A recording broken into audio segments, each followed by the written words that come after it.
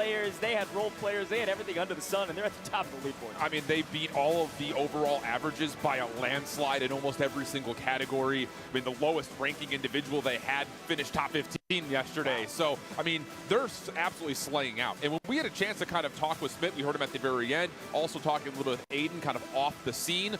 They were saying Knight is going to be so much better when he's around us, especially if we have the ability to black out and just go rogue. Yeah. Knight's going to be right there with us. I expect a lot of firepower from this team again today. I think a great shout from him. Z Smith said, I talked to him individually, and he said, look, yeah, we kind of have IGL, we kind of have roles. When the resurgence timer is active, we slay. Once it stops, we slow our play down, and I'm in charge. He said he's the one making calls when we get to the end of the game. Super important. But a chance to talk about him on your screen right now, Destroy. Enigma, what type of a player is Destroy? What will he bring to the table? Of course, Jay, his brother, did fantastic in his stead. But Destroy back on stage, if he can muster the willpower, is a difference maker.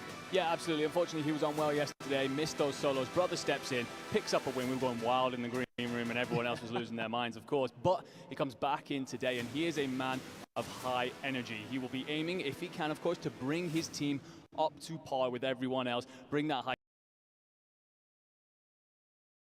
Yeah, I think that's such a great shout. I really want to see Destroy slay out today. Their comms are immaculate. You'll hear him screaming and roaring on the stage. We might hear him from the caster booth. I don't know. But let's talk about Guild. Maybe let's go back to you here, Shift, on Guild, because Wars really did step up and perform very well yesterday. Second place overall in the solos. Yeah, I think the thing is, first of all, this was my prediction on team to win. Yeah. So I'm feeling absolutely, I was going to say on Cloud9, but I'm not on Cloud9. I'm on Guild right now. But I think the thing that was really impressive was we got a high kill participation from the player that we may not have expected to see it. Vision topped the overall kill leaderboard. He had 35, or probably 33 in total. I think not actually top, Pazuka top, but he was darn close. So that's the thing is, again, they find themselves having good kill potential. Saw actually King AJ before he went to the elevator on the way back from the hotel, and they were saying, yeah, it may not have mattered a tremendous amount towards the overall event, but we are feeling super confident based on how all three of us played individually. Well, I think that confidence is going to come in huge today, right? Because they go into that Group B, what we're calling essentially the Group of Death here. 5 of our 8 eSports World Cup Club Championship teams are in that group. So there's a lot of storylines to break down there. But you've got to come into that thinking, okay, well, look, we get second seed overall, and then we end up with this really tough group. But the confidence that you've built from yesterday could come in massive today. I got a macro question for you, Shift, especially as we're taking a look at all the players. They're locking in, chemistry, all that. We've talked about the micro stuff, team comp, all that. Let's talk macro. What does it mean for a group to be that stacked for the overall competition? I think that just makes you lock in, like flat out, especially if you find yourself in Group B. You have to play at your best all day long. You're not going to get much of a window to have a little bit of freedom. Sure, you're going to have a chance to play up against Group A and Group C, but you have to play every single game with the rest of those squads that are not just fighting for the club championship, but are also looking like heavy hitters for this overall event individually. It's going to be difficult, and I think Dandro tweeted out, we all tweeted out, Group B is the group of death. It means that there's a chance one of our top teams doesn't make finals if things don't go their way. Watch out for that. Also worth noting, Group B is the group that has to take the break. They play 2, they break, and then they play 2. So they do have some time to talk about strategy if things aren't going well on the first 2 games. So I don't know. I'm excited to watch that. I want to talk about Aula. This is the stalwarts, the old guard, if you will. Enigma, talk to me about this trio, what they did yesterday. They got a couple wins, but they were middle of the pack roughly. Yeah, it's a tough one because I'm very excited to see Juki's, for example, come out and take that win at first, but then it was actually quite an afternoon from him from there on. And then Tommy's, you know, putting on solid performances. We see him pick up a win as well. Alula being the only side to pick up the 2 maps. And then Lennon kind of just, it felt like an average performance across the board from the 3 gents. And it's a case today of can you come together and make another step up. And with Tommy being the player who's been brought into this lineup to lead, give them the experience on the stage, IGL, all of this, I think that actually they could sync up and be a disgusting team today. Great kill participation from all 3, poor placements. On average, they finished below the top 15, which is that big next multiplier to get the 1.4 times. So they really were saved by their individual kills yesterday to get that 7th seed. Well, that's insane, especially if their placement's low, and they had 2 wins. Yep. That means they absolutely dropped goose eggs on a couple maps from a placement standpoint. Something to watch out for today. Now, Juki's was on he was basically carrying his own leash yesterday, so the big question is if Tommy could hold that leash and keep Juki's on a rein and see if they can perform. I really want to talk about the Gladiator squad as well. We see our Falcons. We see them flying. We expect them to fly today as a team. But that Gladiators team is a big, big question mark in almost everyone's minds. We've got Huskers, right, with Jackal and Brawlic. Almost untested talent next to one of the biggest, longest-standing BR aficionados we have in the competition. Have we ever seen Huskers play 4 drops of Resurgence and come away with 9 kills? Yeah. Because that's what he did yesterday. Yeah. So definitely uncomfortable territory, just being able to look at the team overall and say, wait a second, everyone's looking at Huskers to be the leader. And all of a sudden, he's at the bottom of the squad. I think going back to that interview with Redman, right, where he talks about how Huskers tends to play, it can be quite aggressive for playing on a mouse and keyboard, and potentially that's what's giving him issue there in the solos. Like, he's just not able to make that pivot play style that we saw Breadman execute so well yesterday. The thing is, can they come in today as a team and have a play style that builds around him rather than setting him off to the side and hanging him out to dry, essentially? Yeah, man, it's so funny. I know people at home are watching this, see the players, they're on stage, they're so excited. We are brimming in the booth with hypotheses, right? We are just like speculating at this point because that solo stage really was a temp check of who came to play. Z Smith said people were playing scared. I think that solo stage is going to give some people the confidence to dominate today. I think we might see a top-heavy competition shift. So I'm excited to see several of these teams step up. We got to talk about some of the teams near the bottom of our solo seeding standings, though. I'm looking at Aizen, BSL, AG Global, even Team Vision. All of these teams have a chance to become really from losers to winners. I mean, they got to make a move, and they need to make a move now. And outside of that, how about All Gamers, the AG Global squad that had such great performance in their region, but they come out and they really underperform, really except for Dark, who had a pretty solid day. I'm expecting that team to be one of our biggest growers in terms of finding a better seeding coming into this next day. And Enigma, you talked to Dark. You had an interview with him, and we know Dark is their Slayer. So Dark did his job. The other two are a bit more support. So this is a team, frankly, I'm expecting as a trio to do a lot better than the solo stage. Yeah, absolutely. I think that as a 3, they've been together so long, they've got that chemistry, and they clearly play around that. You know, I broke down on the World Series of Telestrate one of their plays, and we talked about the kind of decisions that they make together, how they essentially cover over each other, play each other's angles at all times, support each other with various mechanisms around the map.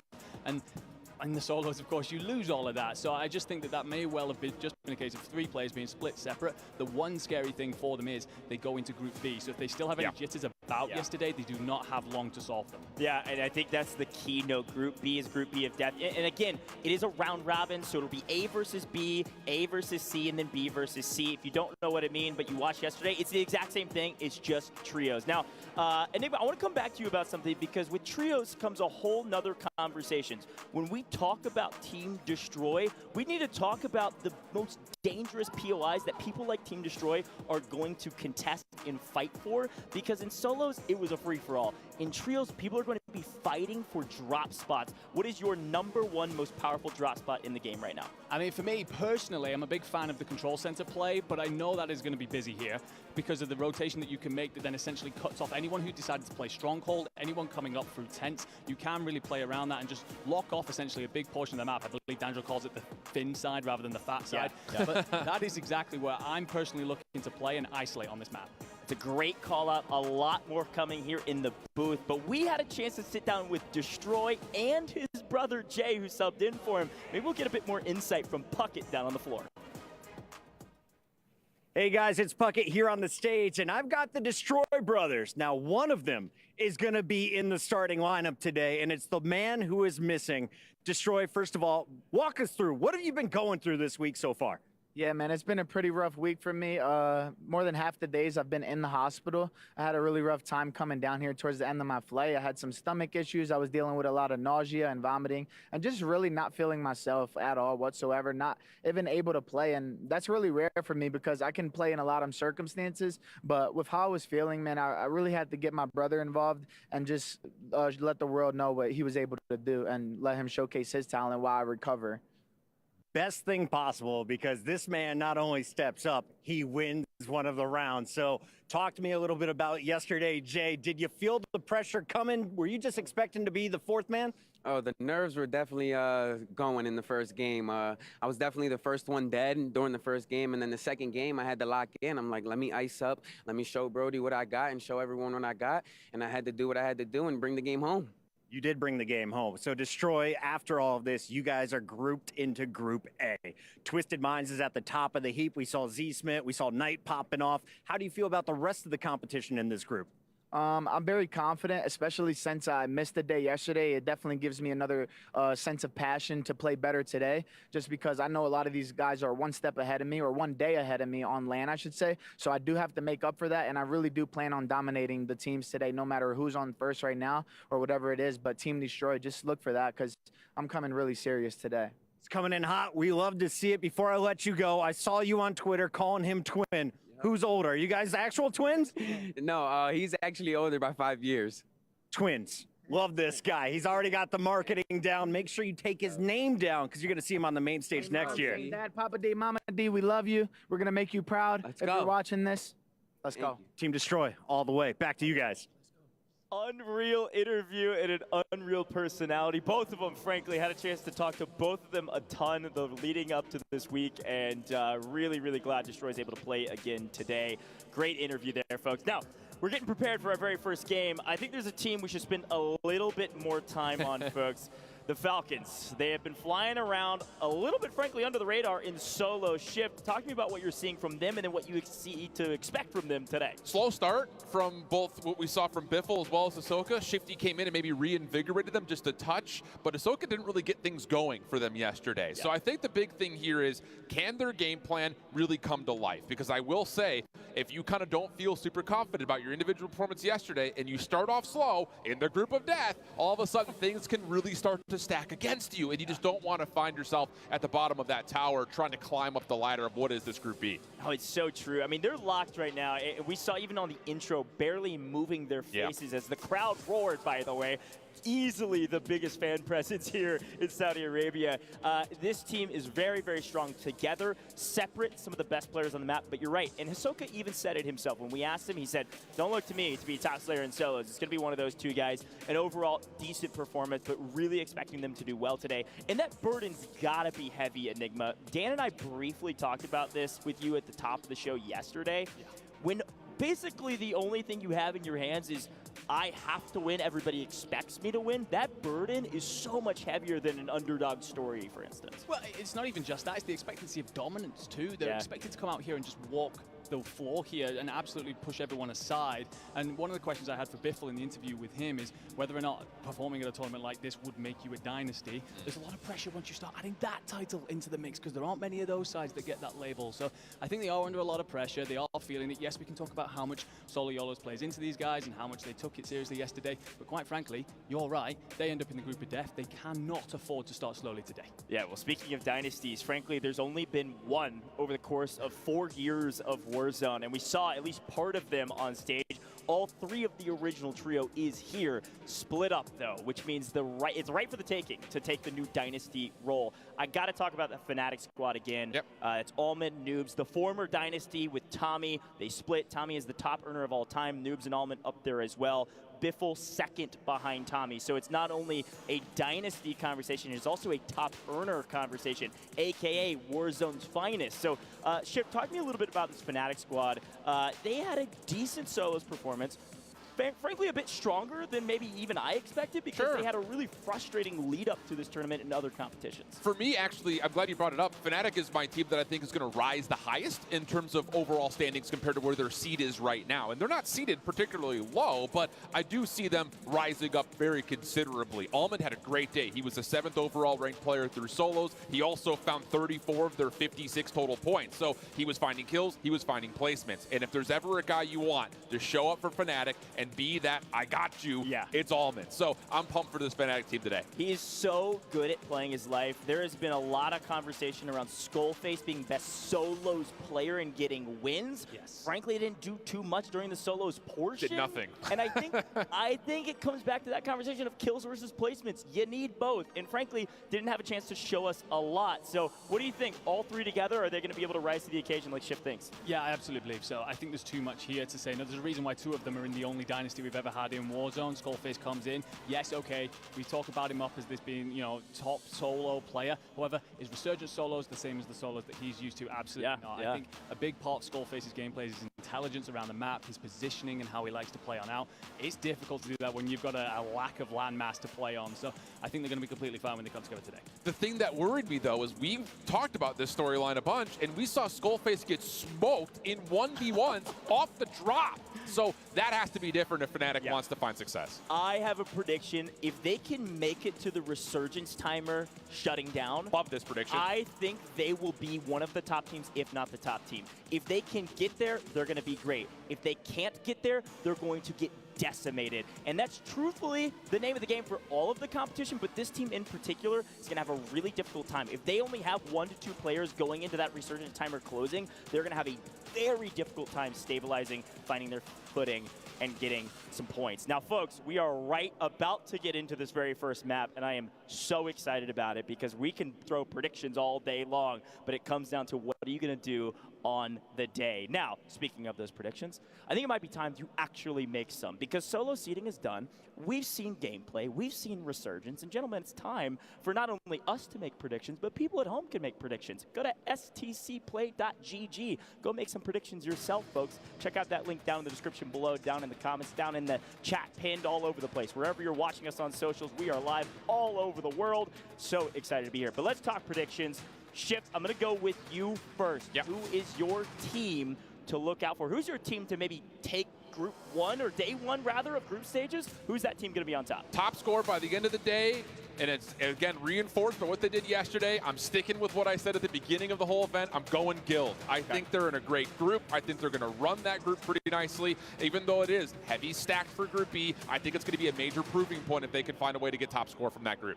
Enigma, follow up. Guild, some of the EU boys. Are you staying EU? Where are you going? Honestly, I think I'm actually going to agree with Shift for once. Wow. I think that we end up with Guild looking every bit the team that we were hoping as of yesterday, and I think that they come together even better as a trio because you add in the fact that Wars always shows up on the big occasion. I mean, we talked about it a little bit in that open that we did. I'm not trying to get too hyped about the fact that Europe are doing well at something right now, but yes, it is an exciting time if you're a Guild fan, and in particular, watching exactly how Vision was playing around the map yesterday. Second overall in terms of kills, 33 on the board. That's a big day. Enigma, Shift, both going Guild. I thought I would never see the day. Look, I think it helps that Shift maybe you pick some EU boys. I am going to...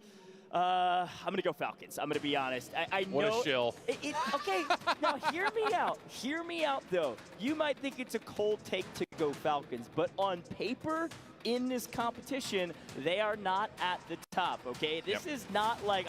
if I was going chill, if I was going cold take, I'd go Twisted Minds. They dominated. And frankly, they got first place in solos. Every single player did great. They have great team chemistry. They have the only Resurgence player, like, hey, his entire career is built on Resurgence.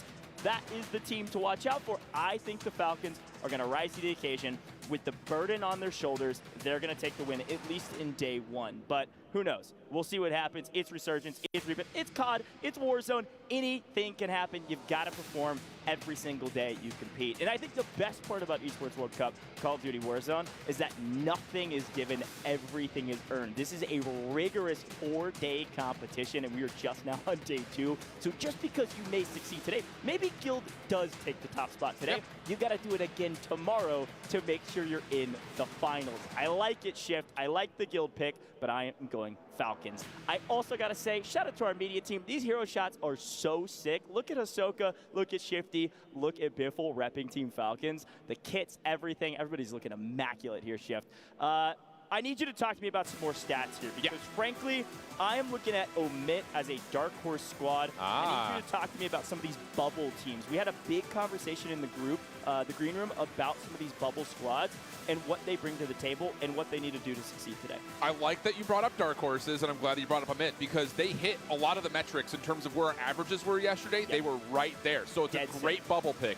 Mine is actually out of Group A, though. I'm going SGP Syndicate. I think that Dongi is going to pop off in a trios format, and at the same rate, you had Intex with a little bit of a slower day than we're used to seeing. We didn't really have a chance to really see much of them on broadcast, but they were still putting together numbers that lead you to believe that they could have a big day today. Yeah, man, I like that pick as well. It's a fun conversation, too. We talked about them all day yesterday because that Dongi choice was just this funny, oh, he was their 4th sub, right? Yeah. Because they asked so many players, but Dongi's their X factor, man. Yeah. That kid is different. I mean, I think it was Banks, one of our stage hosts, standing behind Dongi, watching him warm up, and he looked at me and goes, what is this? This guy's so good. Like, that guy is an X factor. Really excited about that team. I think it's a good pick. Any dark horses for you, Enigma? I think I'm going to look at Navi. I think I like that pick. we kind of got them like off the side of the conversation a little bit. Maybe because we're trying to talk a little bit, you know, we've got Falcons on one end of the conversation, and then maybe the EU boys on the other side. I think the Australians being overlooked a little bit, and I think that they actually showed up yesterday more than we expected in the solo stages, because we know that they've got good chemistry. We know that as a 3 that they can perform under pressure. They've been doing it pretty well throughout this year. However, once they split off into those solos, it was just surprising to see them manage to get that 8th overall seed and put themselves in contention for all of this. It's a good shout, man. I really like that pick as well. So many teams could do well today. There was one guy, though, that really had a fantastic day yesterday. Breadman, second, first place. Puckett had a chance to talk to him. Let's go check that out. Hey, everybody. It is Puckett here with America's favorite sniper, the one and only hairless Breadman. Breadman, congratulations on awesome seating around yesterday. How are we feeling about the groups? Feeling good, but haven't played yet. We're actually about to watch the first groups play, so we'll get a little bit of an upper hand there, so I'm feeling good. While we're waiting for these guys to drop, are you ready for a Puckett speed round? I'm ready to go. Okay, now I did the arts and crafts myself, so please don't judge it, but first question, where are we going here? I've got American breakfast or English breakfast? American breakfast. Question 2. Who is more dangerous, Shifty or Biffle? I'm going Shifty because his brain, you know, like he's got gunny and he's smart, so I'm going Shifty. Big brain, love to play. What's the better weapon, Car 98 or SVA? I don't even think I got to answer this one. He means Car 98. Are you a coffee or tea guy? I think I'm going to steal the answer that Joe gave. I don't like either, but I'm going to go with sweet tea. What is your caffeine of choice? I actually never have caffeine. Never. I've had caffeine like 5 years. And he's still correct, ladies and gentlemen. What's the better map, Fortune's Keep or Vondel for Resurgence? That's a good question. I like Vondel because, I don't know, I think Vondel... Z-Smith or Jukies, who drops more kills in the tournament? I'm going Z-Smith because we're both named Riley. I got Z-Smith. Shout out to the Rileys out there. He dropped some big numbers on day number 1. Cats, of course, so obviously I got to pick Cats. What are their names? Suki and Ringo. And what do you feed them? Food. He's a true cat owner. What's the better skin? We going Rose skin or the Groot skin? I'm going to go Rose because it's OG, but the Groot skin was crazy broken. And which screen would you rather watch all day long? Week to prepare for that upcoming big tournament, he went absolutely crazy. I'm going for Amir. Amir Krampus. If they add back Krampus, I'm quitting. Who would win in a fight, a gorilla or a grizzly bear? Gorilla, for sure. I mean, it's buff. And who is more in danger of getting knocked out? Both these teams struggling in the solo seeding. We got SGP or Omit. No bad blood against anyone, but I'm going to go Omit because I don't know. Omit. Omit it is. Last but not least, most importantly, on America's birthday, which region is better, North America or Europe? It's not even close. North America for sure. Happy 4th of July, everybody. That's Breadman. Chris Puckett is an esports World Cup gem. I gotta say, that was an incredible interview. I was not expecting that. The either or across the board, players, food, regions, everything in between. What a great interview. Love Breadman. That squad, Cloud9, if you're a fan of them, they're in Group C, so they are waiting their turn to be on this amazing stage here in the STC Arena. Gentlemen, we are just right around the corner from getting started. The first map of the day in group stages. This is where it really begins to count. So I want to hone down for a moment more on the map. Talk to me about what teams need to do to find success. We talked a little bit about it before, but I need you to expand on it, especially in trios around that anchor role. What is super important in a competitive Resurgence format? We've never seen this before. Yeah, it's just ensuring that you're keeping an eye at all times around the timer, basically making sure that if there's a situation that your boys are trying to play into, if there's a risk of danger. You know, you're turning around and saying, okay, well, do we have that time available to us? If it's open, then we can play this. I'll just potentially try and, you know, support you in this. However, if we do not have the timer open to us, if we still would not be brought back into the map, I've got to sit back. I've got to try and provide support maybe, or just get the hell out of a dodge if things go wrong. I think the other question with Group B being so loaded, does this change the perspective of how quickly we want to play for kills under threat of maybe team wipes because of how good all the trios are? Do we see more value off of let's stay safe, let's get ourselves kitted and play for placement maybe necessarily than fighting for those early resurgence kills? The thing is with that, it's a cumulative leaderboard that puts you through to the finals, so do you have the option to slow down on the kills, or do you have to just try and rack up those numbers regardless? Because it doesn't matter if you finish in the top 2 of Group B, if you're not in the top 14 overall, you're out of here. Yeah, and the converse is true as well. Like, that entire Group B could move on to the finals if they're able to just stomp the other 2 groups. Facts. That's 7, right, in that group that could all move on. It's just a matter of total points, which is really, really fun because it won't be an even, you know, 5, 5, and 5. That's 15. Somebody's got to fall. Really like that breakdown, something to keep in mind. We have never seen, until today, we haven't dropped into the map yet, a Trios Resurgence competitive format of this size ever. Super excited to get into it. Now, Shift, was today. What do you think? Snipers, I mean, we got to see at least 1 per team probably to open up that entry knock. I don't know. You have to be thinking so, especially with just the fact that we saw that very much so delayed 1v1 where Breadman is just sitting up top, holding on to Water Tower. If he can get into a position like that with support from his friends around him, that could just be an absolute pivot point that they could use not just to rotate, but also is just free information the entire way through as the circle starts to shrink up. So I think I'll be curious to see how much efficacy the sniper rifles bring, because I think you're right, it would make sense to start to see at least 1 sniper per squad, depending on where the drop spots are. Yeah, and we see that in Big Map. We always see kind of 1 player with a sniper, but in Resurgence, it's like, we're in such close, confined quarters that at some level, it's like, do you just toss it? We saw some players use the MCW. We haven't seen the MCW in Warzone in who knows how long, almost a year at this point, Enigma. Well, a couple of the interviews that we did, the conversations, you know, we were talking about loadouts and what kind of things you want to rock. A lot of people were saying that they're not looking to bring a sniper because, you know, one of the key POIs, of course, about Rebirth, prison, right? And if you're trying to control that so that you can quickly transition in and out for various POIs and fights, you do not want to be trying to lock that thing down with a sniper. Now, I know some people are going to be like, oh, well, you can't sit top prison with that sniper overlooking you. Yes, but some of the squads here in the interviews were saying, we're not bringing this to the party at all. We're rocking an LMG because we think that that can provide the distance that we need in those fights. Yeah, what's so interesting, though, is that you're both right. Like, there will be teams, I promise you, in this Resurgence format with 2 snipers on their team, and then there will be some teams with none. It just depends on, 1, where you drop to. I think that's the key thing, because Shift, we saw this even in solos. Some of the teams that didn't drop prison, didn't drop any high ground positions, they just wrapped around the edge.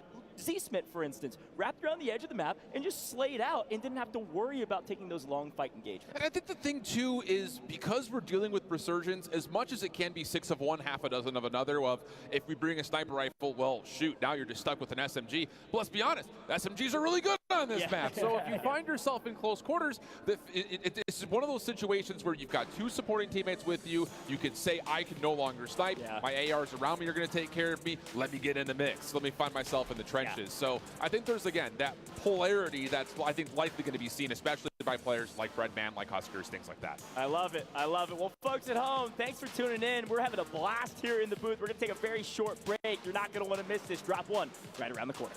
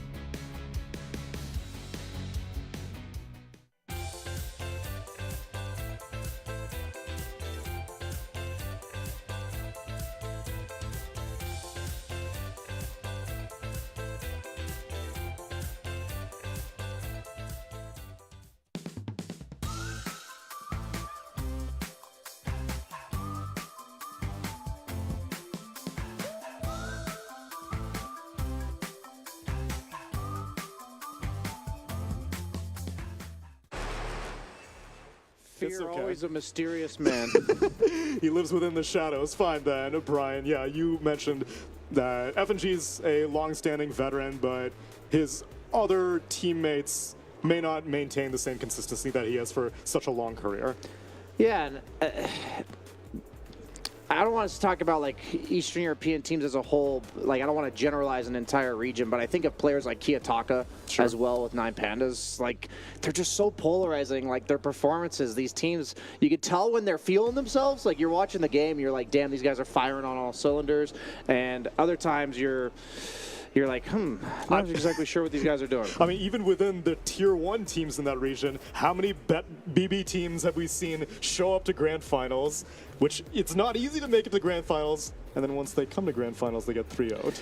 That's like a Tier 1 version of the problem that these teams are facing. I feel like there's a culture to every region, and I would just love if there was some scientific experiments run on like in the future, they analyze their brains. You want to hook up some electrodes to them, Fear? Yeah, I mean, why not, I suppose, but that's like the least of my concerns right now when it comes to like VP right now. Consistency is the big issue that I have with this team. They were here last year at the Riyadh Masters, 17th to 20th place, right? So they ended up bombing out. Then they got their stuff together going to TI, and that's the only good run that they've had. Then after that, they started having issues again. I think they made a replacement as well on the roster, bringing on Terrace as well. That's right. And hoping that would fix the issue.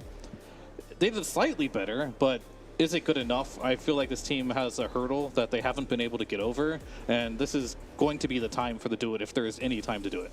Meanwhile, another team that has been showing upwards trajectory for pretty much this whole season. While we haven't been able to see them on LAN, they've been grinding out games constantly in all these other leagues and qualifiers, and now Entity has finally reached critical mass, it seems, because they not only qualified to this event, but they qualified to TI as well through the cutthroat Western European qualifiers. So what's your expectations for Entity? If I had asked you guys about Dark Horse candidates, I think Entity, even though they're here in the play-in stage, they are contenders for the rest of this entire event.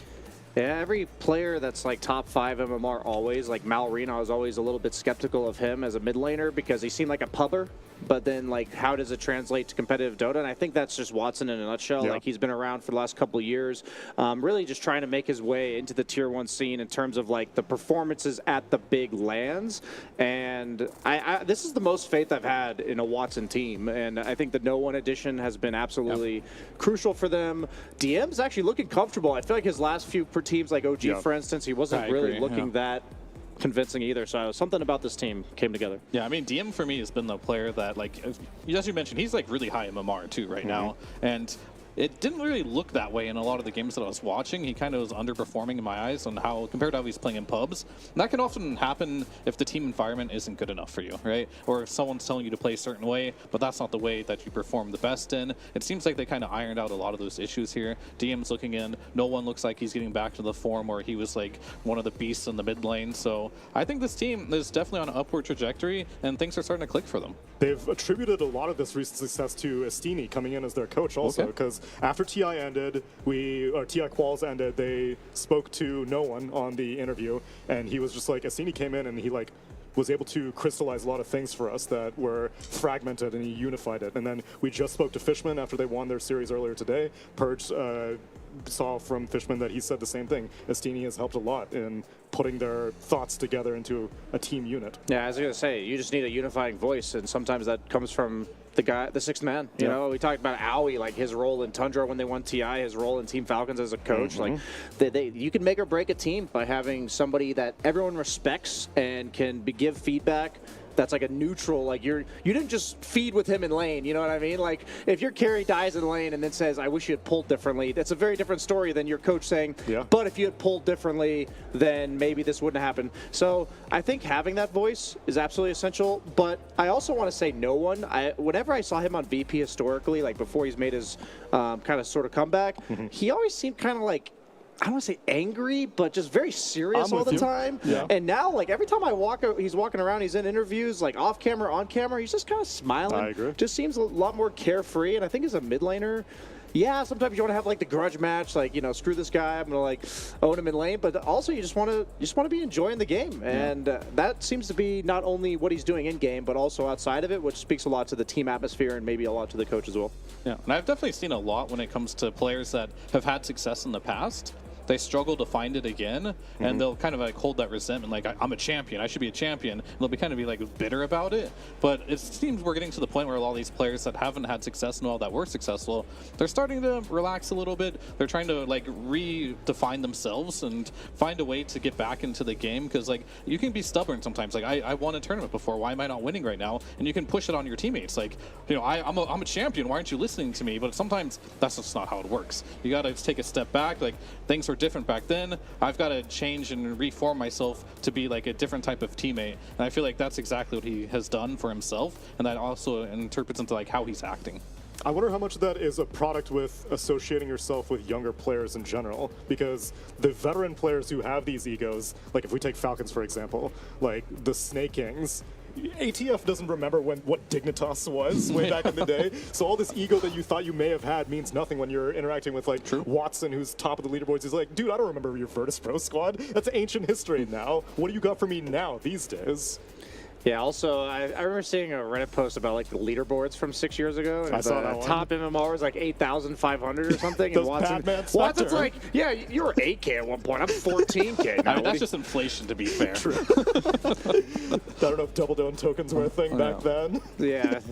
I wonder what if Badman Spectre MMR would be now. That's true. Because you talk about inflation. But people said that wouldn't be viable anymore because he was kind of a one-trick pony, and now we have bans in ranked. You have bans, and then you also have... I feel like people will actually watch your replays if you're winning enough games, and you'll get studied. Yeah. I think that's the biggest difference, is some people in the past, myself included actually, would be able to climb the ranks with like 1 or 2 cheese strats or like rehearsed game plans, and I know that's definitely not a thing anymore. I mean, it's definitely easier to climb MMR when you're unknown. Once you start getting some attention on you, and then you become a target, right? And then people are going to start stealing your hero. They're going to start focusing you down. And we've seen this time and time again. It's really hard to stay at the top for a long time, whether that be as a team or as an individual player in leaderboards, because at some point either you burn out from doing it, or there's just a lot of attention on you, and people are just going to look at what you're doing, either copy, steal it from you, or they're going to stop you from doing what you do. So we'll see. All these things, it really comes down to like how persistent can you be and how consistent can you be. Well, we are going to send some attention to these two teams when the draft begins in around 15 minutes. But for right now, we're going to go to a break. When we return, it's going to be Virtus Pro taking on Entity for more of our play-in action. Hopefully, it won't be a split series because we've had a lot of those. This time, maybe we'll get a 2-0.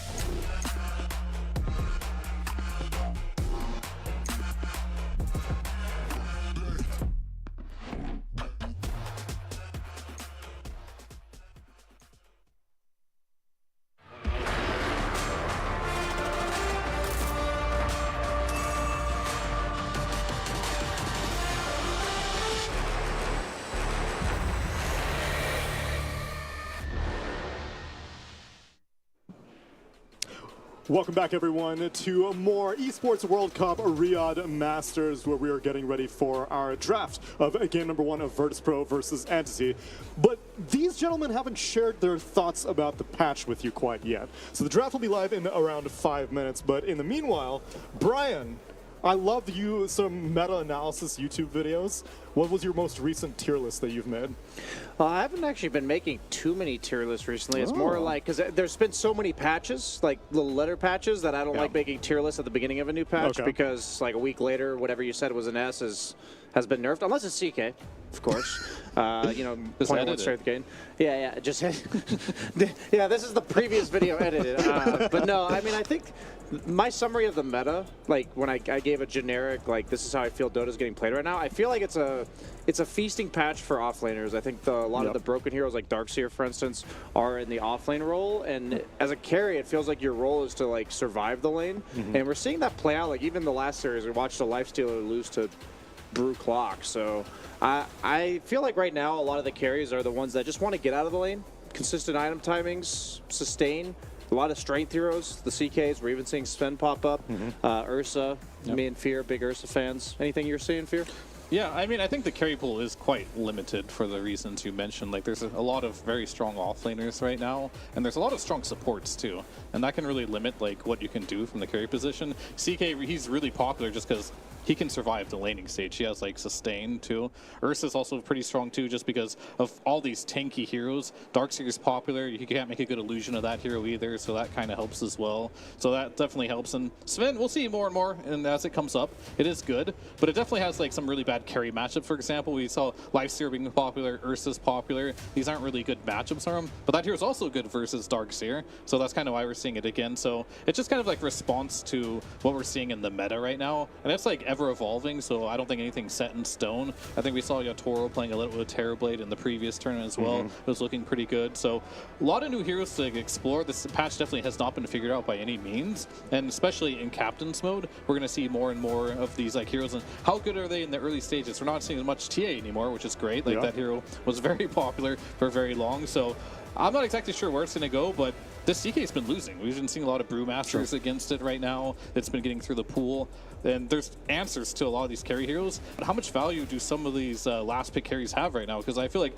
a lot of the carries just almost feel unplayable. Like, just they didn't get enough love in the patch right now. Like these Drow Rangers and heroes like that, that might be okay. Just like, when can you fit these into a draft? It feels like it's just very difficult to do right now, and that's just kind of an issue right now for a lot of these teams, and that's why you're kind of stuck picking these heroes that you have to pick in the carry role, but you've got a lot of options to counter them in the offlane right now. Yeah, for the G2IG versus Entity series, we saw Phantom Assassin be attempted by G2IG, and then they lost in 23 minutes. Attempt. It was a flimsy attempt. So then it sounds to me like the C patch had the most dramatic effect on maybe the support pool, because CK has been relevant for basically A, B, and C.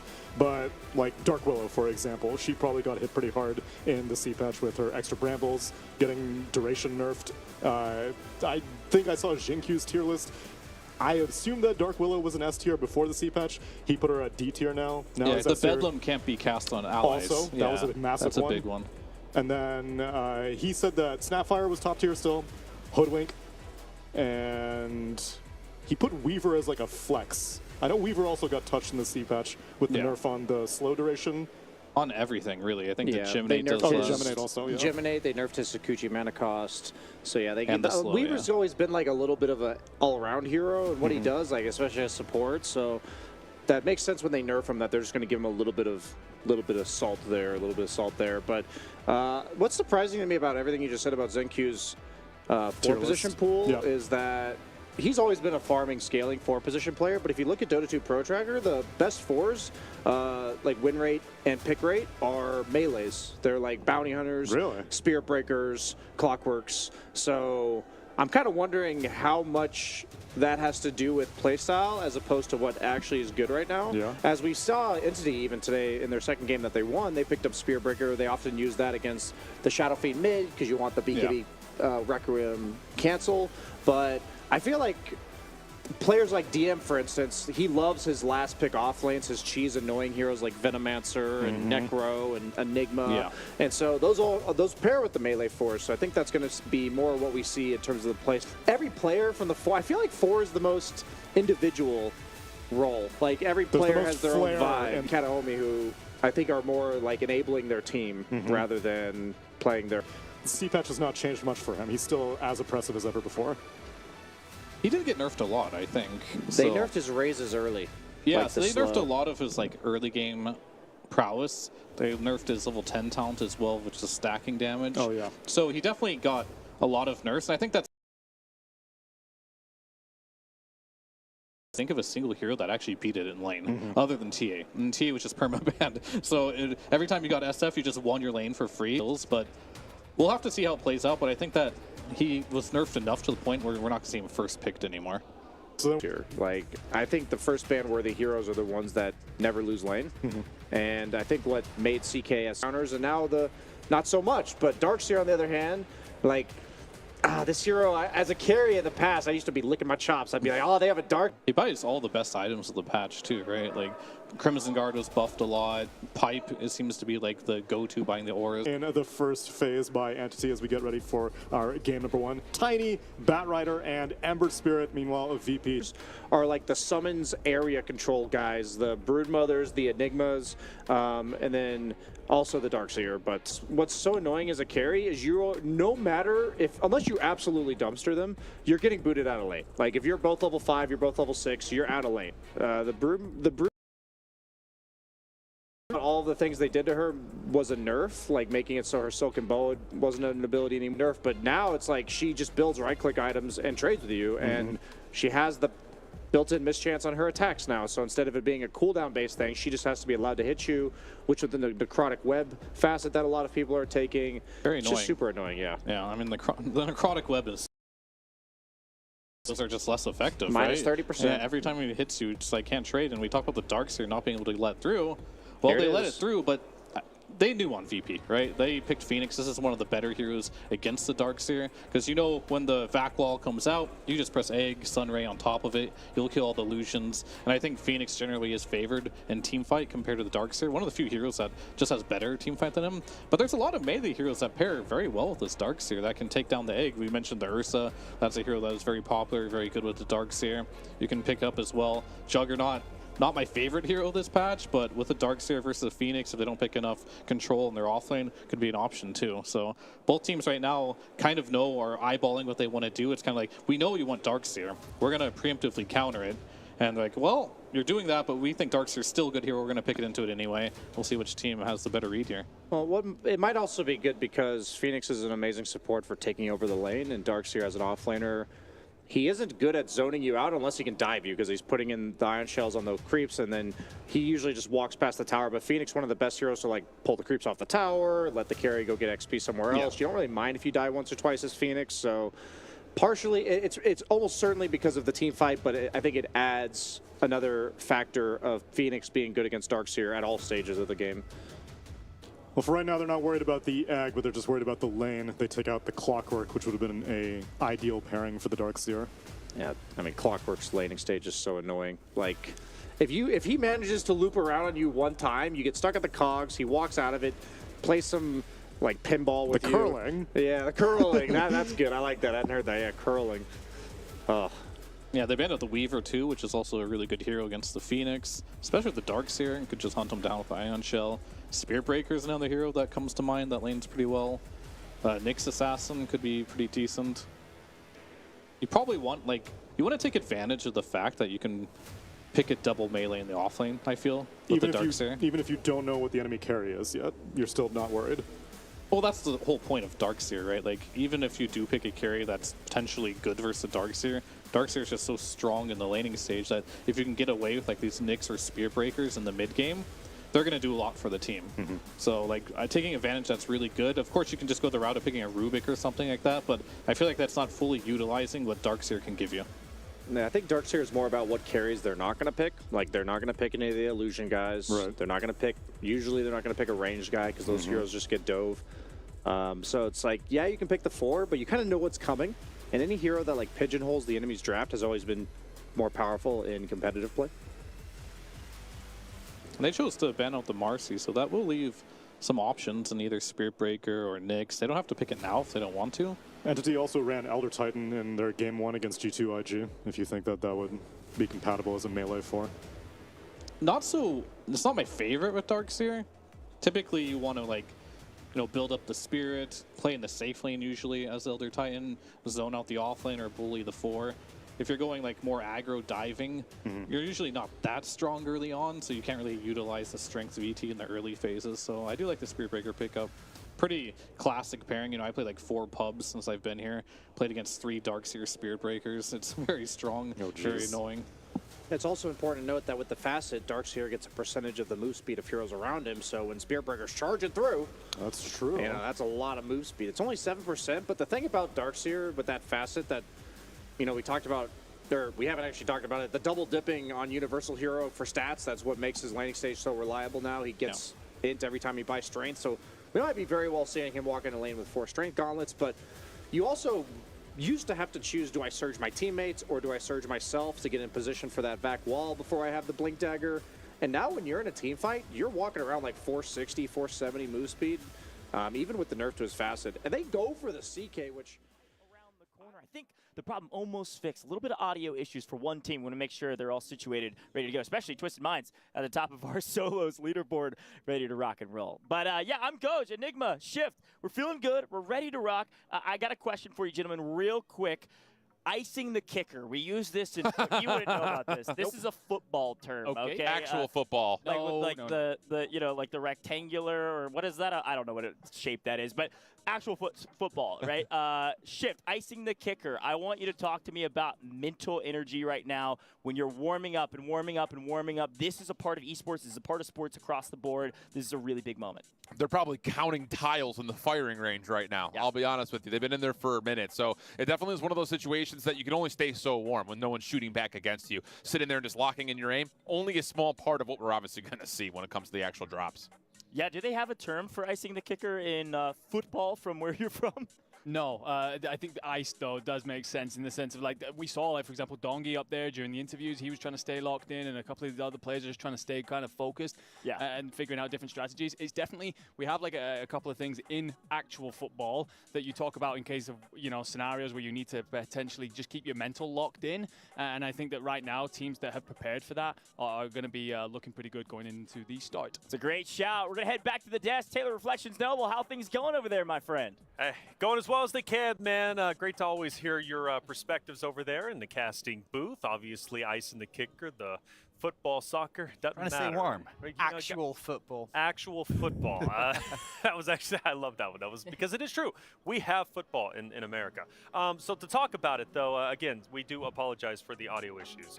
We're fixing that as quickly as we possibly can so we can get started for game number 1. Trust me, we're ready to get started just as much as you are. Again, thank you for your patience. We really are working hard over here. It's a great time, though. Seriously, it's been a great event regardless, and I know the players have been very proud and happy to be in this position, right, to be able to compete for not only the first ever Esports World Cup, but also earn points for the club championship trophy.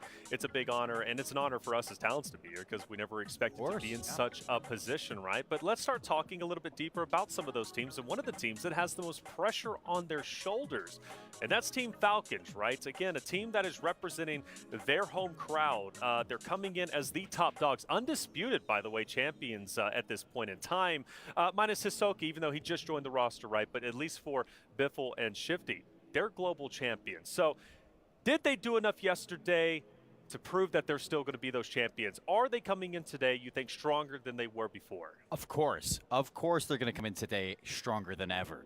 This is a team that thrives being together. This is a team with unmatched chemistry. This is a team with natural skill in the game that is really hasn't been tested by anybody all year long. They've just been at the top of Warzone, and that's not going to stop this weekend for sure. They're going to be a dangerous team all week long. But after that solo performance, I had to kind of sit with Shifty, and I had talk about a couple things, what was going on with the team, and he said everybody was playing nervous. Everybody was playing scared. They were not trying to go and have a highlight reel moment in the solos. They were playing for those placements, and they were making sure that they were on top of the leaderboard heading into day 2.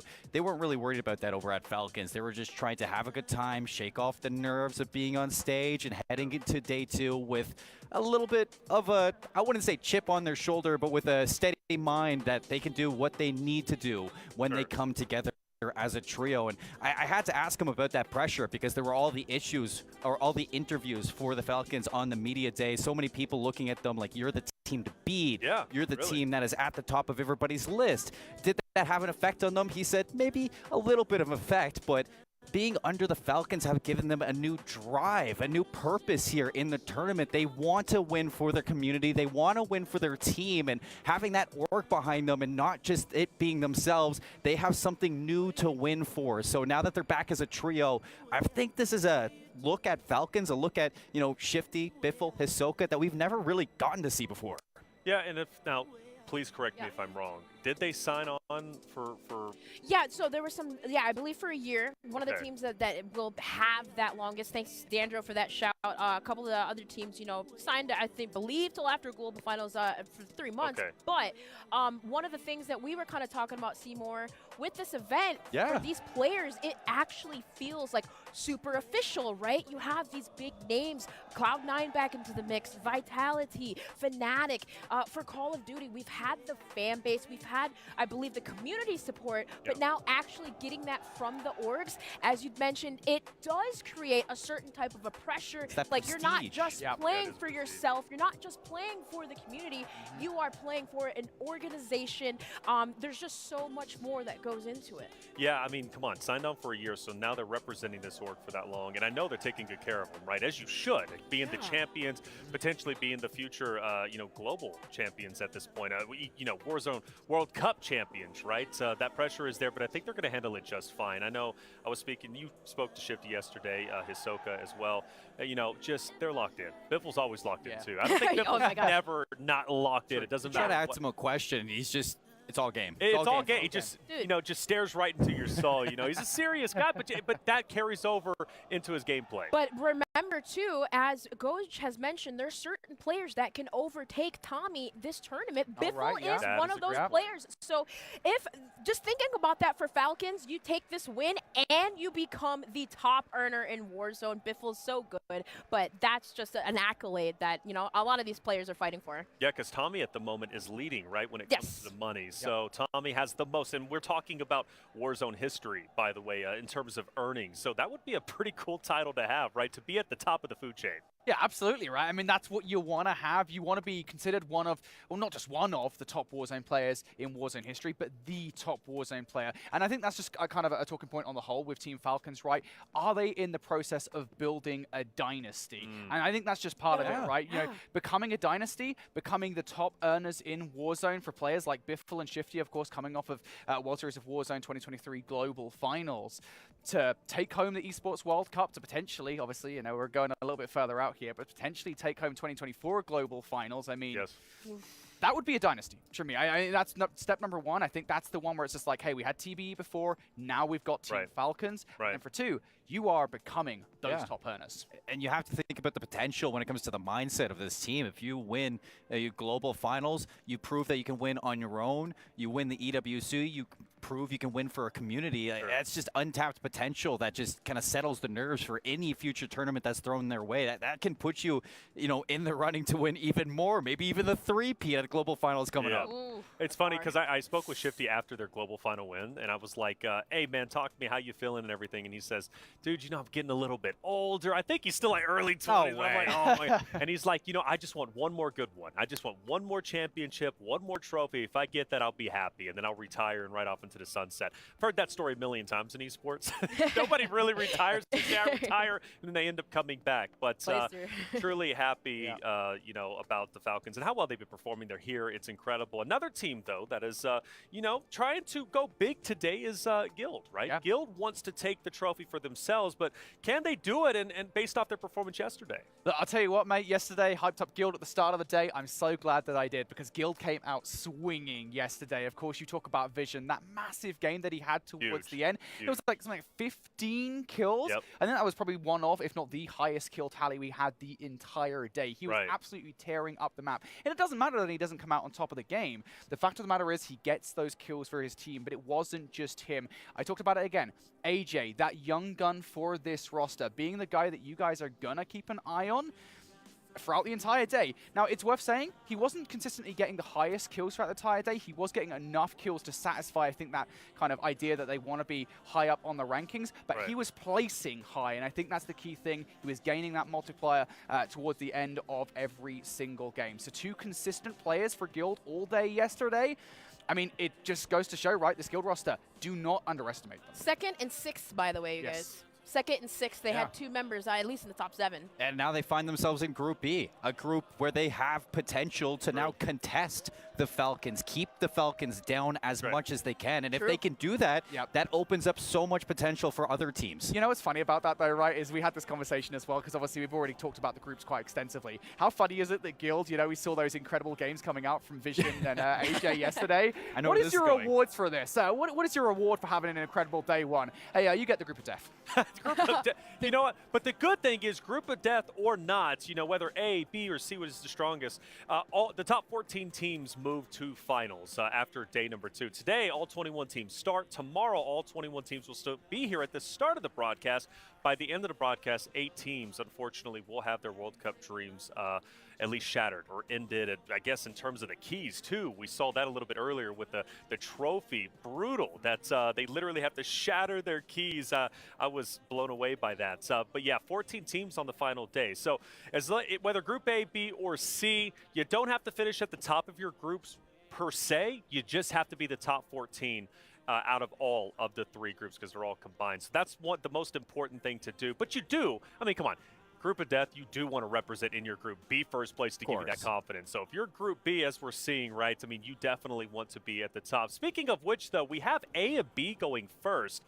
Which group do you think is going to be the strongest? Because it seems like the consensus has to be Group B. It has to be. It has to be Group B in general. We've coined it the Group of Death for a reason, but not only because it has Guild, Vitality, Falcons, but because it has Fnatic and AG Global down there, as well as Gaimin in there. I mean, this is 6 teams that on the day can turn up, 6 teams that have been players who have been around for a very long time. And albeit you have a bad day 1, you're not performing on the solos, when you come together as a trio, it's a whole different ballpark. And although, you know, you have so many good teams in here, there's not as many spots leaving these groups either. So you have to think going up against each other, it's not going to be easy.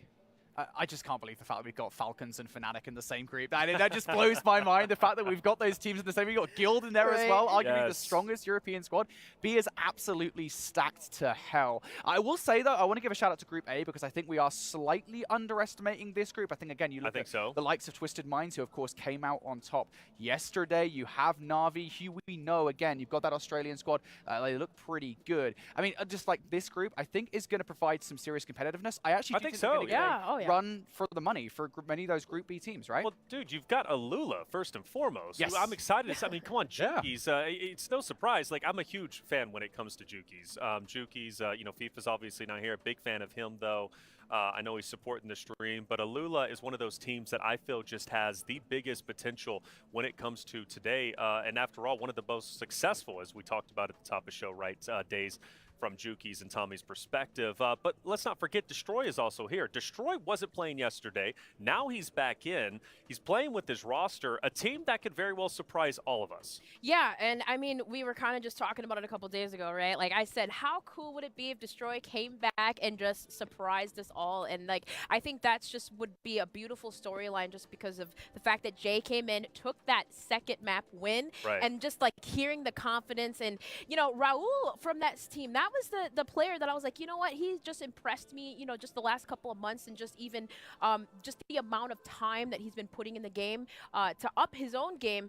I was surprised, you know, not to see him perform as good yesterday, but now, you know, you technically, you know, you lost your leader, now you got him back. I really want to see Raul pop off today now that that trio is just back together. You got Nate Dogg too, because Raul, you know, you remember Nate Dogg and Tappa in that squad they placed last year. They have some LAN experience for Nate Dogg, but you know, coming into today, you've got to feel confident now you have your teammate back. Without question, Team Destroy is one that I've been watching Destroy for a long time. I expect him to do well today. His energy is explosive. He's an explosive player himself, and they love to slay out. But back to Alula, right? Another conversation about them. Again, one of the most dominant teams that are potentially one of the most dominant teams even today, one of the most successful yesterday. A team that is playing for a lot more than just the World Cup trophy, right? That is step number one. If they can get that, I mean, you want to talk about the cherry on top would be going into LCQs, which is happening in just a week, right, for the World Series Warzone Global Finals. They want to punch their ticket. There's only 5 slots left. This was a team that surprisingly is an LCQ, minus, of course, FIFA, right? FIFA obviously is going to be competing here. But I know for Juki's personally, Seymour, playing well here would mean the world to him. Yeah. He's the most confident player that I know, or one of the most confident players that I know. So this tournament is a major stepping stone going into global finals. And one of the kindest players that I've had the pleasure to meet this weekend as well. Absolutely. Alongside now Tommy, who adds another element to your team. You have that brain that allows you to kind of maneuver through these trios against some very tough teams. And you have Tommy as well winning yesterday on those solos. Juki's finding a win, 2 members finding a win. And their merch too that they ended up getting. that they're showing off too. They're showing on off, stream. baby. Hey. I think the one thing that we're not talking about here is Lennon, because Lennon is that player on this team that we haven't really seen pop off in the solos, but he's somebody who not only is a kind heart when you talk to him, but he's a fierce competitor. Yeah, and actually it's funny, going back to a Trials of Urzikstan tournament that happened earlier this year. Now again, I know it's a very different map, but it was Resurgence. Lennon actually came out on top of that tournament, and it was also a duos tournament as well. So there's a few asterisks on that, but it shows that Lennon is actually pretty a competent player when it comes down to Resurgence. So yeah, absolutely do not underestimate it. That's a great shout. I mean, come on. Seriously. Anytime you have experience, right, when it comes to Resurgence, you're playing Resurgence, you should have an upper advantage. And again, Alula, a team that I really do think can go the distance and perform very well. There's a lot of narrative on Falcons. There's a lot of narrative across the board for Team 6, at least from my perspective. Cloud9 obviously getting a lot of attention, but Alula. And also representing kind of the home crowd as well, too, when you think about it. You know, Falcons are also there, but Alula, Saudi base. So excited to see how well they're going to be able to do. But whether it's Group A, B, or C, curious, chat, what you think? What group is going to be the toughest? Who do you think will be the strongest team playing today? Another one, though, Heretics. We brought them up in the very beginning. Heretics was looking good. As far as solos go, watching that yesterday, were there any big surprises that you're like, oh, man, I really hope some of those players who didn't perform well yesterday perform really well today? Well, another team, like, I'll just say surprises. We were looking at, like, we're talking about Huskers, Jackal, and Brolic, right? Sure. Brolic, I was really, really surprised to not see him pull up, like, you know, a little bit stronger. But, I want to take a little bit of hate off Huskers, all right? Just a little bit, just because you guys know how many times this guy has clutched in the most important situations. He's a great player. It was solos. So even I myself, as a competitor, yeah, sure, I was watching. We were having fun, but we're not taking this, I mean, we're taking it serious, but it's like yesterday doesn't even matter to some of these players, right? But for this squad, I'm really impressed by Jackal, because he had a couple of games like where he was up there in the eliminations, I believe. I'm not exactly sure. Okay, number stats, you guys know me. I know is at least in that top spot. Yeah. I believe it was like 11th or something at one point. But for that squad, I feel like we're going to be surprised by them today. There's just been a lot of camaraderie, hate around these guys, but at least Husker specifically.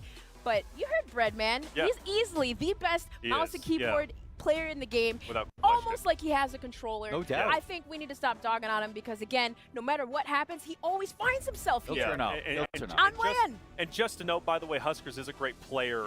It was at Global Finals. He's a guy that can absolutely go the distance. I believe in him as a competitor, and I believe in Puckett, right? Puckett is here, and by the way, that is great. He's been doing some killer interviews. And on top of that, he had a chance to walk down the Boulevard. I just hope he comes back. Puckett for the Boulevard. Let's send it. What's up, everybody? It is Puckett. I assume I'm live. I have no earpiece because I'm listening to the music, but I'm taking you for a stroll down the Boulevard here in Riyadh. Now, this place is amazing.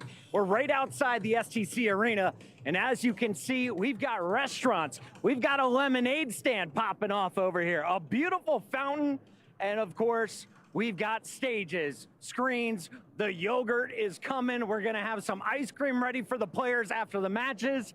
And as we keep strolling down, you're gonna notice one of my favorite spots. That is Black Tap. That is gonna be the diner to get the best milkshake in New York City. They have it in Riyadh. It's insane.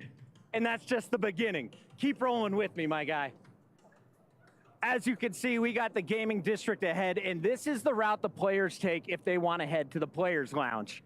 Along the way, we've got LED screens galore. We've got the amazing trophy being showcased over here on the left. And that's just the beginning. So much awesomeness going down, and it's all live here in Riyadh. Now, I know you guys are waiting for this game to drop.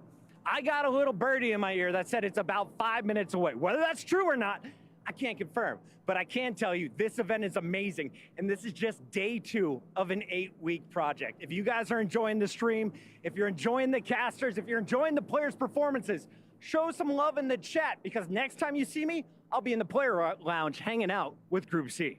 We'll be right back. Back to you guys.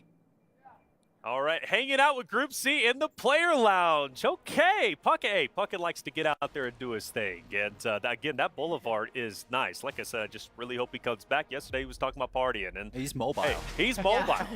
There's a lot of things to do out there on that Boulevard. I know we had a chance to walk down it and really had a good time. Again, it's amazing how much not only investment's been put into this, but just how much passion there is here in Saudi Arabia, specifically Riyadh. When it comes to esports, it's an incredible thing. You can tell everybody's coming together and just getting excited about what esports is, which is special for me, right? Coming back from esports 11 years ago, 2012 era, where esports was kind of like a cliff note, and you had the traditional sports. Now esports is kind of coming up and becoming a sustainable thing. Yeah, and I mean, I feel like every single time I walk outside of the STC arena, it's something new to look at. Every single time it changes, which is, it blows my mind. They do such a good job here at just keeping everything so fresh, keeping everything so cool, and I think the people who also come in and enjoy it as well, everybody is always having fun. Yeah, that's right. Having fun. Well, that's all it's all about. Yep. Yeah, no, I was going to say something that we were saying on the way here. Enigma had mentioned it. Like, every building looks different. Like, you never will have the same thing. Uniquely different, and that's just, this event is different. Yeah, I will say the workers were going 24/7 building this place out. So you quite literally show up one day, and it's like, whoa, that building wasn't there before, but I'm happy it is now, which is great. I know I need to get out there and actually get some merch, because I'm not going home empty-handed. I'm coming out with some Esports World Cup merch, because it's great when you can have a chance to get it. You have a jersey you want? As opposed to last year. A jersey in terms of what? Our teams? Our clubs? Teams here? This is gonna what be jersey would you get? Yeah. Who would I want? All of them. All of them. All of them would definitely be the right call. Honestly, Alula's like kind of that's a nice one. So this is the thing, right? I went with Team Fnatic as my official pick, and I'm sticking with that without question. However, Alula with Juki's always got to give him some love and support. Great guy, great competitor. Again, he's been at least competing with FIFA, who's a tremendous fan of. But yeah, I would say either Alula, go with Fnatic, maybe even now if I had to choose though, also got to pick up Team Falcons, because you're here in the home turf, and I think if you're walking around with any other jersey other than Team Falcons, I don't know how well it'd go. Okay, what about you? What jersey you going for? Like I said, I think, who did I want? Was that with you, Seymour? We walked in there yesterday, and I was like, I'm going to go broke. Because I actually was like, I want all of them. It's really hard for me to choose, because I just love supporting all of the homies. You guys know I've been competing for a while. I mean, on and off, whatever. But, like, honestly, that's just how I am. I like to support everybody as much as I can. So I can't choose. I would literally, well, obviously I'd start with the Falcons, my own team. But I would honestly want to buy them all, because I just think all the merch is just, it's hot. It's spicy. It's nice. It's spicy. I like it. What about you? You have to let me know how that fence feels, mate. Look, I gotta say, I've got to go with Twisted Minds. I was looking over towards that jersey, and it looks so cool. It's like a baseball design, right? And I really like that kind of unique design on jerseys whenever teams do that. The colors also kind of popping as well. I love it. Yeah, I love it so much. I really love that Twisted Minds jersey. So, Aiden, if you want to hit me up with one of those. Can I just say, if they do win, though, if Knight, because remember, he's the retired janitor, so, can I just, permission to bring a broom up here and start sweeping? Because, I'm going to do it. Might have to happen, especially if they take the win. Hey, it's been a little bit. We do, again, appreciate your patience. We're working through some issues, and we're hoping to get Game 1 started relatively soon, at least when it comes to the Esports World Cup Call of Duty Warzone. We're going to take a quick break. When we come back, hopefully Game 1 coming your way.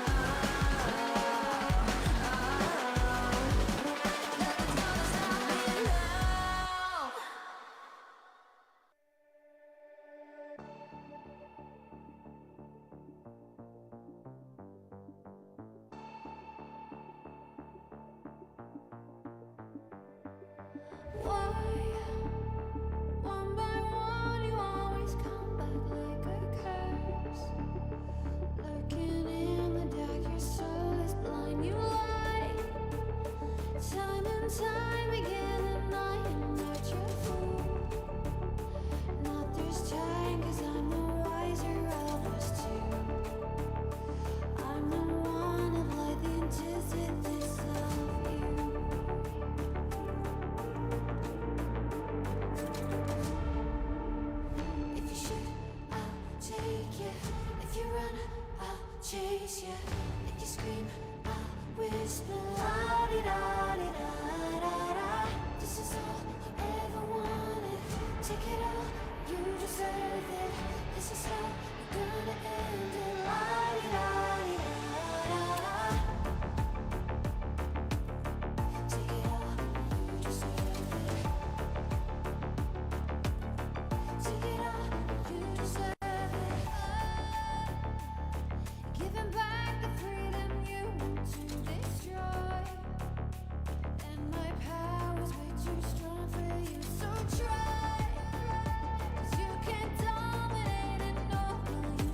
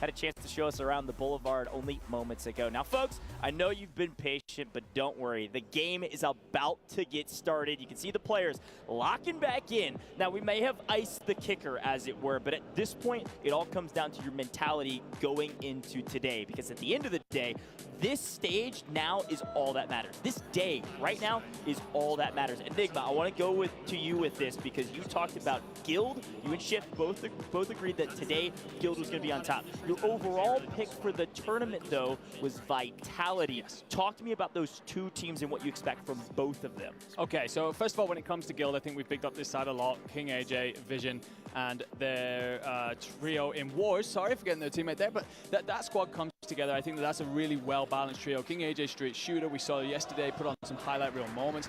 You bring in Wars, who always shows up at the big events. And then I just think that Vision rounds them off neatly. I think they're going to be a well-communicated team. But I do have some questions about their ability to go the distance, and that's why I lock in Vitality as my pick. Patsuka picks up the most kills on the solos, and I actually thought that the solos was where they were going to struggle the most. Enxian did. Yeah. For me, I think when they come together as a trio, he's going to really step up his game. Ever, which is such a cool storyline. They've been playing together. We asked them questions before this, Enigma. Shift, don't need to change your prediction. Guild, do you think they have what it takes, even with the icing of the kicker? I'm sticking with my boys. All right. Looking good, feeling good. Floating in. Here we go. Fanatics on my brain wavelength right now. I am watching out for this trio. Brand new trio for this year. They had some struggles, the ups and downs. You all know the deal, but it's all about who can perform on LAN, who can perform in the group stages. Shift, we are moments away. Any final words before we send you off? This is going to be a Group B, two heaviest hitting. We're going to figure out who's going to find their way on top very quickly, I think. All right, Shift, Call of Duty Warzone. It's time to drop into Rebirth Island, my friends. And you can hear the crowd. But as we here on the desk wait with bated breath for these guys to load in here, it's all about where are players landing, who are they contesting, the POIs, the fights, the rotations, the wraps, the gunfights to come. So many stories, man. So many stories of Warzone competition, so many stories of this map content, voice changers, funny things, serious things, everything in it for some Call of Duty Warzone, folks. Crowd is going wild for the Falcons. Let's see if the Falcons stand up to the test of the first game of group stages. Patsuka, first team on your screen, looking to make some waves as Donkey is concerning. He will obviously redeploy in quickly, and they've also going to be contested here by Al-Ula, so this is going to be a busy spot. We talked about how this region is very good for landing because you're protected essentially from one side by the edge of the map. Going to be some hotly contested fights as Tommy cleans up another kill. You can see kind of how Tommy's team has spread. And unless potentially Tommy falls, where is he? Is he out of the map? Is he gone? Squad 2 is out with 2 kills. Al-Ula eliminated. That's what happens when you stay too close together. They were trying to play trades, but when one fell, they all fell. It's just the worst case scenario, right? This early on in the game, the time is quite slow, so we're not expecting that anchor to peel off. We're not expecting him to be too far away from the gunfights, but if all three of you drop at the exact same time, that window is small, but it does indeed exist. And you will see Al-Ula out early here. A surprise. Talked a lot about whether or not those three can fix the issues that Jukies and Lennon have seen so far through this year. And it looks like we are off to a slow start here in map 1. A quick shout reminder, no more solos, it's trios, which means we have resurgence timers, but if all 3 go down and you're all dead at the same time, you are eliminated from the map. No gulag. Skullface falling at the hands of Raul. Allman able to answer back and knock 1. That's Destroy going down. First map, by the way, of resurgence for Destroy here on main stage in this entire competition. See if he's got what it takes to compete against the best. I can only assume he does. Very good play there by Allman. You saw Skullface go down, had about a 12-second resurgence time, and Noob then loses his shields as well. So you end up in a situation where Allman's essentially thinking, okay, we've got one guy out, one guy in trouble. Let's just peel away. Perfect anchor play. Lets his team reset and build back into this. And a team that definitely needs to reset and build back into this is Huskers, Brolic, and Jackal, especially Huskers, who's been struggling throughout this. Shifty falling, by the way, in that kill feed. Great swap here to see Hisoka playing anchor. Now, this is what I'm talking about an anchor. Look how far away Hisoka is right now. He is letting the boys out on the longest leash known to man, outside of the circle, all by himself in Stronghold, just hanging out and giving comms to Biffle. Look at where Biffle is, off into the distance, fighting several teams. That's Casio, that's Deo Samir, that's AG Global right there down below him as he plays the top angle of this building, looking over, getting the comms from Hisoka from afar. This is what we talk about, holding the team down. If Biffle and Shifty fall, like you just saw a minute ago, all is well, because the resurgence timer is still on and Hisoka is alive.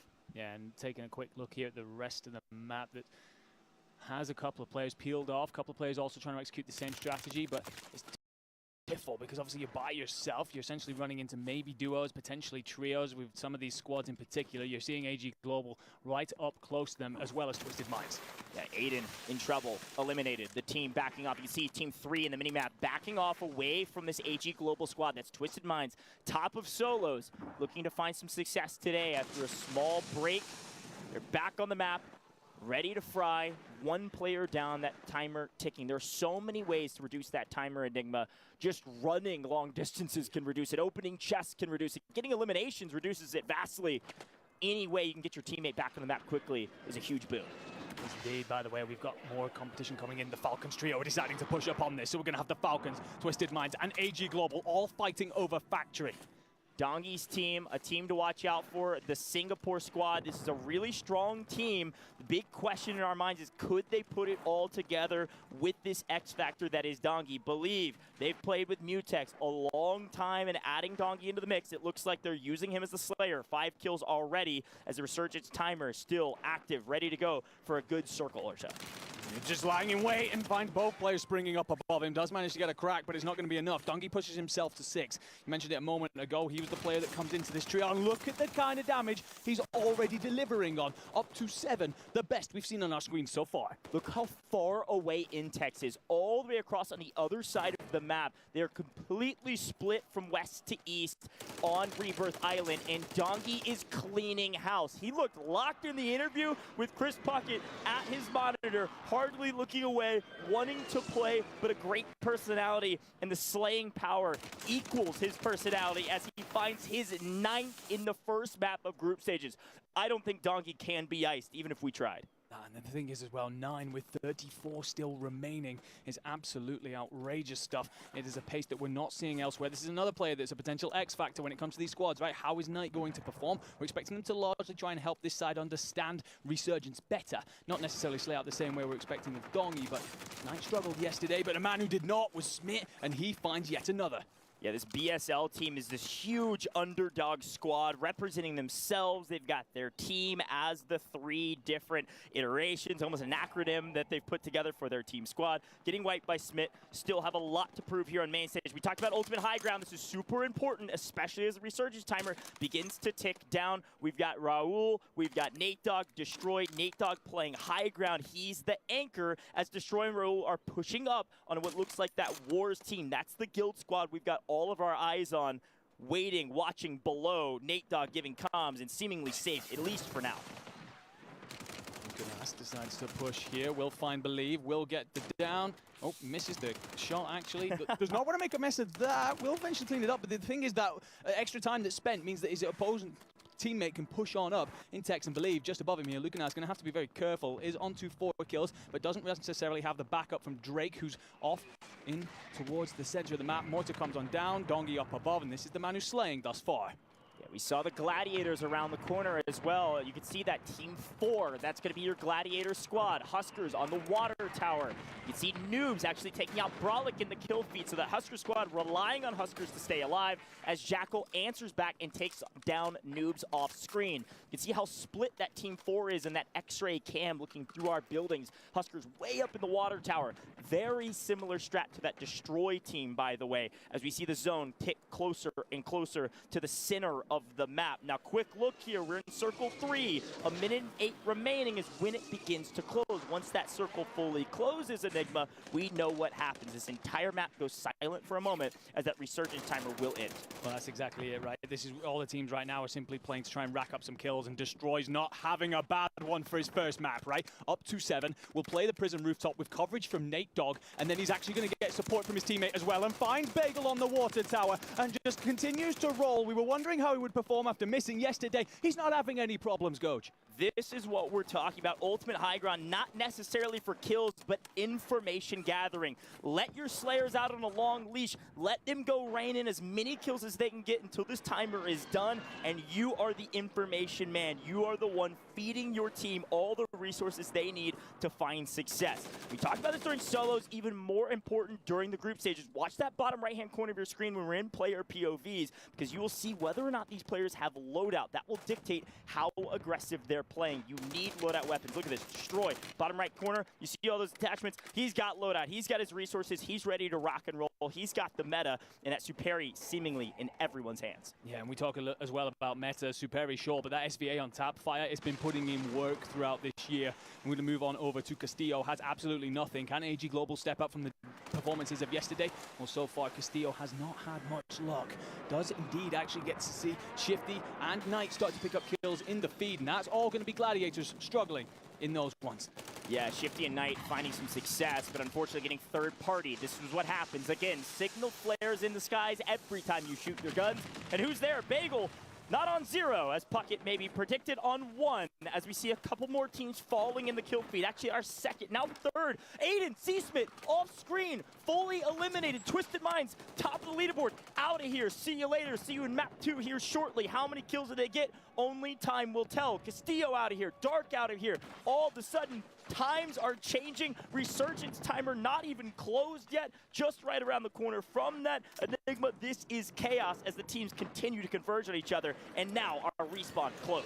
Just getting a quick look here over some of the figures that we've got going on. The Singapore Syndicate leading the way with 20 kills. That's obviously all the work that's going on by Dongi. 14 kills for Team Destroy, and Icons closing in on 11 as we come towards the end of our resurgence timer. I'm looking at Team 7, team of the yellow 7. That's Eisen's team in a really good position on the thin side of prison. They're holding down this POI. 2 teams going to rotate into them weak. Reminder, respawn closed means, yes, you can buy your teammates back, but if you fall, you get eliminated. You're not coming back, as all of a sudden, Lucanus' squad on the run. Everything you've played for up to this point, all the kills you've accumulated, give you whether or not you have the advantage of playing for position, whether or not you have to continue to take rotational fights. And right now, Lucanas and co in a tough spot. Takes balls in the back, but spins onto Stuo. That was a disgusting little snap, but Patsuko actually traded out by picking up Trevs. Lucanas trying to escape and being hunted by the Australians of Na'Vi. Here comes Na'Vi, folks, hunting the edge, power position, full team of 3. Lucanas on 7, putting in work for this squad, but now on the run and being hunted like a wounded animal. See you later, Lucanas out of here, top 10. Now multipliers starting to come into play, folks. Multipliers are different this time around. You're looking top 5 is 1.4. Fourth, 1.4. Third, 1.4. It is second that is the 1.7 times multiplier. These are crucial numbers to remember, a little bit different than yesterday in solos. And of course, our 2 times multiplier for our winning squad. Look who's still alive, folks. The crowd excited about this one. Falcons, they are still flying, and they fly together now that the resurgence timer has officially closed. Hunting edge of map, working towards prison. Yeah, currently holding 10 kills between them, and they're pushing up on the Gladiators, but Brolic spots them. Jackal gets over aggressive, and Shifty will find him. Takes a lot of damage, so has to back on off, but does have coverage. Soka wants to push up on this, but you are in the gas. You just want to play around the edge of it, but Destroy has picked up Shifty from the window, and all of a sudden splits this trio apart. Quick buyback, that is something the Falcons are known for. They always play around buy stations. They always rotate for the buys. They know there's a buy there on the outside of prison. They get the buyback immediately. Shifty's able to get information. As long as he doesn't get sniped out of the air, that Falcons team's still going to be feeling good, but it's still Na'Vi hunting edge of zone. It's still Na'Vi with a ton of kills. Inside the top 10 still, but we're looking for top 8 to just give you any multiplier. 8th place gives you that 1.2x, all right? So a lot of multipliers still to be played for. A lot more Resurgence, a lot more Rebirth Island still to be seen. just going to push up, try and play this under passage, potentially find themselves a safer route around the back of prison. The thing is, any movement that you try and make from here, you are essentially in open ground. You've got to hope the circle pulse to give you even half a chance. Finds Patsuka, Levi here, looking to rack this, but the gas is going to force him to back on off, and they have to reset their strategy as well. Gas mask ticking down, but they do get the zone pull. So teams on top of prison are going to have to dive here. The Australians in prime position, and here come the boys. And oh my, Levi loses that fight. Oh my goodness, there are fights happening everywhere. One team holding zone, one team predicted it would go prison and were wrong and were punished for it. Out of here, 5 teams left. You see a full Fnatic squad alive and on the run on edge of zone. Will they be held by Raul, Destroy, Liam, Bagel, all fighting for position? Navi's out of here, they're gone. Limax fighting Destroy, does take him out, and that is a squad wipe. Where are they? Well, Skullface is tucked into very small, confined space here with Noobs and Almond. Any smoke comes in there, you're in trouble. Any gunfire going out the other way, those beneficials. Noobs finds Mati. Skullface cleans up Rodrigo. They are completely out of here. Skullface just looking to assess the situation. You're up against 2 other players, but that's actually going to be Skullface, Almond, and Noobs out of here as we're down to our final 2. BSL. Everyone discounted them. No one had them on top lists. No one had them in predictions. Everybody just thought, these guys are funny. They're pretty good at the game. We need to see them perform. And Stuo doesn't even fight at the end. Gives away his life, not wanting to give away free points. That is a BSL victory for the very first map of group stages. In the Esports World Cup Enigma, nothing is given, everything is earned, and BSL certainly earned a ton of points in the first map. Look, quite frankly, the storyline, you touched on it there towards the end, is whether or not we should be putting a little bit more respect on this BSL side.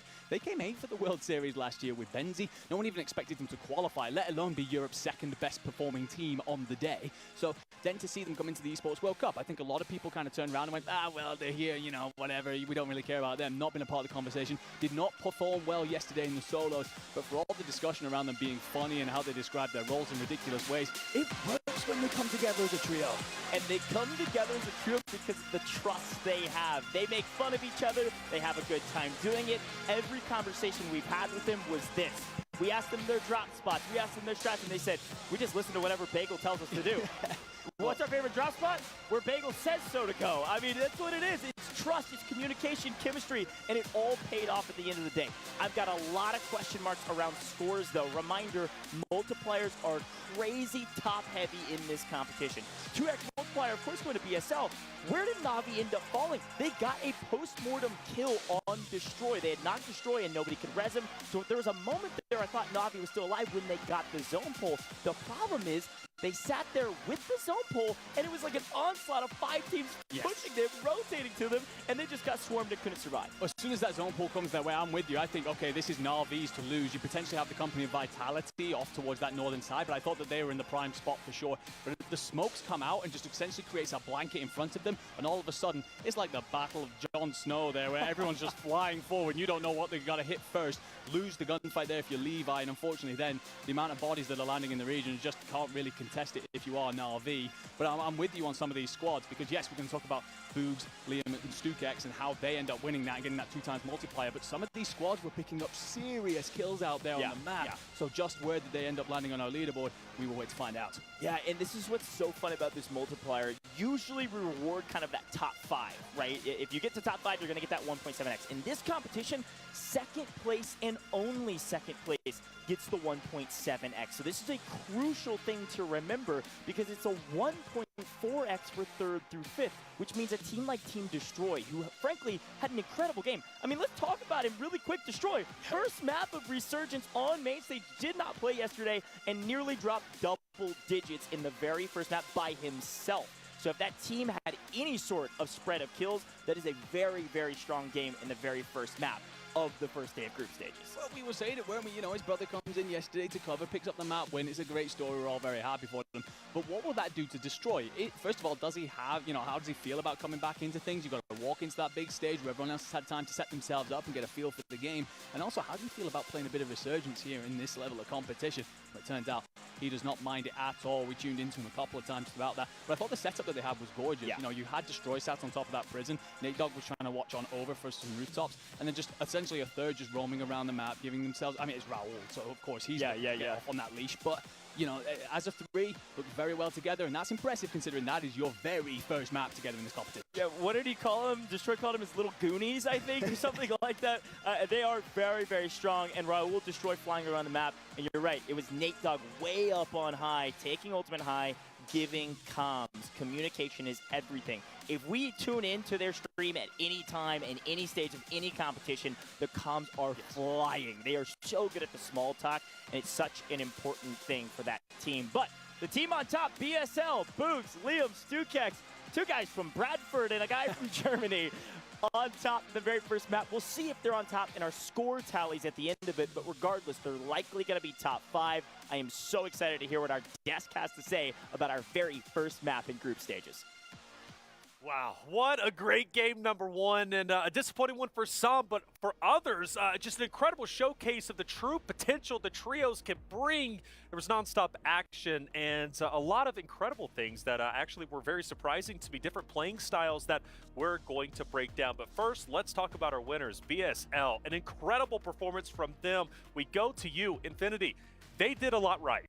Yeah, they absolutely did. You know what's funny is, again, we were having a conversation about BSL, and I think a lot of people are underestimating them. Despite having one of the easier groups of the 3 per se, BSL have always been one of those teams, though, that can clutch up when need be. And that's exactly what they did. They really started to threaten a number of teams. I think one of the biggest moments in that game for BSL, even before their incredible end of the game, was actually one, I think, towards Chemical's side, right, where they were kind of forcing Falcons out of position. They were chasing them down. That was just before Hisoka made that big play of bringing the teammate back in. The fact that BSL were being as aggressive as they were sending a lot of teams running away. Absolutely. I mean, I'm thinking of, you know, Skullface, Almond and Noobs, but going into today to see all 3 of them alive in the final zone, you know, we'll take a look at their eliminations, because even though some of these teams are in that final zone, you have to think about the eliminations that they do have, right? Sure. I'm thinking of Alula. It was talked about at the top of show. They had 2 wins yesterday, win that solo seeding, but only the 7th seed. So you think about these squads, you think about even like Dongi, he was popping off with the eliminations. Even new icons surprising us, right? In Group B, as we said, hey, maybe they might get, you know, dumpstered on. But hey, the team that surprised us who did get dumpstered on in the beginning was in fact Alula. So yeah, this is just unpredictable. In terms of resurgence, it is chaotic. But to see Fnatic in the final zone like that, that is what we expect to see from those guys as a trio. We know they can play and survive and you know, shoot their gun. Everyone's a shooter in this lobby, but for yesterday's performance, I think they're coming into today. They definitely got some fire in their belt. But back on Alula, a team that we highlighted so much throughout our fill time, and even at the start of show, right, Jukies and Tommy getting some wins yesterday, but not finding success, at least when it comes to group play, game number 1, and eliminated first off. I know that has to hurt. It's not an easy pill to swallow without question, and it comes now to the question of different play styles, right? Obviously, all 3 of them sticking together, but that also runs the risk of you getting eliminated very quickly. First team I bring up personally about who's playing in Anchor Rose is Hisoka over on Stronghold. He's sticking and holding his ground over on Stronghold. He's staying alive. He's on top of the tower, relatively low risk. Meanwhile, Shifty, Biffle are going out and they're slaying, specifically, at least at the start of game number 1, over on green, just outside of tents. But Dongi, though, a player that didn't need an anchor per se, he was going out and slaying out. Yeah, and I mean, Brody, we kind of were talking about this. We all were talking about this, you know, when we were sitting on the side. So many eliminations, but Dongi, how aggressive he was playing, completely wiping out everybody while his teammates, essentially, he did have, I believe, it was either Intex or at least somebody there with him to support him. But as you'd mentioned, Taylor, having that anchor role is important. And for Dongi, he picked up a lot of eliminations. We know for SGP, that's going to put them up there extremely high, Brody. Yeah, and there's just a really smart play there towards the end. You just see it like very briefly in the clips, right? Where Dongi, I think he sees a couple of teams separate out near the dock side. He recognizes, hey, I've got a player isolated. I'm going to go for this kill to try and get some map control. It is those kind of plays that I think separates out Dongi as one of the better players we have here. I mean, he's so fun to watch. He's great. He's incredible. And yesterday he was also good too. I mean, come on, Dongi is doing it all. The Dongwick himself, as Seymour coined him yesterday. But again, going back to the Falcons with Hisoka being that anchor and strong. Stronghold, his teammates going out and slaying out. They eventually go over towards Factory. Things are looking pretty good at that point in time, but then we start losing some players, and Twisted Minds was one of them, and then shortly after, I believe Team Guild was also eliminated. Yeah, absolutely they were. I mean, that final circle was absolutely insane. You know, Guild just not able to get it done towards the end. I mean, it was just honestly an insane fight. I think Fnatic were in there in the end it was as well. Navi, right? Navi we were watching for the longest time, right? But then the zone pulled their way, which obviously, I mean, I think it was Fnatic, right? They were in that shack right there. Oh my gosh, for some of those teams that had to rotate outside of prison, it's like, okay, how do we cross this? You have to have smokes. Well, you know, it's funny, you mentioned Navi as the team that was kind of, they had the zone to their name. We were, you know, Enigma mentioned it in the moment, right? I mean, the zone is pulling a Navi, surely they'll be able to pull this off. And then all of a sudden, who but Team Destroy to come down and take them out of the play? I mean, yeah, Raul, right? You love Raul. I mean, like, it's just such a funny route you see them taking. You talk about anchoring as one of those key positions. Nate Dogg in that game, he was doing that early on. He was sat up at Watchtower for a very long time, while the rest of his team was sat over by Chemical Engineering. Those guys convalesced towards the prison, towards the top of prison. They were actually sharing that, I believe, with new icons for a really long time, which was kind of funny. I think it was Rodrigo, actually. But regardless, you know, the fact that they were able to get there, and then they fly down to the final zone to kind of surprise Navi in the worst way. Not really a nice surprise. We'll call it a shock. It was a shock indeed. By the way, shout out to Bagel from BSL. The reason why they took game #1 is because of Bagel and his good efforts. Team Destroy, though, leads the way at 28. We talk about Team Destroy yesterday. Destroy not playing with the roster. Jay, his brother, takes over his spot. Destroy is back, and now they're on top. Listen, I'm telling you, if this, you guys, I just to say that I'm some type of like miracle worker, because that's insane. We called this out. Destroy coming back and slaying out for his squad. And did you guys see how many eliminations he was picking up? Top prison, I mean, left and right. That catching people off guard. But the heat that came into today, he had said it. My brother, you know, he got that win yesterday. Coming into today, I'm back. The you know, the leader, the IGL, the ones that these young guns look up to, and to be able to just come out on top now after map 1, not taking a win, but like we said, guys, those eliminations matter, and they're yes, they do. Well, the thing about Destroy, and he's always been known for this, is he's high octane, loves to get in your face. Now, does he fizzle out sometimes a little bit early on? Yes, because he's not necessarily playing for placements. That's kind of a secondary thought, at least when I think of Destroy and his play style. But he's intense when it comes to the initial drops. He's intense when it comes to mid-game, and he can slay out like some of the best of them, right? He is one of the best, and it is literally because of those eliminations why they take over first, not necessarily their placing, so good on them. Yeah, I mean, I want to say as well, to be fair, you know, going back to that point about anchoring again, it is worth saying there is an element of map positioning. I think it's a reason why they're able to stay so late in the game. Again, the fact that they're able to make that route from, I want to say they started like Chem side and then kind of made their way all the way through towards prison, and then of course that dropped towards the end around docks. I mean, that is such an incredible route from that squad to be able to make that one work. I mean, it is a massive reason why they're able to go as far as they do. Yeah, and you know, Z-Smith said it best. When it comes to roles, they may change late game. Teams have to play for that placement. Because in the multiplier, right, play styles are going to change. But as we had mentioned in the beginning, maybe pick up a lot of eliminations as quick as possible. Have your anchor player. But then late game, who becomes that IGL, right? Z-Smith's like, no, it doesn't matter. We're not. Don't listen to anybody but me. I know what to do. Listen to the shots I'm going to be calling them. So for some of these teams, that dynamic will change. And I mean, it's just so cool to see like some of these teams just pop off like that. But for Team Destroy, that is 28 points on the after game #1. You set the bar pretty high. Can they keep it going? Can they keep it going? That is the question. Can Falcons also do better than top 8? They were slaying out. They were one of our top performing teams, at least in the early initial games up to the mid-game.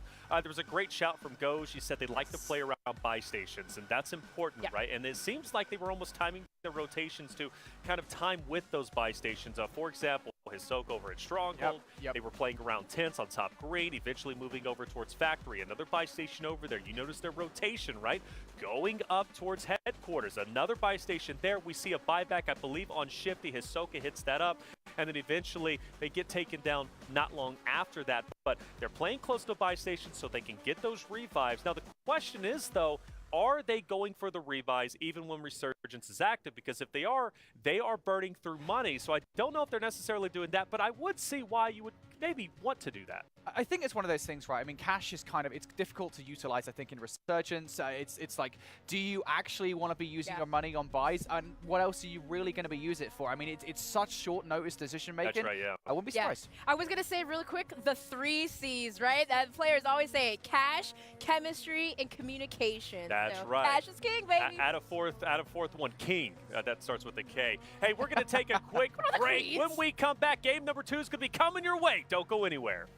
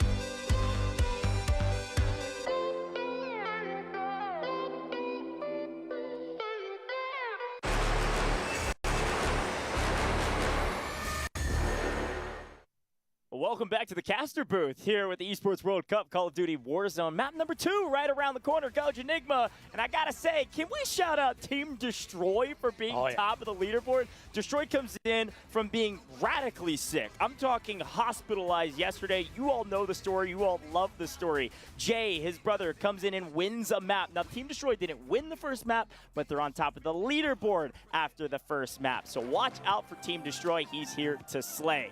Other storylines, Enigma, BSL out of nowhere comes and dominates that first map. Yeah, absolutely. Again, going back to the point of whether or not we should start to consider these boys as someone we should talk about with some respect. They come out here, pick up first. However, we speak a lot about it in the Warzone space. Placement is something, but kills being everything. They only pick up 8, so they will go 16 points and therefore be sat, I believe it's 5th on our leaderboard coming into this second map. That will feel all right now because you are in that Group A-B matchup that we know is a clash of titans, so you're going to feel pretty solid about that, but they're definitely not clear of any sort of conversation in regards to pushing away from the rest of the teams. Here's a quick look at that leaderboard. That's what we're talking about. Team Destroy on top. Right beneath them, Syndicate out of nowhere, 24 points. Watch out for our top teams. Hey, we're hopping into map number 2, Enigma. It's time to get rowdy. I am so excited about this, my friend. Map 1 was a banger, and I gotta say, these teams came out real hot, real fast, real aggressive. We talk litmus tests, we talk heat checks. Solos apparently woke everyone up because at the end of the day, map number 1 was spicy, regardless of how long it took for us to get into it. Well, one of the questions about yesterday, wasn't it? You know, we started off pretty quickly, but it slowed down dramatically as we moved on through. Players finding themselves corners, trying to just pick up little kills here and there in solos.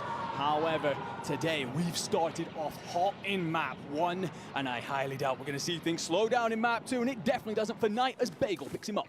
Here we go, already hot, and well, I gotta say, okay, quick note, Team Tommy with Al-Ula, first team to be eliminated last time around. It looks like a lot of the same. This time they set up a trap. Quick answer back, though, as Pazuka drops Juki's, Lennon drops Stuwo. It's a battle for Bio, and it's all hands on deck for both teams. This is where things get so dangerous, and this is where things went awry for this squad.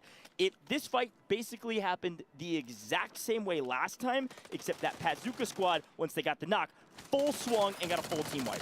Indeed, and we'll come back to that later because right now it's Twisted Minds up against BSL. And Smith's done the Lord's work here, but he takes quite a bit of damage. Gonna have to back on off, and 2 players will take down the stairs. You will have a player spawning on in, and that means that whoever was left alive there, Bagel, has to run away, essentially playing that anchor role to perfection, trying to let his boys back in. I'm gonna be honest, Bagel almost got fully eliminated in the first like 30 seconds of this map after winning the last one. That's how crazy Resurgence can be.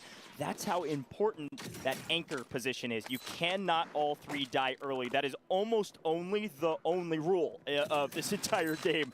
If you all 3 go down early, you're out of here. Believe finding several in the kill feed, by the way, as it looks like somebody's answered back. Intex last alive for that team, running on his merry way. Both of his teammates about to redeploy. You can actually see their timers on the screen, by the way. You can see the 6 and the 5 and counting as those timers slowly tick down and they slowly respawn back into the map.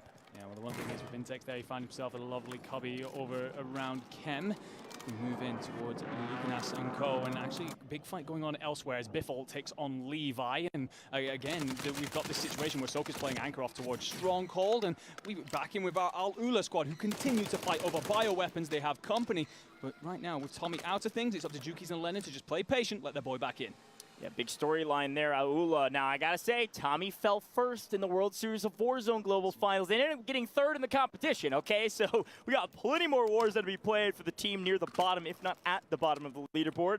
We head over to our Falcons. They've wiped several squads in their path, and you're right. They're essentially playing 2v whatever's in their path because their 3rd, Hisoka, way back in Stronghold, holding it down. Now, they always talk about something called tricks with this Falcon squad. They've always got the tricks up their sleeve. And apparently, Hisoka just sitting in Stronghold is their trick because it pays off. Dart gets eliminated without even losing a single iota of health.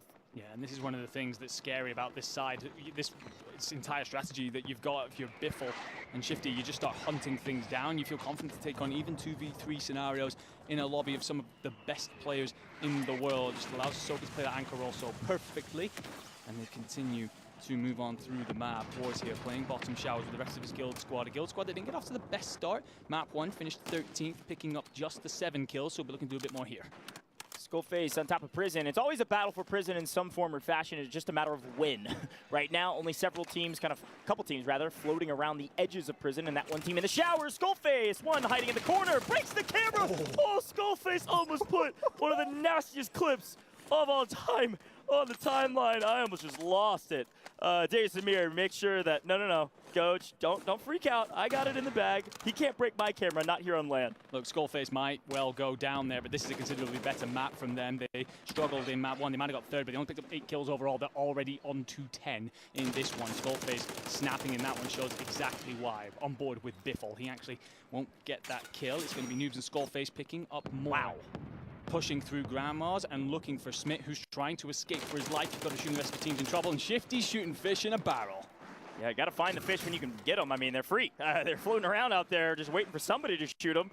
Stukek's going down. It looks like his team, though, still fully alive for the most part, so going to be respawning back in and floating above his squad. Now, I got to say, that Fnatic squad is having their way with this lobby. We have got to check out that team whenever they're in their next encounter. What is going right this time around? As Biffle and Shifty push up into a 2v3, this could be chaos for BSL. This could be chaos for the winner of the last map. They're able to get one. Goes down. Bagel in trouble. Pushes out smokes, and it's not enough, especially with a third party. Here comes Intex. Here comes the second place team on our leaderboard cleaning up, and it's a battle for position as Intex comes out on top. Somewhere Intex pulls off a sniper point blank range. Is that? It goes absolutely crazy. Dongi will be out of this, out an absolutely massive map one, but he will be brought back in. And I was about to say, the thing is with that two-player strategy that Falcons have, although it has gained them 10 kills currently, you end up in this situation sometimes where you're just running into too many bodies. Intex absolutely snaps onto Trevs. That was gorgeous for everyone except for the lineup that he is countering,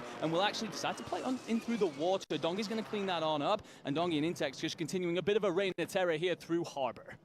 Wow, Intex, all right. I think he's warmed up. My goodness, picks up a couple in transition, snaps on another to knock, and I don't think he got the full, but we're going to head over to that Eisen squad. They frankly had a great map in the first round. This is a squad a lot of teams weren't really counting on to be a top competitor, but they've had a great map thus far, and they're winning gunfights like that because they're playing together. Same strategy, 2v whatever's in your path. It's no more 3v3 fights, not until this Resurgence timer stops. King Maddie is on 5, by the way, overall, as here comes swooping in the AG Global squad. There's some trash talk between our two Latin American North teams, AG Global versus Eisen, all from the same region. They've played against each other, with each other, traded teammates in the past. But here on main stage, they are rivals. They will not let the other team gain a single inch in this competition. Moving over towards a big fight is Na'Vi up against Alula. Zephyr will actually crack Jukies, who's trying to push up the stairs. His gas galore. Jukies gets swarmed, Jukies gets cleaned up. And two players will still be alive for that side, but it looks like they're basically in a recovery situation. Na'Vi will lay claim to control center. I spoke about this as a landing spot earlier and how effective you can be from out of there. Right now, the land completely belongs to them. And we move back on over to our Falcon side. Soka has no kills thus far. He's been playing that anchor role, but he's looking to explode. Soka on 1,142 damage without a single kill to his name, and gets dumpstered on by Bagel. Just some bad timing pushing through. But Shifty on 6. The team in total on 11, by the way. That means Biffle has 5. They truthfully are sending Biffle and Shifty to 2v everything in their path, and it's working thus far. But they don't have their anchor, and Biffle's under fire by BSL. Somehow this team, who's been in trouble, frankly, this map, BSL has somehow restabilized. They got their team together. They're getting the loot they need to at least make some plays inside of the outer edge of this zone here in Factory. And they are indeed, but the thing is, you got to be concerned about the fact that you are surrounded by the Falcons and you have a lot of rotation to make elsewhere, because the zone is going to shift you in about 45 seconds. You have a lot of ground to cover. You've got to go uphill. You're going to essentially be trying to push either through headquarters or towards a very compact prison. By the way, Bagel just took down Biffle again, so they did not let Biffle rotate out as Noobs continues to find eliminations. Big question was, where was the Fnatic squad? Would they show up in Resurgence? And so far, so good. They are on 16 kills, ladies and gentlemen. Noobs on 8. Half of the team's kills resting on Noobs' back. This team is on fire as they fly around the map and likely have a chance to drop the biggest map of the day. But what's wild about map 2, Enigma, not a single team has been eliminated yet. It is still anyone's ball game with our multiplier still in play. You can just see how the teams are learning and adjusting as we go. And don't forget, ladies and gentlemen, after this one, we actually split some of the players out of here and bring in a whole new batch. And the thing is, you've now got this situation with Noobs, Almond, and Skullface looking out to control top prison. Teams are going to be rotating up. We spoke about some of those just moments ago, and this is what you can do as Eisen pushes and Noobs finds him, and Noobs cleans him up to go on to 9. Fnatic continuing to pick things up here, and look, every part of the team, we were hoping they'd be on land. Do you guys have pest control over in the UK? We do. Okay, I think Almond and Noobs are like pest control. They're just like running around and gassing out all the rats in the corners, hunting them down, trapping them, setting them up in kill boxes between the two of them. As you see other teams doing different strategies. Well, Huskers, where is he? Above water tower, raining hellfire. fire from above, and apparently can't clean up Lucanus behind the HVAC unit. Finally gets it. It does get netted to him. That's 3 for Husk, playing Anchor, but still finding kills. He would love to drop a Fnatic player right now. He would love to drop Almond, but frustratingly, Noobs is there to continue to play pest control and shoot out the rats. Skullface here just looking to find Huskers, looking to just hammer bullets through, but won't find enough purchase. So back on off with his teammate. The problem is you've got a lot of players beneath you, so any gunfights that go on for a long period of time here, you are risking getting third parties, especially when Huskers decides to return fire just like that. Jackal being out of there for this duo means that they are missing one of the players that's been putting on work for them, and they're trying to get an opportunity together here where they can just essentially bring him back in. But look at how Falcons missing Shifty, Biffle, and Soak are going to have to make a rotation. We're going to keep reminding you, you can see it on the display here. The respawn is currently disabled at the end of the third circle. If you see a 4 anywhere on the screen up in the top middle, that means Resurgence is done for. You get eliminated, you are out of here. You got to get bought back. If your team gets eliminated, see you later. No coming back from this one. And BSL trying to repeat success, trying to make history to be the first team to go back-to-back on land here for Resurgence. The Falcons, though, on the move on the edge of the map. And the Falcons are about to squeeze up on this, and they've got a lot of bodies in their way. We know that BSL are there, and we know that there's at least 2 other solos in the region, so potential here for the Falcons to go absolutely massive. We are losing more players off here as the Singapore Syndicates are removed from the board. Soka gets it down onto Bagel. BSL suddenly realizing we've been squeezed by the Falcons, and you do not have Resurgence. You're in a world of pain if you're Liam. Liam is the only player remaining for BSL. That would mean our team that won in trouble. Singapore was in 2nd on the leaderboard. They're out of here in like 12th. No chance of moving up the leaderboard any more than whatever kills they got. We're not even into multipliers yet, Enigma, and we're moving into the 5th and 6th circle as Liam finally falls with the PDS. He's hanging out in the gas as long as he can. Hard Trevs is not going to let Liam get up. That is a full team wipe. See ya. BSL not going to make history, not yet. We'll see who wins map number 2. The problem with that play, you pop that PDS, you let everyone know exactly where you are. Skullface and Noobs essentially trying to pick players out of the sky here. Walter trying to land with his guild teammates. But look at the angles that you have here. Again, I go back to something though. If you are making a lot of noise on this rooftop, you risk getting third party from so many angles. And there's a lot of players that have still got to rotate on up here. May well push this rooftop. Yeah, this is going to be a very interesting fight. You can see the zone is shrinking. That is certainly the case. It's about to get real small, and it is centering on Water Tower of all places. Noobs, this Fnatic squad, they have ultimate height, and frankly, now that you see the rotation of the zone beginning to move, no one can pressure them on ultimate high, but the problem is they got to make it all the way into zone, so they got to drop down, and they're going to be running into about 6 other teams, all trying to do the same thing. This is where the utter chaos of Resurgence and Rebirth Island comes into play. The people here first will find success. Shifty finds 1. Teammates answering back. Falcons out of here. They're in 8th place, a 1.2x multiplier, and Fnatic somehow only lost 1 in that crazy transition. Look at the zone pull. The zone pull has exactly just pulled the complete other way. So many teams that tried to rotate just then. Fnatic, Noobs and co, and then the rest of the Shifty Biffle squad all in trouble there as they rotate on over, and then essentially Whiplash back into position. We're on board with Twisted Minds, who just made a rotation through the courtyard, and they've got to come back on themselves where Na'Vi are waiting. Na'Vi yet again in the top 5. Na'Vi yet again with the zone pull. This time, can they reverse history? Can they this time win this encounter as the onslaught comes flying at them? Aiden's squad, Twisted Minds, had a terrible map 1, and now a chance to reverse the curse, swing around the edge of the zone, and move into this new circle.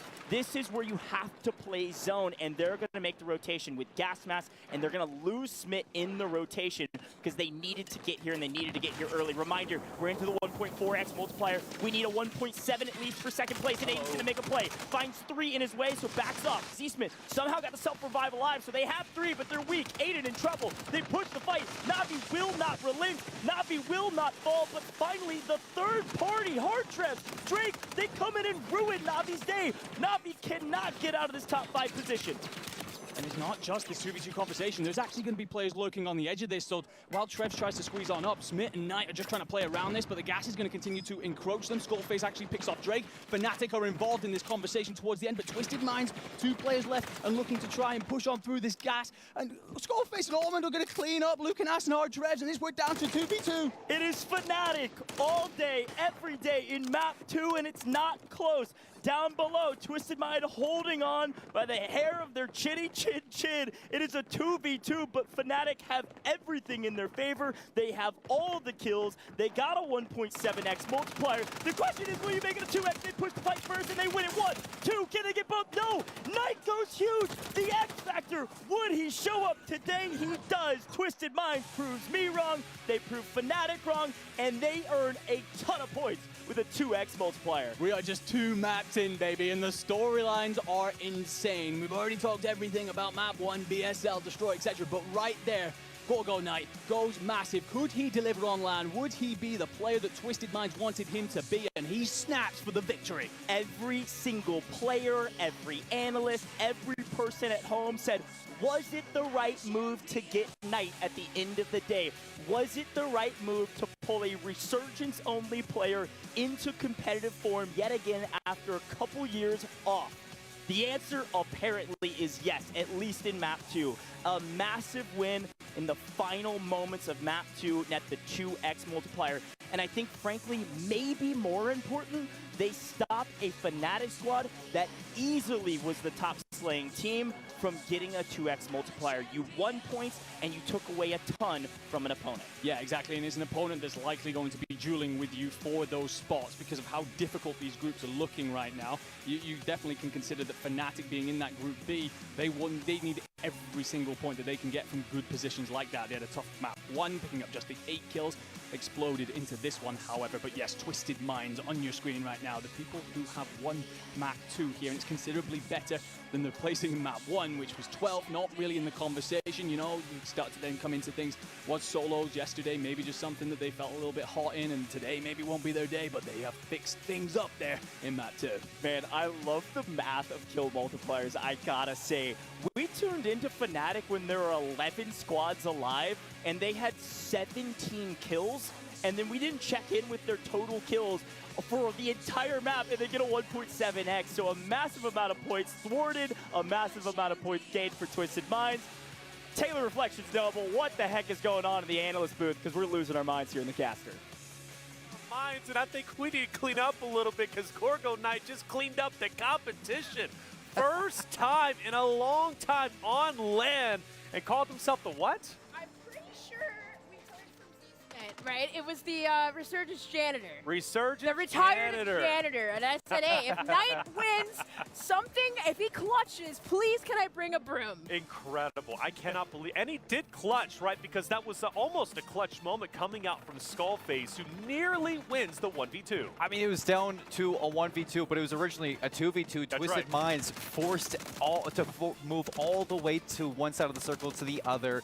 They have to contest Na'Vi, keep them in face of Icons. Icons wipe Na'Vi. They push into Twisted Minds, lose the fight. Ahmed had the high ground, but didn't have the circle pull. It was everything just lining up. The stars aligned for Twisted Minds towards the end there, and it was just a huge moment to bring the broom out. Had to bring the broom out, you guys. I had to. Listen, there's something, I'm telling you, we're predicting some stuff here.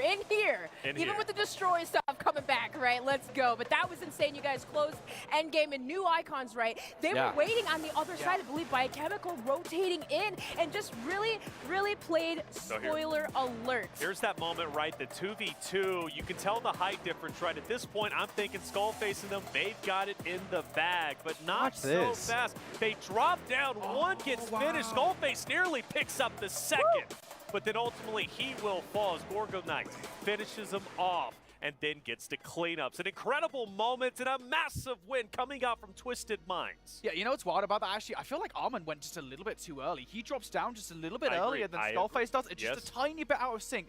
And it is those microseconds that make all the difference there in that final play. A little bit more in sync, that would have been an entirely different result. And the pathing from Knight to go underneath them too, using that height to the disadvantage of the side of Falcons. I mean, it's why you call him in to play on your team for Twisted Minds. They pick him up for these Resurgence tournaments just because he makes those micro plays and those chaotic moments. This guy, he's been around when it comes to Call of Duty, not just in Warzone, but in multiplayer as well. And he is on top of his game right now. Twisted Minds on fire in the solos, on fires in the trios. This is a team that I had to take in my predictions, and I am really glad I took them in my predictions. And there's Aiden. Aiden was literally pointing at the crowd like, I know there's a lot of Falcons fans out there, but today, right now, we're going to make you Twisted Minds fans. I love that ending. Incredible stuff. And really, a big ending for a lot of different reasons. We talked about, obviously, that 1v2 at the, or excuse me, 2v2 at the end, Twisted Minds, right, Fnatic. But talk to me about Hardtrep, because he was in an impossible situation, but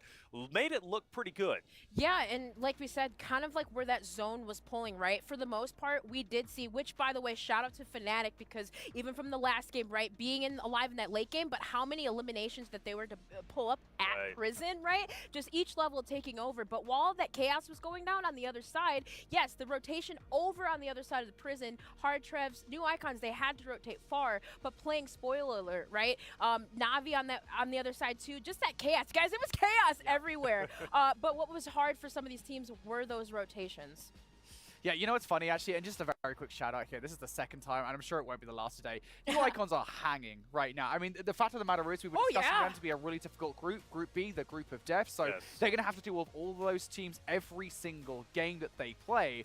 Fact of the matter is, they've been in a discussion twice now. They're not just hanging, they're doing really well in these games. We gotta put some respect on the teams that we counted out. New icons and BSL are showing up here. It's just, it's been such a crazy day so far, where maybe it was the break that we had at the start, and they just locked in for this one. Could have been. I mean, the break, everybody had that break, though. You know, they all had that break, and maybe some of them got chilled out a little bit longer than others. But regardless, though, I mean, some teams are heating up, like you said, that we weren't necessarily expecting. I will say, though, it is great. Even though Fnatic, they get the second place, they lose that 1v1, at least Skullface was in a very tough spot. I'm so happy for their performance, because yesterday in solos, we had a lot of questions about them. How were they going to perform? Skullface was almost dead last in solos, and now they should be near the top. Let's actually find out and take a look at the current standings, the leaderboard. We know Destroy was leading a little bit before, but new icons take over first place. Yo, that is amazing, especially, I mean, we had mentioned it, Group B is stacked, and man, new icons 36.4 in the standings, but Fnatic, look at that jump up, you know, consistency is key, 35.2. Yeah, Fnatic obviously having a great game there. We talked about it, right? This is the second time, 2 games in a row now, in which they've tried to get prison control. This time it was a little bit different, we'll say that much, right? I mean, last game, they were kind of hiding out, they were chilling like a villain in bottom prison. This game, instead, it was going to be the top prison area, right? That's right. Just insane play from Fnatic. Well, let's head over to the STC Arena with the winner interview from Boogs. To focus on game 1, that opening win of the day. What an incredible performance. That must have been a nice little confidence boost, right? Yeah, it's definitely a good confidence boost, yeah, 100%. So I think that one of the things we should talk about is, you know, in that first game, you guys were hunkered down, you know, underneath bottom prison, right? I feel like from you being the IGL of the team, it showed really good patience. Is that something that you've been working on, considering Resurgence is obviously so chaotic normally? Yeah, I don't have the best gunny, it's a well-known fact, but I like using my brains. But it was actually StuKex who made a good call to take bottom prison. He didn't hear any audio, and then he got a lucky thermo. He threw one, stuck a player, and then we just stacked them out and took their position. I mean, that's amazing. I think that one of the things I noticed that the casters and the analysts were talking about in between game 1 and 2 was your team chemistry and how good it has been. Is that something you guys feel you excel at in particular? Do you feel like your chem's really good? I wouldn't say excel, but we've definitely been working on it. Just playing ranked, even multiplayer ranked, just pub in, just getting the comms flowing. Now, since yesterday, obviously, we had like solos yesterday going into today. Did you guys have like a sit down and chat and essentially work out what you guys want to come into today doing the most or focusing on the most? Because, you know, it's going to be absolutely carnage today. You know it is. But yeah, what was that team like strat meeting like?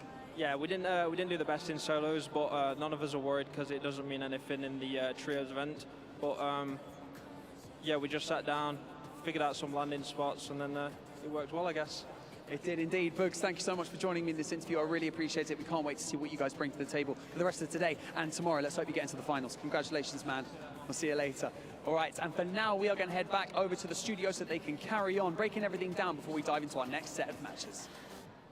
All right, Barty, thank you for that interview over at the STC Arena where it's getting heated up. I've been hearing the crowd actually just come through a little bit, and I know they're excited, especially when Falcons are up there, of course. But Twisted Minds, big victory overall. Huge come up from Fnatic, and Icons taking over first, which is tremendous based off their eliminations. Already a major surprise day, and I'm genuinely blown away from it. Now, I know we're transferring from A to C, but a little bit more conversation about those first 2 games, because I want to talk about Group B a little bit more since they're going to be a little bit on ice. As we look through our highlights, though, I do want to talk to you specifically, Seymour, about this battle that we've been consistently seeing throughout Maps 1 and Map 2, BSL versus Falcons. Yeah, I think BSL versus Falcons has kind of shaken things up in Group B, because we had the group of death, we had the teams that we talked about, and BSL kind of wasn't really in that conversation. But Falcons haven't really been able to play to their full potential yet, because they've had BSL breathing down their neck. And you hear Boogs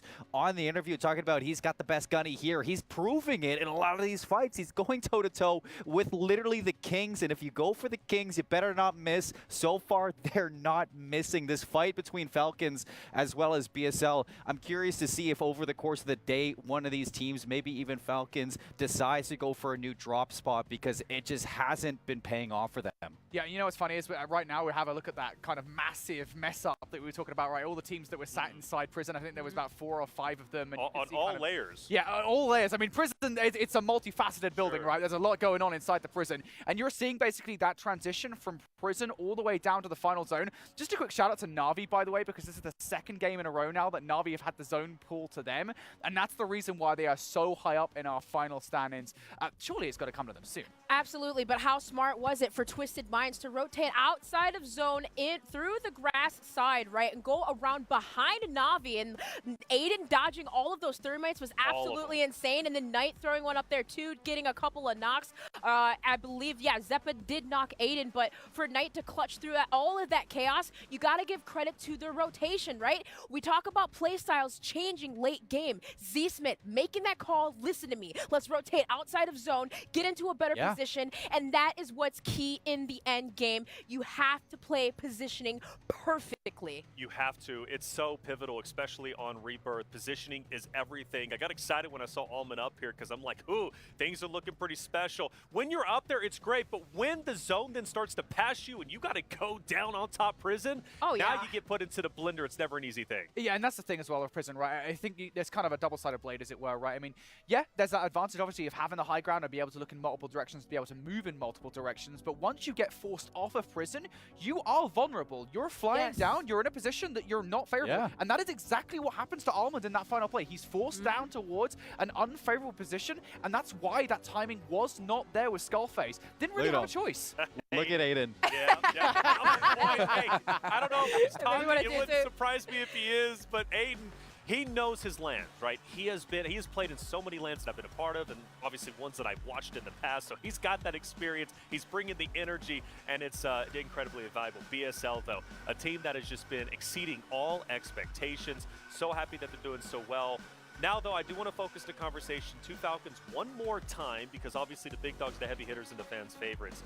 I think maybe some readjustments need to be made. And I point this to you, Dream, and the reason why, previous competitor, obviously. But I'm watching them go stronghold. Again, they're going up to that greenhouse rotation just outside of 10. They eventually make their way over to factory. 2 times they have found themselves in trouble trying to rotate up from factory up to whether it be headquarters or up towards prison, and both times finish off top 8. That rotation is hard enough as it is, and both times they found themselves be put into the blender, finishing off both in 8th place. Yeah, which is really good too, because in some of these situations, like we talk about regain, right? It's really hard for these teams to regain, but for Falcons to be able to fight against that adversity, that's something that they're good at, right? They thrive in these chaotic moments to where they can survive late game. But that's what's interesting too about this Group B in particular for Falcons. They're switching out right now. They do have time to maybe readjust, look at some strategies, maybe talk about it, but also watch some of these. Watch them. We're taking a break. Let's see what we can fix up. Well, fix up, and again, like just go to that point, right? It's like from more. I'm thinking maybe potentially a readjustment in the positioning, or maybe rotating a bit earlier. But like you said, they have a chance now. Sit down, relax a little bit, and see what their competitors are going to be doing. The next time we're going to be watching Group B, Falcons and many others, right? The group of in the next 2 maps after the 2 maps that are coming up here when they play against C Group. Now it is all about A versus C. A, they're obviously warmed up. C, they now have to go on stage. Who are we looking out for Group C to challenge Group A? Well, this is the thing. With Group C, you had so many teams that just have been waiting even longer than those two. Just watching, waiting, having that chance to maybe speculate on who is kind of sitting where on Group A, who to target. The Twisted Minds team, obviously people are going to be paying attention to them now from what they're going into the second set with, because you have Omit, Heretics, you have Cloud. And although you don't want to count Group C just as the easy team, this is a group that you have to look at these teams and you see they have all something to prove. Yeah, and that is the big one. I mentioned it, right? I mean, Cloud9, the fact that they're now coming into this group. Again, it is not an easy group by any means. There are no easy teams here at the Esports World Cup. That's why it's the World Cup, for heaven's sake. It's some of the best teams in the world. Right. But still, C is an easier group than Group B for sure. That's why we called it the Cloud9, by no means an easy team. Something I want to point out. Yes. Huskers ain't going to be in this game. Gaming Gladiators, they are out of this one. They are in Group B. It's free But real I'll tell you estate. who will be there. Redman, mate. He's got it. He's on free rent. He will be in that water tower. He will be anchoring for his team. Yeah, I mean, that Group C, you're right. Like, I mean, okay, maybe people say it's the easier group, but I mean, we're looking at Wiz, Who says Prodigy, that? right? Oh, This guy did. yeah, maybe. But no, like you're thinking about some of these players, Team Heretics, Abwiz, of course, Oiki, just pulling off that crazy win yesterday.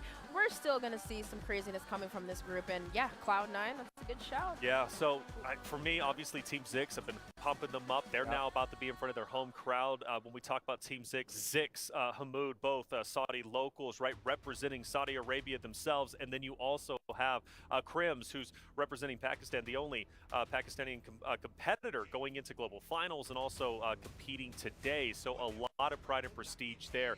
I cannot wait to see what they're going to be bringing to the table. AB Wiz, we talk about them potentially stealing some of those club points. They can do that. They're Group C, right? Yeah. A lot to talk about. Now, Dream, when we come to new icons, though, once again, new icons have been tearing it up. They've been doing so well. And from what I'm hearing, we do have our MVP. Whenever it comes to him, let's see who it is. Drake! Okay, Drake MVP. I like this stream. Yeah, no, and I mean, I'm sure that comes as a surprise to all of us, right? I mean, coming out from a heavy-hitting group to be able to do that, but for the confidence that he was showing through and through, he was super aggressive in every single gunfight. And if you noticed, he was taking down some good players too. I believe a couple of those squads, it was Tommy and Co, right?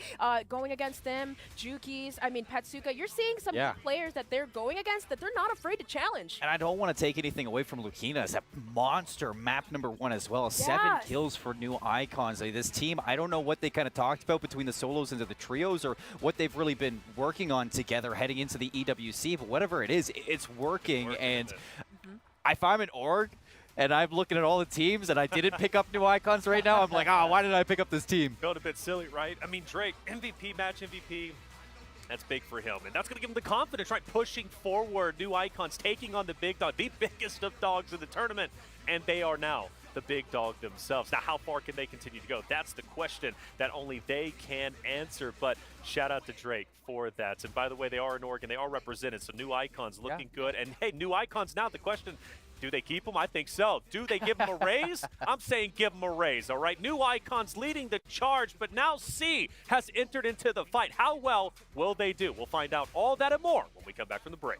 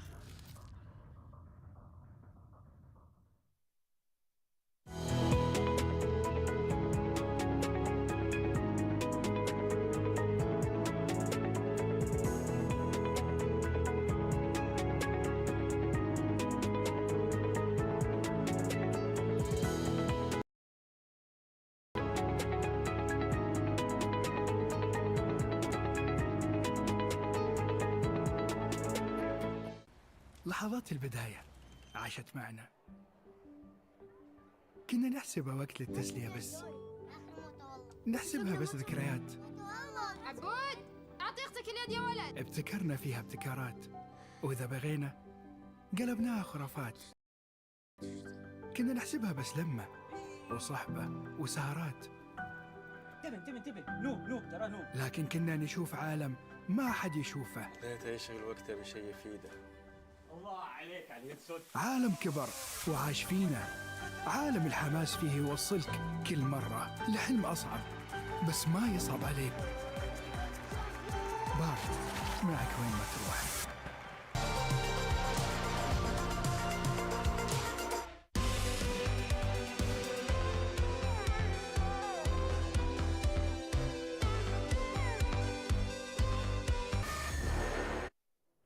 And welcome back, everyone, to the Esports World Cup. This is Call of Duty Warzone. We are about to enter in a fresh new... We just witnessed putting up a tremendous fight. Group B, I'll have to wait just a second. I'm your host, Taylor Reflections Noble, joined by Dream Crazy, Infinity, and... two groups of games. The last two, mind you, for Group A, right? So they need to make... well as they wanted to. These are the last two games to get it started, because tomorrow, Seymour, tomorrow means we start with 21 teams, but we will finish with just 14. You kind of got to look at today as you got to go all out, because you don't want to be playing off the back foot tomorrow. You want to make sure that you are still in contention at the top, that you don't have to go, you know, on fire all day tomorrow. You could just keep it going as best as you can into that top 14 teams. The pressure is everything here in EWC. We've seen it from so many teams at the top. We've seen it, you know, teams at the bottom starting to rise as well, new icons in BSL. And it goes to show that literally nobody is safe here. So in these last couple of games, you do have to see these changes come through, and I'm excited to see Group C. I'm excited to see Group C as well. The reality is you only, at least for group play, there's only 8 games played per group. And that's not a lot, really, when you think about it. Right now, only 6 more remain specifically for Group B at this point in time. So, and Group A, I should say. Group C, they're just about to get started, but not a lot. The point is you have to be playing all out. If you don't, like, you might get left behind. You might. So now let's push our conversation once again back into Group C, the new challengers who are coming through. I mentioned Team 6. I think Team 6 is about to have a tremendous star-studded performance. The team that obviously, like I said, 2 Saudi locals, but then you also have 1 representing Pakistan in the name of Crims. A team that is about to play in front of their home crowd. A team that represents the Falcons during the World Series of Warzone run to Global Finals, and they will be at Global Finals as they finished off top 3 when it came to the regional finals, right, when it came to EMEA. So, with that being said, no, they're not earning points today for the club championship, but that'll be the other roster of Biffle, Shifty, and Ahsoka. But this team still, though, has the Falcons banner behind them in some way or another. So you better believe the pride is there. I think this is their time to shine, and truly the first test for this roster outside of solos, which wasn't the best. But that's okay, because we've seen some teams today who weren't the best in solos, and they've been absolutely star-studded today. A good example of that is Fnatic, right? Who have been absolutely out of this world. Again, who's your team that you're looking out for? Because I know we talked about Heretics right at the beginning, and Heretics is also in that Group C. Yeah, we're looking at Cams, right? He was the team that kind of led them into having this group, you know, kind of being up there in the standings. I believe Cams was 12th, 12th in kills and 12th in placements, but also both of his teams, both methods, right? Being a part of being retired and a CDL coach now, coming back in and playing and just, you know, doing somewhat decent, still amazing for Heretics. I'm excited to see how, you know, what's going to change from yesterday to today, because yes, it's trios, yes, it's going to be different. But for Cams and Cams and Daga, though, who played at the World Series of Warzone last year, being on land, they're familiar with that territory. I'm just excited to see what they can do. I am too. Heretics, a great organization to represent, and also a great organization coming back Cloud9. Let's talk about Cloud9 right there here, and they're looking to go big for the first time on main stage. Good yeah, segue. It's kind of funny, right? Because again, a lot of the conversation around Cloud9, I think in the solo stage was just Breadman. But I think you do need to talk about the rest of the roster, right? Joe, again, has been a staple performer in Warzone for the last few years. He's also one of those really fun players to watch, and he and Breadman have been playing together for about as long as I can remember, which I'll be honest, my memory is pretty terrible, so it might not be that long. You know, and Jace as well joining that roster for this season. Of course, they were playing with Limax last season, which was an interesting pickup in on itself. But still, this Cloud9 roster, really, really good. And again, I think, you know, they're kind of having not so much an easy time of it, but I think they'll be happy with the fact that they are in Group C. Yep. They are, in my mind, the biggest threat easily in Group C. And again, going back to what I said before the break, I think Breadman is that guy. I mean, he is going to be the biggest problem here by far. The fact that he is just able to do what he's able to do on Resurgence with the Kar98, I mean, it's just silly at this point. It's silly. And by the way, that man smiling on the left, Joe, I love that man. He's great. He's a wonderful competitor. He's been playing for the longest time. Joe is also going to be bringing the heat. 4 and Jace, though, another scary, and the Movement King and Joe, right, and 4 and Jace. This trio can absolutely go the distance. And Puckett had a chance to talk to Breadman. We heard that interview, right? Would you rather fight a bear or what was the other one? A gorilla.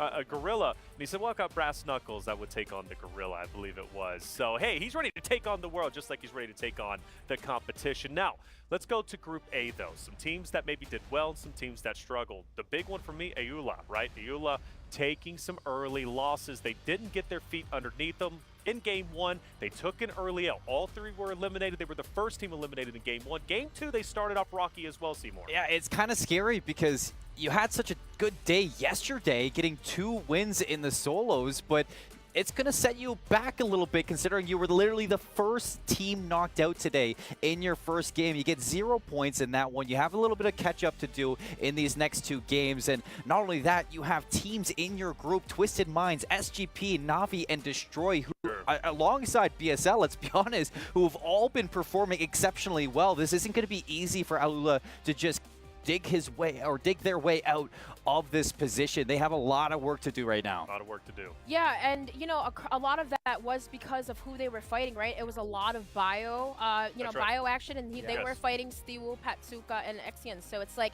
you have to think for some of these teams, all right, who am I going to be fighting? Maybe what good teams should I be avoiding? That's fact. But it's like for Alula, yes, they were fighting some good teams, and it was just difficult to recover. And I believe map 2, we saw some adjustments. Yeah. They were able to maybe make some type of recovery, Brody. Yeah, I mean, they were trying different things. I think you could definitely tell that. I think Tommy was trying to be the anchor in the play, trying to move forward somewhat to get them some kind of path out of bio, as you were saying, but they just couldn't do it. I think Tommy felt, I want to say it was to Lucanas and Car. I'm not entirely sure whether it was them that took them out. I think it was. But yeah, Tommy going down, I think, just kind of ruined their entire play.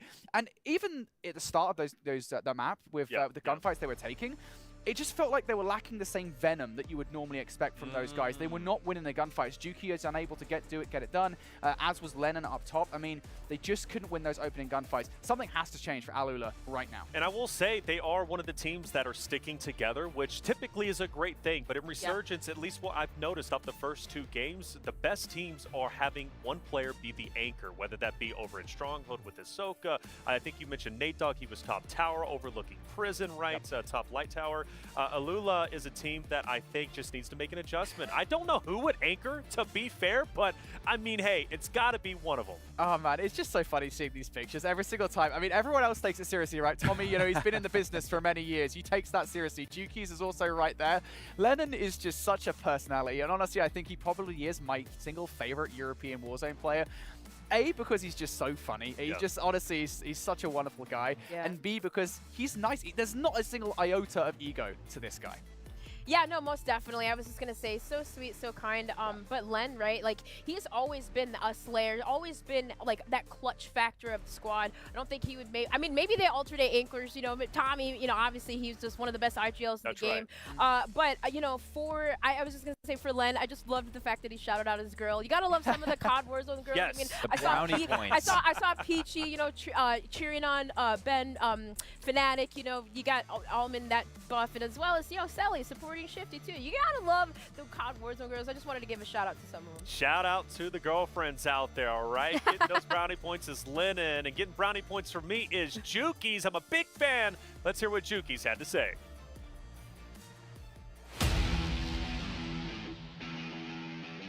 Welcome, ladies and gentlemen, to the Esports World Cup here in Riyadh. I'm Enigma, and today we're doing interviews, and we've got one of the UK's best players to ever touch the stage.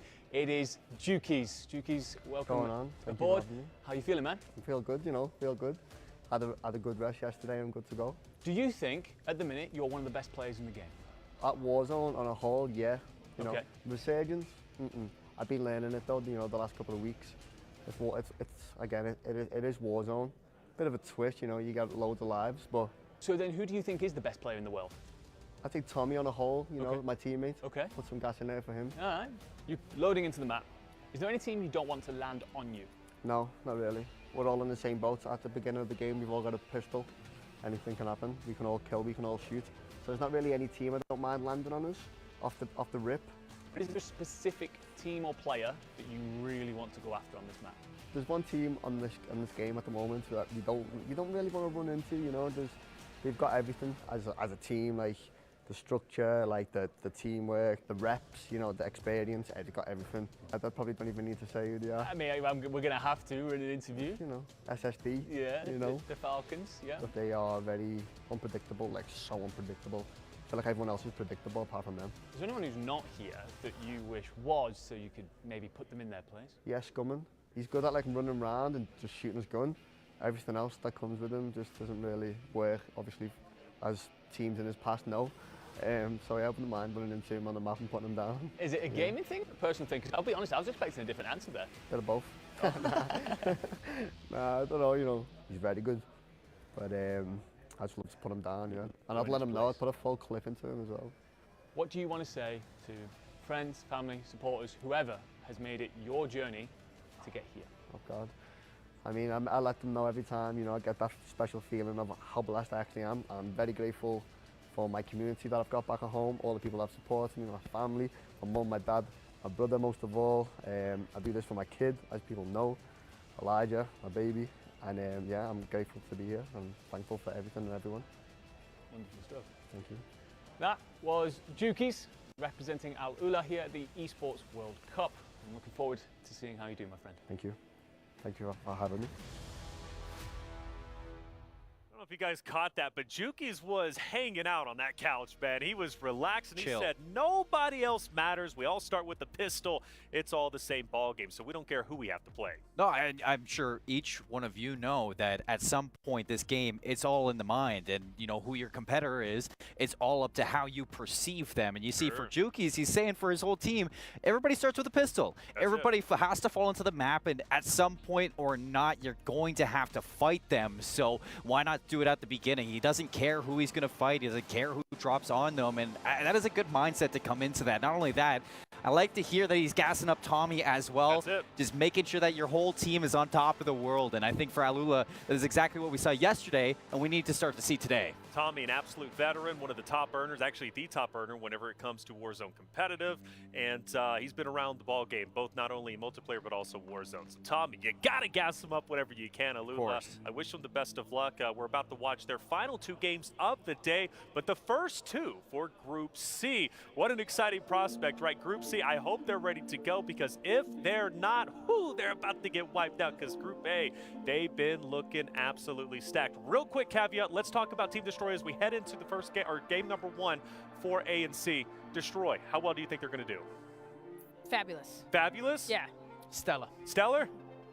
On top of the world right now. Okay, fair enough. On top of the world. Remember, they started off in first place after game number one, and they're looking to reclaim that title. We'll see if they'll be able to do so. Those in chat, though, who do you think is going to come out on top from Group A and C as they face off? And also get your votes in via STC at the link down below. We would love to hear who you think is going to be champion by day number 4. It's time to get it started. Group A versus C. Let's head to the STC arena.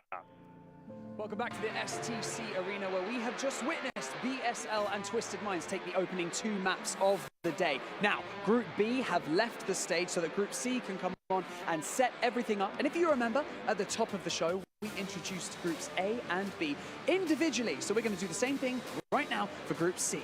Milosh, why don't you take us away, my friend? Thank you very much for that, then, Barney. Let's kick it off. Cloud9. They are Breadman, Joe, and Foreign Jace.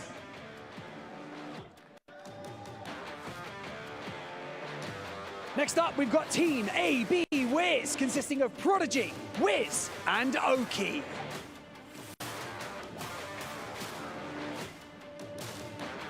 They are 2020. They are Team Vision, Rocket, Clapper, and Zakar.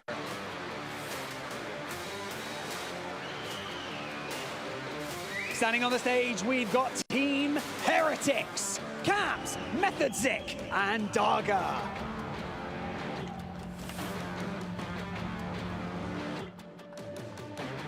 Up next, it is Team Omit, Elolam, J-Tech, and Tenux.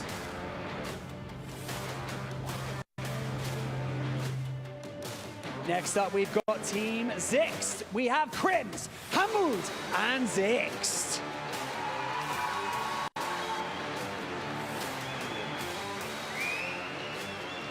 More love for our local teams. Coming up, finally, Onyx, Raven, Alex, Mojo, and Nanus. Our teams are locked, loaded, and ready to go. We are about to potentially see a big shift in this lobby, so keep your eyes peeled. We've got plenty of action left to go throughout the rest of this tournament, and of course today in the group stage. So without further ado, let's head back over to the casters to get map 3 underway. Thank you, my friends on the stage. We got a brand new group of teams joining us, and you heard their introductions. You know them, you love them. We got some crowd favorites, but I gotta say here in the booth here, Enigma, who's your favorite coming in from Group C? Because I'm gonna be honest, they haven't touched the game in like 2-3 hours. At this point, they're coming in a little bit cold. We'll see who can turn it to hot real quick.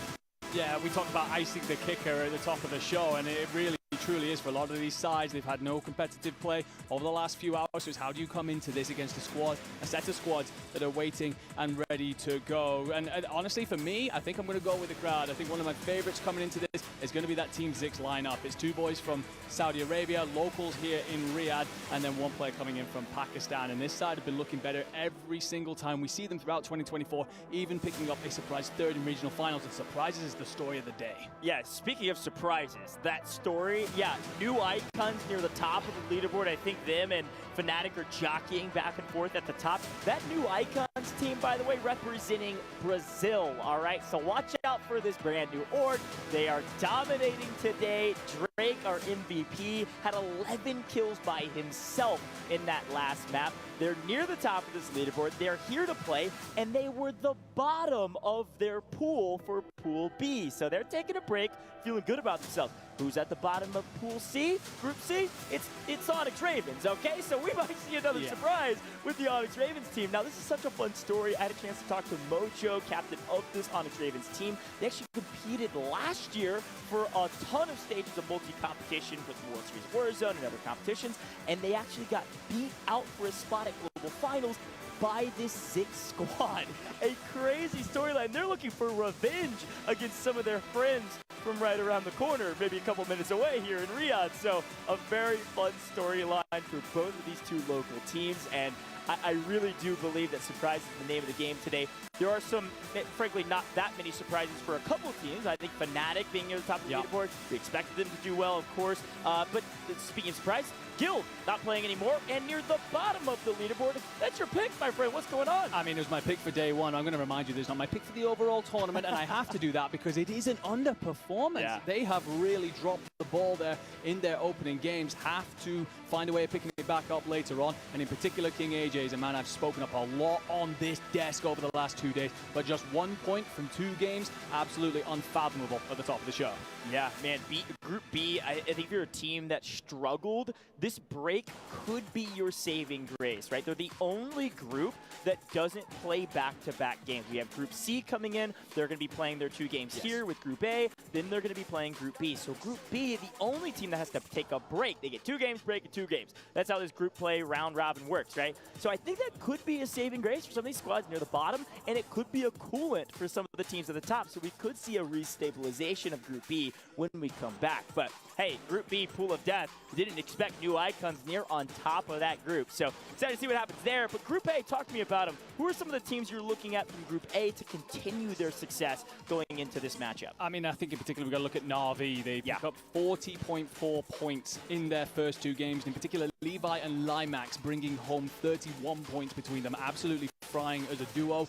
Almond has looked really good throughout this as well. And Dongy, Drake, there are more names that are making up the top performers. But yeah, if we're talking best teams currently in A, it's got to be Team Na'Vi leading the way. I'm looking at Twisted Minds. Here we go. The first map for Group C, our third map of day 1 of our group stages here at the Esports World Cup Call of Duty Warzone. We've had a blast here in the booth, and we're just getting started. So pumped to drop into this map, my friends. And look, you're bottom of the leaderboard. You're bottom of your group. It's a brand new day. None of those points from solos carry over. Take hold of what is yours. Grab your trophy if you can. It is all about the game in front of you. It might only take one banger map to take you all the way to the finish line. And that's one of the things. We look at that scoreboard and it is tight up there. So everything's still to play for. If it's been a slow afternoon thus far, then you have got time. But what there is not much time left for is the drop. The players are coming, ladies and gentlemen. We are here, map 3, Esports World Cup, Call of Duty Warzone. A lot of action underway. Here we go. All of our players dropping out of the plane. And, well, yes, of course, there's early encounters, and there's a lot of team fights, and they're already grabbing one, marking one. Cloud9 in trouble. Everyone falling. And I believe it's Bread trying to get out of dodge. Actually hit a zip to get out. It was almost a full team wipe. Cloud9 immediately in trouble, and so is Donkey. Oh, and then where does Breadman decide that he wants to play afterwards? He hits his water tower. Of course he does. He decides to make his way over, play that anchor role, essentially provide all that outlook that we saw him drop yesterday. On board then with the Australians representing Na'Vi. These 3 have been cooked in their first 2 games, and it's again a case of you had those 2 games. This Group C's sets of lineups come in. Can you cook them before they warm up? This might be the only team, by the way, thus far in the competition near the top of the leaderboard. I think they're top 3, and it's because of placement. They were top 5 back-to-back games in the first 2. Let's see if they can repeat that success. Even with impressive performances leading up to the World Cup, some people looked at Na'Vi as still that dark horse, underdog, maybe underhorse. Who knows? This Na'Vi squad is here to play. They're here to slay. Here we go. Omit looking for some early encounters, finding Destroy, another team near the top of the leaderboard, but being punished for it. That's what happens. It's Rebirth, it's Resurgence, and it's the very beginning of this map. Team Destroy, the second top team currently in Group A, but finding trouble with one of the new squads coming in. Omit, that's the Puerto Rican side. Tommy picking up Intex. That's better news for Alula. The Des touched on that quite a bit. They've got a lot to do here. This is their last 2 chances through this afternoon. Destroy's back in, however, does have himself a kill, considering the whole prison side safety play here as he starts to try and assess where the rest of the players are around him. Matt is going to find up Stukex, and all the noise here early on. You can see a lot of players concerned, but we haven't lost any teams yet. Teams adjusting and figuring out things on the fly. It's all about that anchor. And speaking of anchor, falling in the kill feed, Nate Dogg out of here. Team Destroy a little bit in trouble without their anchor. Got to slow their roll. They rely on their kills early, and right now, not able to get a ton as we swap back to AB Wiz. Now, this team, you might see Prodigy's 0 kills, 500 damage. You'd be like, how many kills do they have? They have a 3 total between this squad, so they've already wiped the equivalent of a full team. And well, we were hyping up Na'Vi as we swap positions. High ground continues to prove successful. Zeppa goes out. That's 2 down potentially for this Na'Vi squad if they're not careful. Can't quite clean him up though. Should self-revive? Maybe? No. See you later. Limax all by himself on low ground. He's making a smart play here, or could punish his entire team. Oh, I love the pinch play that's coming in because Limax is now stuck between a rock and a hard place. So that gunfight goes on for so long, and it ends up being Limax's demise. Levi will be the last player alive. We're back on board with another Al-Ula member. That will be Lennon. Bullet using the smoke to try and provide some coverage. And honestly, I like this play. Check away, slip underneath. Not a lot of players like to play around here. Cloud9 looking to reset from earlier errors while the team are applying the pressure. Yeah, Cloud9 has been a blender this whole map. Welcome to Resurgence, my friends. You've been waiting in the wings for a while, and first map not going your way, but looking to try to take that Reds open high. No, they're in trouble. They could get a full team wipe. Cloud9 is your first team eliminated. There was a chance at stabilization, but Ultimate High continues to prove the win condition. See you later, Cloud9. You better have a better map too. You are just getting started. You are at the bottom of the leaderboard. If we want to talk about one of the sides that was really performing in the opening games, it was going to be the Syndicate, and Intex here trying to provide cover. Lennon's going to get shut down trying to push on through and provide support, and that's 2 players completely obliterated from Al-Ula. We're just seeing the kind of work that's coming out there from the SGP Syndicate, setting up those crossfires, providing cover where required. Beautiful stuff from them yet again. It was just too late for Al-Ula. They're going for third party, and it was like 5-6 seconds too late. I don't know if that was maybe the call or maybe they just wanted that position. You can see Tom's playing anchor way off on that far right-hand side. This is where they drop Bio, right? Yes. All the way to the top of the map. This is where he's going to be hanging out the entire time. And it works to get his teammates back. And maybe he told them to run in and go get her. Maybe Juki's was let off the leash. I don't know. But it did not work for him. Al-Ula's got to change their strategy. Reminder, folks, Group A still playing. They only have 2 more maps today in our group stages. You've got to get some points on the board if you're near the bottom. Speaking of points, Methods on 5. Yeah, and what a story this is. This is a man who used to compete in Warzone, was always a part of Spain's top trio, whoever decided to retire, take up an offer to coach the Miami Heretics over in the CDL, but has now bounced back this competition. Teams back up with Cams and Dogger, and will be picking up 5 kills nice and early. Back in with Team Destroy there. Nate Dogg will find one. The trio here just looking to push on through Factory, but they will have company from Twisted Minds.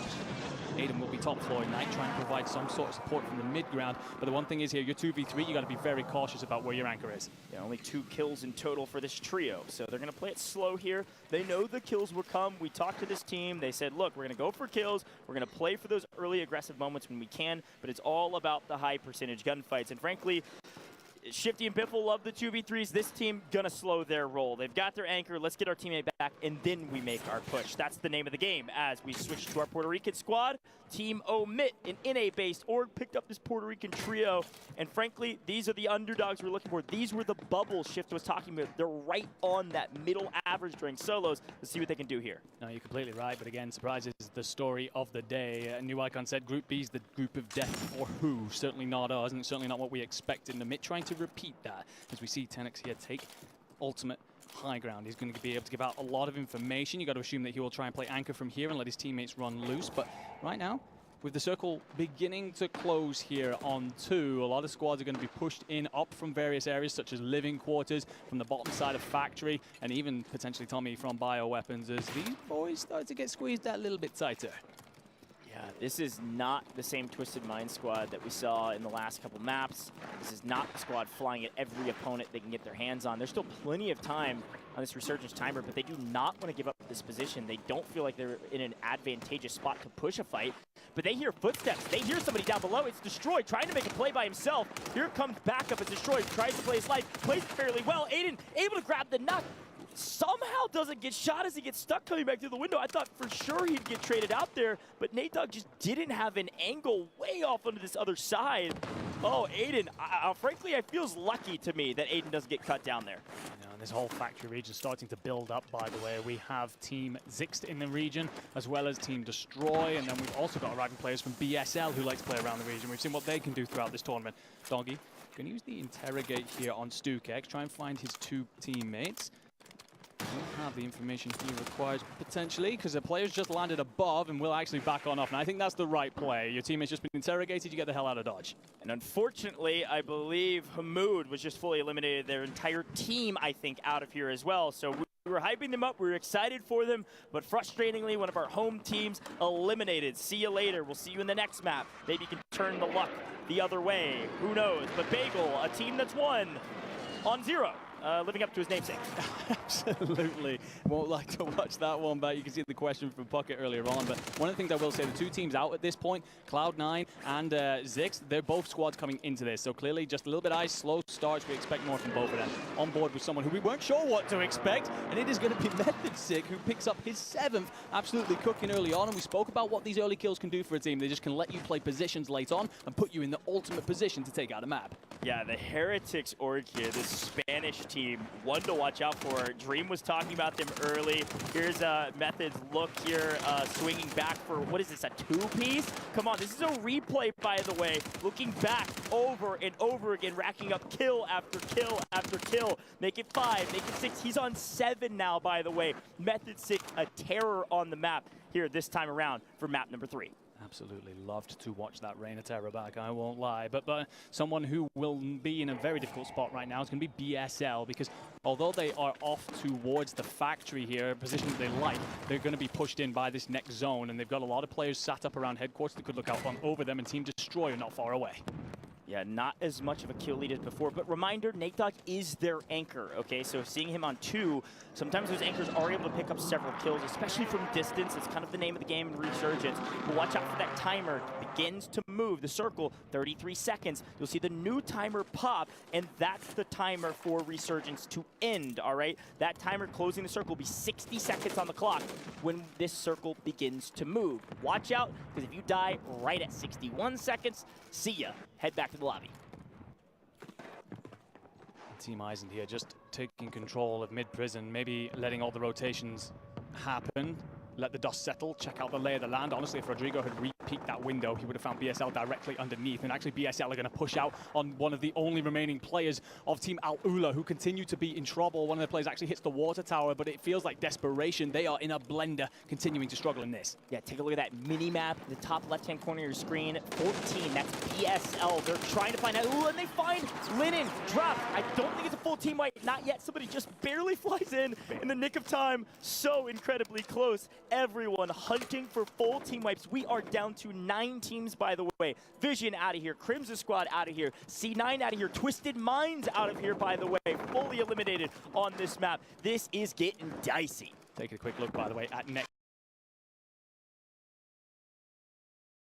Got yourself control center control like Heretics do, but you've got yourself Rooftop Prison. You have a lookout over so many teams they're going to be trying to play on through. And Lam is one of the players up here at the top, but as this Puerto Rican side begins to assess where everyone might be coming from, you've got to be wary of Team Eisen below. Will they make a play for the roof? Elo, by the way, was on 9 kills. That is a terrific performance thus far, and we are starting to tick towards the end of our 4th circle. Resurgence closed. You lose your life, you got to get bought back. No more coming back for free, my friends. Juki's falling in the kill feed from, who is it? Elo, Team Omit on top on high ground. Team Omit on top on kills currently. We're into the final 9 teams. Our multiplayer starts, by the way, at 8. This next one, incredibly crucial for that 1.2x and counting multiplier, depending on how far you can make it. But the zone continuing to shrink. It's about to get real mixy real quick on this next rotation. It's even more mixy when Liam gets knocked by a mortar, I believe, and then the rest of the team take a whole lot of damage as well. And what's that going to tell to Prodigy, Wiz, and Oki? Come back for this, because there are players where you drop that mortar, they absolutely fly at it. Prodigy sends his C4 in, does get damage, rings out bullets, hit fire, and will clean that up. And Bagel and Co.'s late rotation will be their undoing for Team Abwiz, who continue to look good here. Had a great day in the solos, and even better here in map 3. Yeah, welcome to group stages, Oki. I like it. This team looking very strong right now, but they got to take down Ultimate High. Destroy's team fully eliminated. A massive swing underground by Rodrigo, Maddie, Zun. Rodrigo, Maddie, and Zun were talking some trash. They were excited to play. They were excited to prove that they deserve to be here, and apparently that's the case, especially in map number 3. They make a play underground in zone, and they bide their time. They're looking for the multipliers. Top 5 now is the next one you're playing for. Dongi gets caught unaware. Didn't hear the footsteps. It takes trouble. Uh-oh. It's about to be untimely demise for this Dongi squad. Yeah, the Syndicate, they've done well thus far, but this will be their undoing. Zund here with 9, a ridiculous performance thus far. Gonna back on off as the Bunker Buster comes in. Gas will likely deny aerial, the push through, sorry, the AoE. Intech just trying to hold this door, but he is relatively by himself. But look at that zone pull. I was about to talk about how Navi had a wonderful position in next zone, but as it pulls the entire opposite direction, it's going to send so many teams on the rotation. And Navi falls. Finally, I believe they're Team 8. You see it, Limax getting fully eliminated. Oki's on 10, by the way. Our top teams going into the final 5 have a crazy amount of eliminations. This will certainly mix up our leaderboard. This is a wild performance from a ton of our squads. 18, 17, 13 kills from these teams an unreasonable amount of eliminations, and they're being paid for it in kind with the multiplier. Into the final 4, we've got a 1.4x currently, 1.7 is second. You gotta get there, and you gotta cut down some teams in the process. Intex all alone likely will fall here. Who gets the kill? It is the Abwiz team. This is Prodigy, who's there to hold him on the rotation, though. It's Prodigy! Heretics going huge! Top 3 still alive, an opportunity to make history for the Spanish squad. And Marty will be the only thing that can deny them, but Marty actually finds Cams, and Marty has the overlook onto Methods Sick as well. Gets the damage in, only has the pistol to play with. Methods has to push this. Methods is out of here. What a performance there to see things out in a squad yet again, Goge. We talk about a team that we never saw this coming from. Absolutely massive, and the amount of kills they were rocking up throughout that is huge. Must have been pushing up towards 28 by the end. Welcome to the global stage. Welcome to the Esports World Cup, Team Eisen. Latin America is showing out today. I believe they ended that game with 19 eliminations, and holding ultimate high is the only reason our Spanish squad was cut down in the process. It was a 2v1, and they cut them down because we had high ground. Latin America showing out. We had our new icons in the first 2 games. Now we've got Team Eisen near the top. What a incredible performance from that squad.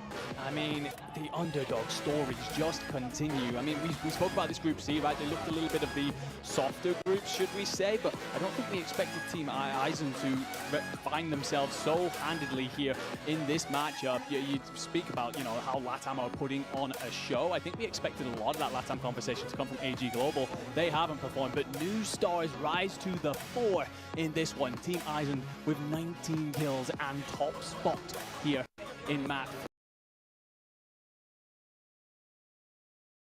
Right into the conversation for top spot. Yeah, let's be very clear, by the way. New icons near the top of the leaderboard. They were bottom of Group B.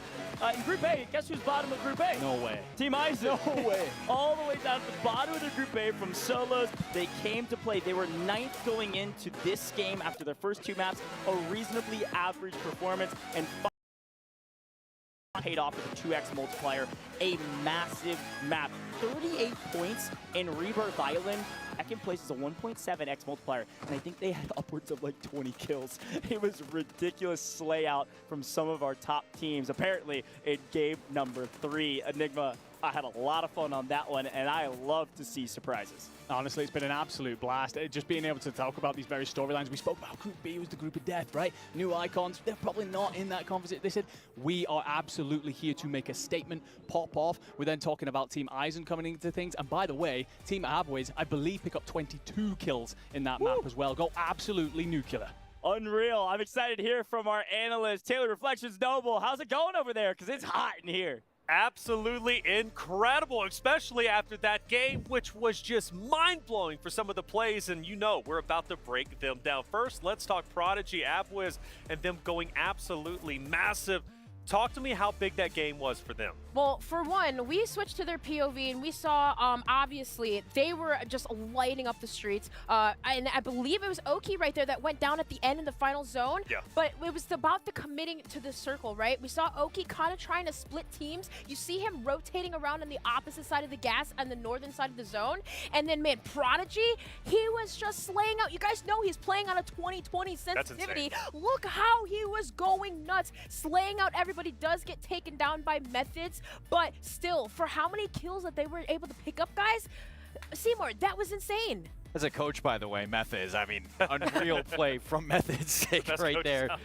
I couldn't believe to see Heretics step up, but the winners here, Eisen, that's the kind of team that took us all by surprise, because this is one of those teams that, you know, they were even highlighting on the desk that they didn't have a good solos. None of them have a good solo day, but here finding a win in the trios against a hard-hitting set of groups as well. This is a big booster for them. Yeah, and like it was just mentioned, Goge just said it. They're in the A group. They were in 9th going into this. Now getting that win, that is absolutely going to boost them right up. Yeah, it's not even like they had an easy path to get to that final circle either. They push underneath Prison, just battling their way through towards all these teams. Yep. They pinch out SGP as well. SGP were stuck between Na'Vi as well as Eisen, and then just continue to force their way into that final circle. at the end, and it was Brody that kind of pointed this one out. They took Top Prison just out of nowhere, and everybody's just like, wait a second, Aizen's still alive? And that's such a big moment. Well, actually, that's exactly what happened, but also committing to the rotation early because, again, they were one of the first teams to rotate early, and Oki started to lead that as well. I believe Oki ran into them, got taken down. So committing to that rotation and having the setup first. Pays off. Yeah, perfect. Incredible stuff. And Prodigy, again, going back to him, Prodigy was a guy that you mentioned playing on 2020 Sense, and it made sense watching him kind of, just absolutely snap this entire team popping off when they needed to most. And they were a big discussion at the beginning at the top of the show. All these clubs are playing for the club championship trophy, trying to earn points. Well, AB Wiz and their crew can absolutely shut that down. Yeah, absolutely. I mean, utilizing the C4 there to get your opponent weak, but I mean, being able to just how quickly maneuver, he was literally slaying everybody. Being able to take down, that was Bagel right there, just anybody in his path, but how quickly you can move at a 2020 Sense, I mean, that's hard to control, you guys. Hard to control indeed, but like you said, 9th place is where they started, now they've gone up, or at least for Aizen and his crew, right, which just absolutely great. Let's actually bring in some casters, 2 of them anyways. We got iHold Shift and Dantro, who's been watching all the action. I actually came up there and talked to you guys. I know you're pumped up. Shift, come on, talk to me, man. These at least 3 games that we've seen so far, I mean, lights out. Look, if you want chaos, there's no more chaos than someone dropping in to a win. I mean, let's look. We just you guys fight it out. Let's sit up here with a pistol, watch you guys duke it out. It's not bad. It's not. Oh, God. It's not bad at all, man. I mean, dude, we were sitting in that green room. We always had a little bit of a delay. So when we got into the matches, though, dude, electric. I'm glad that the games are bringing the hype. It was worth the wait. We are here. Oh, my gosh. Oh, my gosh. Spicy. Oh, golly. This could be fun, man. And I think the thing is, there's no more expectations. Yeah. This is just, let's get Mixie, thrive in the chaos, jump right onto the trenches, which it looks like we're about ready to go here for map number 4 already. So already ready to hit this one on the ground running. I mean, just other reactions, towards what we got in our first 3 games from you. Well, I think the one big thing that I wanted to know, in that kind of first sort of group we saw between A and B, map number 1, we only saw 1 or 2 teams go out before Resurgence closed. Map number 2, all 14 teams alive as that Resurgence ends. However, when we move into this new group set, I think by the time Resurgence closed, we have literally half of the lobby deleted and gone. All right? More aggression is here. I got to assume this game number 2 of this group series going to be similar. Yeah, really pumped to see what we get in terms of, are there going to be more contested over the top of some of these landing zones? Because flat out, we saw Alamula really get costed in their first set of games because of that. So far, looks like everyone's taking some of their designated areas. Breadman, of course, trying to play for top water tower, and he will be hit by Dongi early. So an opportunity to try to get things going here between this Cloud9 squad, which had a really poor start to their first game. Yeah, I know that they are disappointed with that first kind of, drop that they had, and coming in here into drop number 2, they want to make some waves because remember, it's only going to get harder from here. We're bringing that Hell Group, Group B, back into the mix in that next map. This is your time to really rack up the points if you are a squad like Cloud9. But back on over at Control, this is a matchup I love that we see. It is Zizix and, of course, Na'Vi. I had a chance to interview Zeppa, actually, and he was pumped about this contest. He was ready for it. He said, bring it. Well, they're getting it brought to him at the moment. Hamoud right down in with the pistol, a couple of shots for the tags, but for the most part, this is a difficult battle. As, this is now just down to essentially what can Hamoud do to stay alive. Crim's knocked and taken down, and this is just a staggered that Na'Vi is more than happy to say thank you very much for the kills. Yeah, and the one thing you really want to try and avoid here, if you're either one of these teams, is getting into this cycle, right, where you get taken out, you kind of are, one of your teammates is alive, maybe 2 of them, but the second one doesn't have full loadout. You're trying to be able to fly back on in, and it's just kind of a cycling of kills between the 2 teams until eventually somebody's going to win this POI. They're going to come out with a lot of eliminations. So while you may want to ego chow, you may want to own Control, sometimes it's okay. Just back away. Give it up. Exactly the case. You don't want to, the thing about it is you just don't want to be in a position to where you're exiting with no kills, no placement. It just really feels like a lost game where not even an outlier factor can come into play. That's just really going to punish. So, still seeing him in the kill feed. Zeppa Limax continuing to farm on to Hamoud and the rest of the boys as we head on in towards what we can see from SGP. Intex has had a great day so far. Dongi as well, one of our top overall kill leaders. And now we get to finally see Believe get a little bit more involved, but does get taken down. Juki's team right around the corner. Yeah, it looked like that was a really solid opening sort of down from Intex and Co, but they are going to answer back. This isn't going to be just a very, very clean sort of team engagement. You you can see there's only one player left over there in that chemical area of the map, as it does become a 3v1. Back on over to Twisted Minds, though. This is a team that has been making waves all day long, sitting here in this bottom prison area, all three playing together, looking to make some waves around the map. And back over at control, guess who's still fighting? Na'Vi and Team Zix. And I think maybe, just maybe, finally Na'Vi have won the battle. It feels that way, and I think at the other side of this conversation is not just has Na'Vi won, but there's also the element of Zix has been dominating. Yeah. Absolutely farmed at the moment as we head on over to Team Destroy, who, well, again, you have to give a lot of credit to Destroy. Having not played yesterday, we heard the interview at the beginning of the day, not feeling well, hasn't really had a chance to really even experience Saudi Arabia to this point, but boy, is he experiencing it here today. Fantastic. Game number one. They've been solid in the rest of these maps, but you have to be able to close it on out if you are them. Twisted Minds kind of gaining control of that bottom prison area. You see Raul, part of Team Destroy, on the roof. They're just waiting for the teammates to come back on in. Alula on the other side. They've sort of sticking to this chemical engineering, taking a little bit of opportunity to decide where do we want to move around the map, where do we want to get to. But as Circle 1 does go ahead and close, we are seeing a lot of action in this map already. Taking a look just kind of over the top of everything, yeah, it does look like finally Team Zix has given up on that position over towards Control Center, but they can't find anywhere else to land. So it almost feels like a matter of time before they find their way out of the picture. And, well, it's kind of taking a look. We already have lost one full squad to this point. So Na'Vi now in fighting form with loadouts ready to go. A little bit of a different contest starting to come through, as this is Team Vision that's right around the corner from them. Rocket, Clapper able to get involved, and all of a sudden, Na'Vi in a little bit of trouble. A little bit of ring around the rosy on the boat there, trying to be able to circle like sharks in the water against Na'Vi. Finally, they'll be able to bring them on down on this dockside. Clapper wants to hit that redeploy, but this is the rough part of those. You get ripped up. He's able to hit the redeploy and is hanging on by a thread. And it looks like finally AB Wiz will be the one to bring them on down. C9 sitting up at that helipad just above chemical engineering. A little bit of a regain situation happening. And, well, Intex, you're flying back on in. You're joining on up with Believe here at the harbor, looking to make a regain. Yeah, and I think the thing about it is we should not expect to hear much from them for probably quite some time here. Yeah. Got to get themselves back with proper weapons to take these mid-game engagements.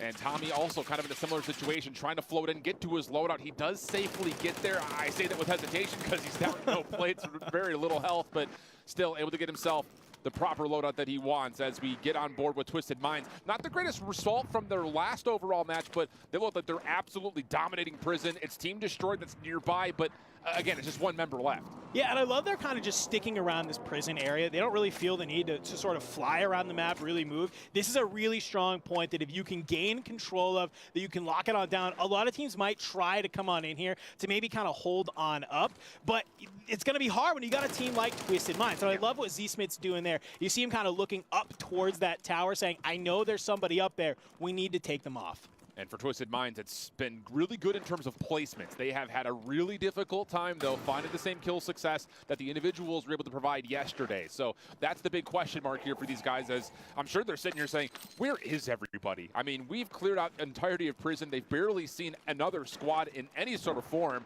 So now it's just going to be down to getting over to a buy station, likely getting a UAV and get themselves active. Over to Aula. In a little bit of a difficult spot trying to rotate over. We talked about Tommy before, trying to get to his loadout. He's able to at least secure it, but the problem is you've got BSL staring right down your throat. Yeah, really good job there from Liam and Bagel to kind of take that on the high-low. A really classic Battle Royale move, to be honest with you, to bring down Tommy. And you see some shots come on in on that roof, and immediately they're going to jump on down and try and maybe re-engage this. You come on out, you're going to be able to clean up Jukies, and they actually spot Lennon. A couple shots going in deep, not going to be able to connect. But for right now, you have this entire edge of zone. If you are BSL, you kind of are opening up the map for you to be able to rotate in where you would like. Especially as soon as this circle closes, they're going to get a really good idea in terms of where they need to move after that. And BSL actually, looks over towards Believe in Co. for a moment there as we jump on board with Levi and Na'Vi, who are dealing with, again, remnants of more squads that continue to just drop right on into their laps. We got to remember they did have pretty much a full reset of their own. So right back in, still finding kills. Na'Vi definitely feeling like they're really putting together a high kill number early. Yeah, I mean, I love they kind of just able to sit here, and they haven't really felt the need to really move around the map. The only thing that worries me, though, you have a lot of squads that are starting to move in from the other side that are starting to encroach them. So if they can manage to kind of hang out here, kind of catch some of these teams on rotation, they will be feeling good because you have a couple teams coming in from docks. They're coming in, of course, from those tents area, maybe up from living quarters trying to wrap on through. As we see Clapper tries to hit the zip, but it's going to be Limax with a little bit of a fadeaway to bring him on down. Yeah, Vision need to hold this for a moment here because on the hunt is Na'Vi, as they have been the entirety of this lobby. I'm sure it's getting sweaty over there in Aussie land. A couple of kills still right underneath them potentially, but again, it feels like they need to take a breath here for a moment. I mean, they're on a really busy side of the circle. They have not had to leave Control Center since their opening drop. But the interesting thing about it, we talked about Team Zizix here. They're still in full three-man form. They've got 14 total kills. I mean, somehow, some way, considering the fact that it looked like Na'Vi was dominating them, they're here when their back is against the wall. Maybe you're kind of losing this first initial drop, this initial contest. You're proving that you can kind of go to a different area of the map and regain. This is the type of moment they're going to look back on if they make it to the finals, say map 2, map 3, that you have a bad map, that they're going to look back and say, we did it once before, we can do it again. And how about it? Hamoud is able to find a stray member of the side of Twisted Mind. Smith dealt with. The rest of the team already got rotation into the middle of the circle, so he's going to have to be purchased back as we will get another team wipe here. That squad 7, that's Izun's team, that's done and dusted. And I will say, again, we want to talk about surprises. They're currently at the top of our leaderboard now with 60 points. So not the greatest individual day, but wow, they came to play here in day number 2. It's kind of what you want to see. Back on over to Prison, though. Team Destroy. Last time we kind of saw this, we knew that they were hanging out here on top. We saw them get aggressive early on in the map set. Top of Prison is their playground as they do spot Juki's flying on in. A couple shots will go out. Nothing really there. Just kind of maybe a little bit of warning shot saying, hey, I got this roof. Nobody come up. So the moment where VSL is now the next team off the table. So again, one of our squads that had a really good start to their group stage now find themselves down and out very early. Back into the main kill feed, though, as the respawns will close out. C9 will have to find a way to get Foreign Jace back into the mix. Well, on the same front, I mean, again, you just look over to the kill feed. You still got Team Abwitz putting together kills largely off of the solo presence of Oki. He continues to be a consistent force as C9 just trying to hold some ground here as they will have to make a pretty desperate rotation to get up to high ground. Yeah, I do like the sort of positioning. You see the connect come in from Breadman, but you just have that just even little bit of open area that you have to cross to get back on over here. It's going to be pretty dangerous. Hopefully you have smokes in your back pocket to make it happen. You can see SGP, they've been able to make a little bit of an early rotation on top of them. Tommy lurking a little bit behind. Juki's not too far away either. So I think if those two can kind of team up, start moving around the map together, you could find a couple of kills on your way. Dude, we're looking at 17 kills from Zizix, and they continue to find eliminations, that time by way of the mortar strike. Na'Vi also up there in the kill total. They're currently on 16 and a chance to possibly win out the interior here at Prison. More players down low. Wouldn't you go figure that these two teams are going to find a way to fight each other again, you'd think? At the moment, though, it is looking at C9 trying to rotate over, and how about it? A little bit of a duality play coming through as all of a sudden you've got SGP in the mix. Yeah, Na'Vi, you're trying to push on through. You want that space, but you're just going to get denied from SGP, forcing you to think on your feet. You can see Limax kind of has to make this wrap all the way out to rejoin Zeppa here over at the Prison. C9 as the duo, they're kind of getting that little bit of a side room, outside showers as well, just trying to hold on top of it. We'll have to wait and see, but look where this zone is starting to pull here, shift. We are about to see what I like to call the Great Migration. Well, it might look like the Trail of Tears here in a moment because everyone's coming right down the front side at Prison, and it's going to be an absolute mess. Also, kind of in the mix, you have a full team wipe in the mix. Twisted Minds able to win out in the middle of the new circle. You can see on the minimap pulled up. They have got a prime position locked into one of the only buildings that will be in this new center. Yeah, I really like this. If you look at this map, basically you have two areas you want to try and hold. You either want to try and hold this high ground to the northwest that's up there, or you want to hold the one building that's there. They're opting to kind of sit on the low ground because I think if this zone does pull sort of, more northeast, more southwest, you're kind of setting yourself for a better position. Meanwhile, if you want to try and hold that high ground, good luck because you got about 5 teams around there all looking to do the same. Yeah, Zizix actually going to find a little bit of a corner building as well, kind of looking at them in the minimap from the perspective of Team Destroy, who is still trying to read more teams rotating right through where they previously were, kind of chasing their own shadows in a certain way. And we look over towards Destroy. He will be knocked. but a chance to keep themselves right in the mix of the plates being reaffirmed. Nate also just kind of trying to fight from the high ground, but yeah, now they know that there are players behind them. Shots coming out from Team Zizix has Destroy completely cornered on this edge of the circle. Yeah, and I really like, look, Zizix just kind of sitting over there, top of that factory building. You have this height, you can look down on in, but it's gonna be a mortar from Oki, dealing some insane damage. PDS on the outside, Raul with the shock stick, follows it up with the thermite. Okay, buddy. And he's still healthy enough. Destroy's going to get purchased back in, so they're right back into this. It looked really desperate for a moment there. They're pinched between 3 different squads, but now looking where the rotation's going to come through. You've got Twisted Minds from the edge of the circle now playing up to the north. Smokes are through. You've even got on top of that, Hamoud's squad has taken the trolley to get back up to high ground. It's just absolute chaos here as we rotate back closer to prison. This is one of those pulls that you hate to see, but if you can play it correctly, you will absolutely reap. And well, look who's sitting here top prison, full view of everybody trying to come on in. It is Hamoud. 11 kills already in this map. I know that they would love to get a win under their belt, jump up that leaderboard. Well, I mean, they've got 24 total kills. Even a second place would be unbelievable for them to get not just in the mix, but like you mentioned, maybe into a top 2 position overall on the leaderboard. And Hamoud can still stay up on top of this building for a little while longer. So now you're down to the final 3. Destroy squad out of the mix. You're looking at a full team of Alalua and then 1 player from both Exist as well as Twisted Minds left remaining. It looks like Tommy London and Juki should pull this off, but I don't want to count my chickens before they hatch. We've seen crazier endings today, my friend. Who knows? We'll have to wait. Now, the real thing is here is that if you are Z-Smith or Hamoud, it is so crucial that you get second instead of third right here. And it actually is going to be Z-Smith that goes down in third. Hamoud, top prison, will lay down the PDS. Maybe look to try and make something happen, but good luck. You're outside in the gas. You can only stay out here for so long. Gas mask has been depleted. You can see some of that damage coming on in. Not really enough cash to hit that mobile buy that's right near him. I don't know. This might just be a moment where you're just waiting, maybe get taken out by the gas and deny Alula that one extra little bit of point. That's the right call, my friend. That's exactly it. Do not allow them to get that extra kill. That is an unbelievable game from Team Zizix, but the wild thing is it's going to feel like an empty win in certain regards from Tommy and Co. They finish on 7 total. Oh, that's not 13. 13 total kills, I believe.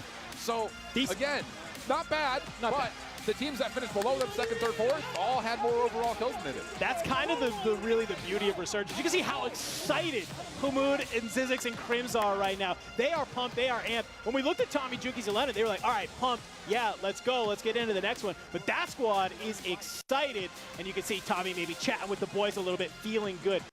What I like about that win, though, if you are Alula, though, it seems like they've kind of struggled a little bit off their drop spots, getting into that mid-game. It seems like we saw them get into some action early, but they're able to regain, they're able to play out the rest of that game and make it to be that last sort of final 3 alive. Being able to make it to that end game, being a full 3-man team, speaks a lot. And on top of that, just looking back, they finished 13th in the last game with 0 kills, apparently, is what we're reading here. So that's a huge game just to get them into the conversation. I love that you call that out. That's exactly the type of thing you need. And this is a team that is going to sort of thrive off of momentum, right? They are very momentum heavy. We've seen it with Juki's 11. We know that Tom is the same way, right? Sometimes it's easy to get down on yourself, but when Tommy's fired up, you got the best comms in the game on your team. You know he's going to be telling the boys, hey, we got this. We just need to kind of keep frying and keep maneuvering on out. So hopefully they can do that tomorrow, though, because I believe they are done for today. They are, and I was just about to say, that's a great way to end your day. We kind of saw it from Tommy at the end of the solos yesterday. He had the 1v1 versus Breadman in one of the final 2 drops, and then here, the ability to kind of come with your full squad, take 2 different 3v1s. Now, granted, obviously they don't get to have a chance to take the last one. This final blow is going to feel very anticlimactic. It's more like the final breath at this point for Hamoud, but regardless of it, I think you're absolutely right. That's one of those you look back on for Alula and say, okay, we're in our groove. We have the right calls. We can trust that going into tomorrow. Yeah, this is going to be a game that you basically go and VOD review tonight. You're going to go with the boys. You're going to look at it and say, hey, we had some games we didn't do too well. We had one game we did really, really well. We need to at least be halfway point between that, but like, let's take the best, let's fix the worst, so that way hopefully when you come in tomorrow, you're feeling like a whole brand new team. Can we early call that is the regain of the tournament, though, from Zizix getting farmed by Na'Vi and finishing with top kills in the lobby in 2nd? It's up there. It's at least tied. I would say it's number 1 for right now. I mean, unless you want to make an argument for I fell in with a pistol and I won the lobby. I mean, hey, making a play through the casket and a buyback, winning a game, that might be up there, man. Whoa, fun stuff so far as we finish out our second heat worth of games. One more heat to go, 2 more drops. We head back to Taylor and the rest of the desk. All right, thank you, Shiv. Dandro, what a game that was. And finally, a good showing coming out from Team 6, one of their best performances. And the good news is they've got 2 more games to go since they are Group C. Game 1, we won't really talk about it. Game 2, though, we will talk about it without question. But Alula waking up for the first time, their 4th game of the day. That was their final until we see them tomorrow. Finally, they get something done. It's about time. I mean, Alula had this ecstatic day number 1. We were all counting on them to keep that momentum into day 2 and exiting now the day. Yep. It was kind of a little bit of a shaky one. They kept on finding themselves fighting from the back foot time and time again, just constantly just trying to revive their teammates, just make it into place. But in that last game, we were all surprised watching them early on that, you know, Juki's, Tommy, and Lennon, they were all making it in towards the final circle. They just keep on playing against that adversity, and I think that's what makes this Alula team quite special. What we were looking forward to them is that no matter how much they get pushed back, we can always count on them to show up. Well, let's talk about Team 6, because 6 was going off and going so well. Hamoud, too, I want to say one of the top slayers out there. These guys really made an impact in Game 2. We talk about them, 2 of them, right? Zix as well as Hamoud, being Saudi locals, representing Saudi Arabia, representing the Falcons in the World Series of Warzone. Of course, not here, though, when it comes to the World Cup. But regardless, though, they are looking like a powerhouse team at this point, and I know they got to be happy. The snipes were on point. This is what I liked about this positioning. They were on top of, headquarters. They were pinning down teams, but then they made the rotation to factory. Yeah, I mean, and smart plays all around. I mean, getting those snipes too, those picks, that was so crazy, wiping out methods there too, which obviously they were dominating the last game around control, but that rotation was actually really chaotic, right? Let's talk about that towards the end, because one of the teams that we saw in that early rotation, Brody, was Twisted Minds, right? They were set up on the other side of Factory, not a lot going on, they were just chilling, right? And then all that action over by Prison. Yeah, it's funny how everything can come tumbling down from early rotation. Shout out to Smith, though, towards the end of the game. I think Dandro called it perfectly. The difference between 2nd and 3rd can be massive in these games. But I will say, Twisted Minds have had a hell of a consistent day. They have consistently been top fragging, consistently been top placing. Yeah, I mean, come on, as we look at the highlights, you can even see, I'm sure, Twisted Minds tearing it up throughout those initial games. They've already played their 4th. They'll come back tomorrow. But the start of the game, Zix was getting warmed up. That game 1 at least was Oki. Yeah, Oki's been playing out of his 11 kills last Yeah, something like that. You know, and again, Crazy. this game, it wasn't just him, it was the entire roster turning up to play. Oki has been on fire. And again, bringing it back to that overarching storyline, the fact that Oki is doing this, post-surgery, right? I mean, it's the idea, right? Appendix is out, and he's right back in. He is playing out of his mind right now. He's got to be one of those candidates, I think, for a weekend MVP that we got to be talking about. And how crazy was it that Prodigy right there just took down C9? Altogether, I mean, C9 have just been not having a good go at this group so far. Entering in, Brody, you had the highlights onto this Cloud9 team, and they just haven't been able to piece it together. 0 points in the first game. They, get a couple in the second game, but starting to trickle down the ladder like we saw Alula back in their first set of games. Yeah, this was when we started to look at Alula. Serious contenders to take that game. They ended up finishing it off. I was rooting for Team 6, of course, but you can only do so much. Top Prison, the gas isn't closing. If you had a little bit more money, the conversation gets interesting because there was a mobile buy on Top Prison. Does he get his teammate back? Maybe so. What's the impact of that? I don't know. To be honest with you, Alula already had all 3 up, so they probably still win that, but a good effort nonetheless. Second place, they'll take that. And Alula, well, at least looks stronger now going into day 2 for their group play, no doubt, as opposed to how they started the day. So good news for Juki's fans out there, Tommy fans, of course, and Lennon. Yeah, and it should be worth saying as well, to be fair, even though they end the day strong, I do wonder how much of an effect those early games are going to have on their final standings. Because remember, only so many teams are going to make it to the final day. So do those first 3 games damage them in any way? Sure, you can bounce back on the second day. You can have a phenomenal second day. That's what that second day is for, those adjustments. But still, worth saying, those first few games, not great. But it's about, like kind of what I brought up earlier, you don't want to be the team to play catch-up at all. During a tournament like this, with the amount of that's on the the line right now. You don't want to be in that position heading into day number 3 where you're playing catch up because of everything that you did back on day number 2. And unfortunately, even though they come out with that win, Alula, I think they're putting themselves in that position.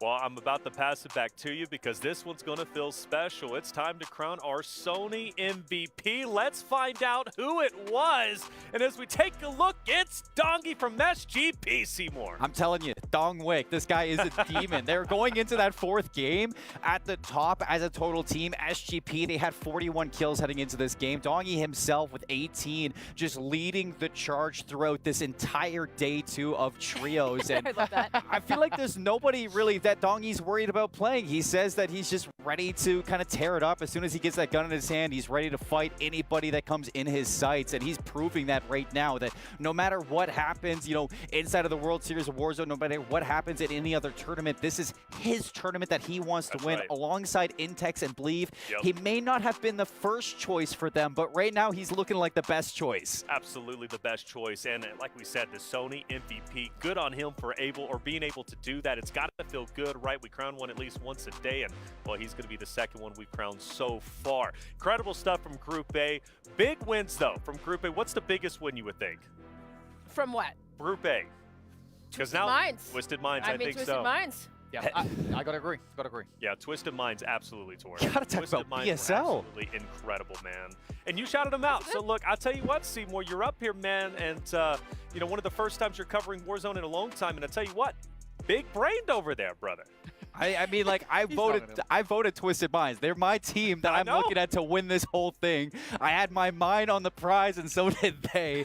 I think that it's incredible to see the way that they play. All right, well, let's head over to the SDC Arena for one of our interviews with one of our great players. Welcome back, everybody, to the SDC Arena, and I'm here with our victors from game number 1, Team Island, representing LATAM. First of all, congratulations on the win. We're going to go down our questions down the line here with Claudia, our translator, on the interview. First of all, Matthew, congratulations on the win. I want to ask you, walk me through that 1v1. You came in map 1, great position on the rooftop. How was that for you? What was the setup in your mind? Sabía que lo siempre. Y representando a tu país. Bueno, la verdad es un orgullo muy grande poder representar a mi país y no solo pues mi. نزل أخذ الكل وربح الفريق. وصلنا بعدين على رودريجو. All right. That was actually really cool. That was an I love interview that. in 3 languages, by the way. That's special. It's not to talk about it after the game, but I had an eagle eye on the map, and I could just see one of those players floating in while the other fight between the other 2 teams was going down, and then takes those final kills. Just an incredibly smart play. Yeah, and it's crazy because me and Brody were kind of going back and forth. Well, lots of big changes towards the end for some teams who needed it, but lots of consistency that we saw out of Group A. Are done, if I'm not mistaken. So there is a chance for some shifting up at the top, right, when it comes to Group C, who still have 2 more. Group B, obviously, still with 2 more games themselves. It's going to be a lot from Group B and Group C. Our final 2 games of the day. We're going to take a...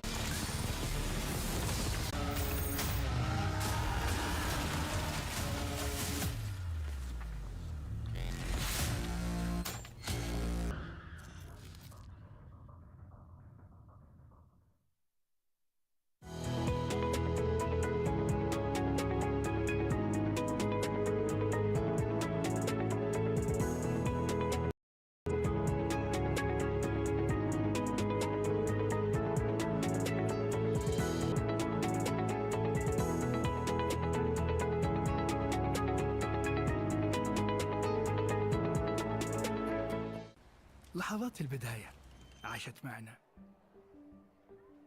كنا ذكرنا فيها ابتكارات، وإذا بغينا قلبناها خرافات. كنا نحسبها بس لمة وصحبة وسهرات، انتبه نو ترى نو. لكن كنا نشوف عالم ما حد يشوفه. عالم الحماس فيه يوصلك كل مرة لحلم أصعب، بس ما يصعب.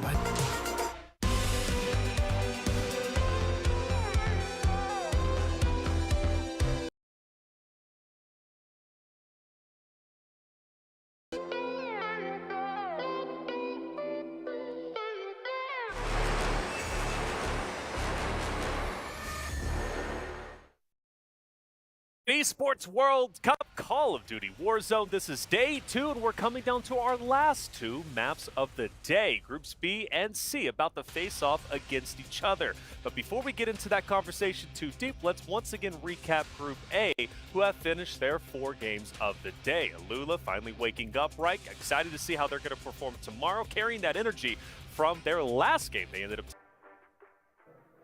What's up, guys? Puggy here on the floor with the one and only Aiden. Now, Aiden, I gotta say, you are looking clean in this Twisted Minds jersey.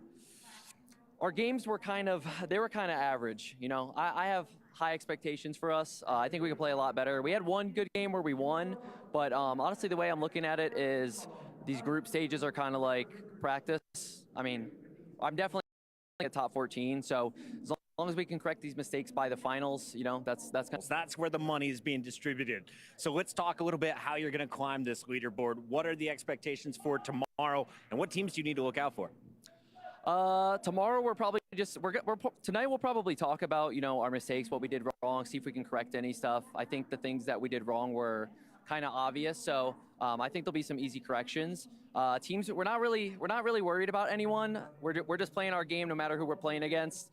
So we're just going to do our thing and just fry tomorrow. Now, I know you get a lot of time playing against the NA competition. Yeah. What is it like here on the global scale? You're playing against some of the best around the planet. Anyone standing out today or shocking you with their performance?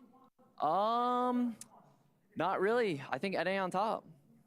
NA on top. We just saw Hamoud and crew put up some big points. They're trying to catch up. We'll find out if they can. Best of luck, Aiden. Thanks. I got stuff in my hand. Sorry. Great guy, this Aiden. Love him. Follow his Twitch, follow his YouTube. You're going to love him too. Well, there's Aiden, NA on top. It is the 4th of July after all. We're sorry, Brody, but that's just the way the cookie crumbles, my brother.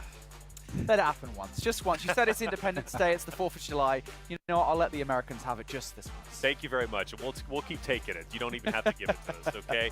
Hey, Aiden, a great player and an even better performance from his entire roster. Twisted Minds tearing it up. A big narrative throughout the day. And again, shout out to you, brother, for calling him out.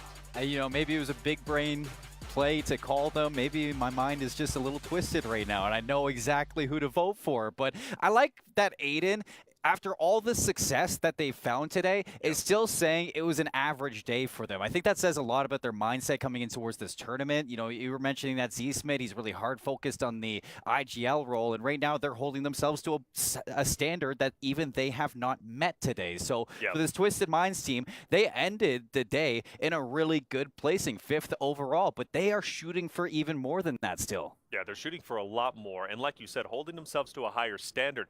That's for good reason, because Aiden knows what it takes to be competitive. Tommy knows what it takes to be competitive. You know, other veterans know what it takes, but Aiden for sure, like, he knows, like, I need to be at the top of the food chain. He wants to be there, and he has been there. So for him, right now, he wants a bit more. He knows it's not over with. They still need to make top 14 and then take the championship. Yeah, I think that a lot of that, where that comes from Aiden, at least, like, it's just like, man, those late game moments, it's like, you know, you can close them. And I think where we saw a lot of consistency from them in those late game moments, like even when you think of Z-Smith and his solos yesterday, right? Like, there's so many situations where they could have come out on top of that, like being too overly critical, but also knowing, hey, I can do this better. That's very smart and humble for them to at least recognize that. And they recognize the fact that they can always get better. And I love that. And you know that as a competitor yourself, and we've seen that throughout the history of esports.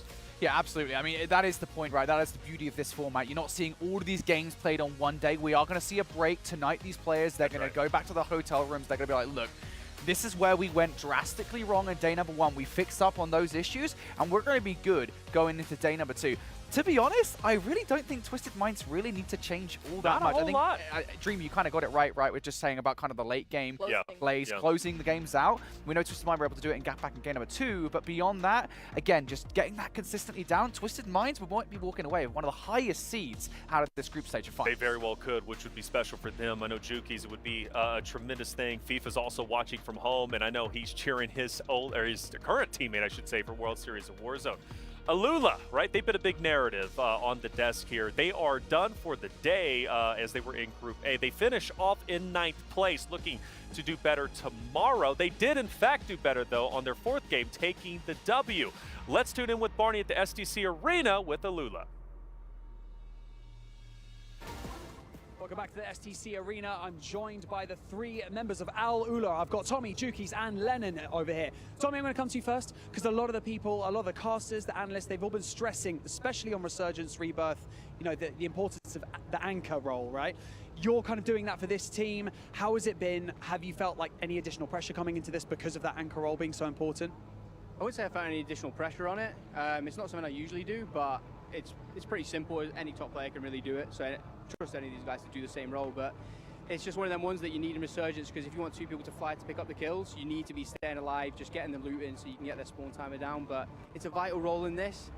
It sucks a little bit having to do it, like for anyone, because you all want to be running around killing, but no, it's fine. If they want anyone to do it, Tommy's the man to do it. It's all right, man. You got this. Lennon, I'm going to come to you next, mate. And I think that, you know, a lot of people have been chatting about how the last LAN event you guys had was London. It was last year. Like, there's few and far between. How important is it to you guys to ensure that you guys compete against everyone face to face, in person? How different is it? I think it's more real. You realise that you're here with everyone that's playing, that you've been playing against, like, for what, years? 4 years now since Verdansk. So it's more real, but it's pretty much just the same as it usually would be. But yeah. Now, Jukis, I'm gonna come to you, mate. Let's talk about the end of the game, right? Let's talk about the end of map 4. So I feel like a very important thing that a lot of people are mentioning is patience. Patience has been vital, especially in a map as chaotic as Resurgence, Rebirth. Talk us through the final moments of that map, because you guys showed a lot of it down, because you didn't have high ground, you were in a bit of a sticky situation, but you had numbers. Yeah, exactly. We had numbers. We done well to link up and actually get control of the building down low, which was in the zone at the, as we went. Again, now what opened it up and we knew we could actually win this was when I noticed I had a goal. Garcia called the play, Tommy gave the go ahead. I went to do it. Someone challenged. Tommy got the knock, allowed me to climb up, get the fall, and then there's another guy there, got that kill, and allowed my teammates to come up, and then that was it. Then we took control. But it's just about, you know, coming up with that play, making sure the team are with it, and then obviously these 2 are good enough players to know that if I do try and make a play, someone's going to try and challenge, and then therefore they can open it up for me and for themselves. So that's exactly what happened, yeah. And there you go, map 4. Jukis, we actually share something in common. We've got little ones at home. They might not be watching it because it might be past their bedtime. Is there anything you'd like to say to your little one, mate? Oh, God, I don't know. I hope he has sweet dreams, you know, I miss him. I wish I could give him a hug and a cuddle, to be honest, but yeah, he probably doesn't understand me, you know. He only understands hugs and cuddles, so, you know, I wish I could give him some, but I'll see him when I get back after I win this mill. Nice! A bit of tenderness over here on the stage never goes amiss. Same to my little one as well. I miss you loads. Now, for you guys, thank you so much, Al Ula. I really hope you guys play extremely well tomorrow. I'm going to hope to see you in the finals as well. But for now, we're going to go back to the studio to carry on day number 1 of the group stage. Well, there's a Lula talking. Lennon said, hey, it feels a little bit more real, right? We've been playing against these guys. Now we're here in person, and things, well, they feel great. And it must feel great, especially after that big win. They're coming into day 2 group play even stronger, and I'm hoping that they will perform like they did in that final game of the day. Group B is about to be introduced. They're coming back in real quick. A discussion, though. Obviously, Fnatic were looking great. Now they're coming back into the play. Icons also a big impact team, looking to make a big impact. Just real quick, Seymour, is that the biggest team, Team Icons? I mean, you have to talk Vamos, Team Icons right now. They are turning up in Group B. We got to talk about the elephant in the room, though. Falcons, they need to turn up eventually. We haven't seen them just yet. They don't have to worry about BSL this time, and they have to worry about Group C this time. So I wonder if they can catch their groove. I wonder if they can. There it is, B and C, the final 2 maps of the day. That'll make 6 in total. Cloud9 definitely need to improve to a team that I'm going to be looking closely at. Hopefully they can avoid that tent over by Prison. But it seems like we're getting ready to go. Let's head over to the STC Arena and introduce Group B. Welcome back, everybody, to the STC Arena. And yes, our action continues. But a bit of a recap before we get into more of those meat and potatoes that we said earlier on in the day. Our 4 winners so far in our 4 matches: BSL, Twisted Minds, Izund, and Al Ula. And so our standings, Barney, they look as so. Our top 3 are Izund, Navi, and SGP Syndicate. But They're all from Group A. They are indeed. So we need to emphasize the fact that Groups B and C are still back on the stage, and they've got 2 matches left to round out day 1 of the group stage. And I know you might be thinking to yourself at home, but it's only day 1. It doesn't really matter. These points carry over. This could be the difference maker between you getting into the finals and not. So we need to hype up these teams. Our Falcons going to make a late stage surge. Make sure you keep your eyes peeled on the screen. Don't go anywhere. Grab the popcorn because it's going to get spicy. Back to the studio to go into our final maps of the day.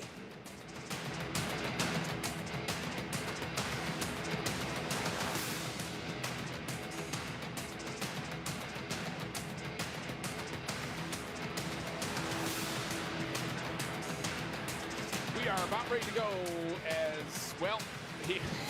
Desk is ready to go. Hey, what's up, Desk? We're also ready to go. We're also ready to go. And here, the interesting thing, and I think that the host put it out pretty perfectly here, is that everything at the top of the leaderboard is currently Group A. Yep. We have a lot of heavy hitters that have really shown some surprise for what we had in Group B, now returning to the stage again. Yeah, we got a couple. One I want to shout out. You got to shout out the Brazilians' new icons. They are going crazy on social media.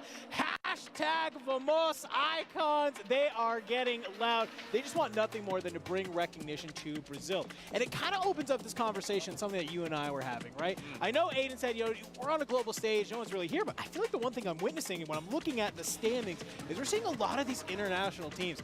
For lack of a better word, they be shooting. The LATAM teams, dude. Yeah. I mean, hey, you put them on land, you say, my ping is as long as it takes for me to get to you, and all of a sudden, these guys are frying. Yeah. I think the cool thing about it was, even after the solo stage, I don't think our temperature changed much on the Latin American squads. Not really anything in particular that stood out in terms of, whoa, hold on a second. But you put them all together, and the collective force of teams like Izun, and here again with the new icons, is looking mighty fine. Yeah, I definitely think it's really, really cool that we're seeing maybe some of these teams that a lot of people were not expecting have come on in here and are really showing out. But on the flip side, Shift, we have a couple teams that I think are a little bit scary that they are at the bottom of our board here, and that's what makes me a little bit worried. You can see on our total leaderboard here. Listen, I've been hyping them up on social media all week long, but we got to talk about it. Cloud9 currently sitting in 19th. What has me worried here, Shift, I'm seeing Jace.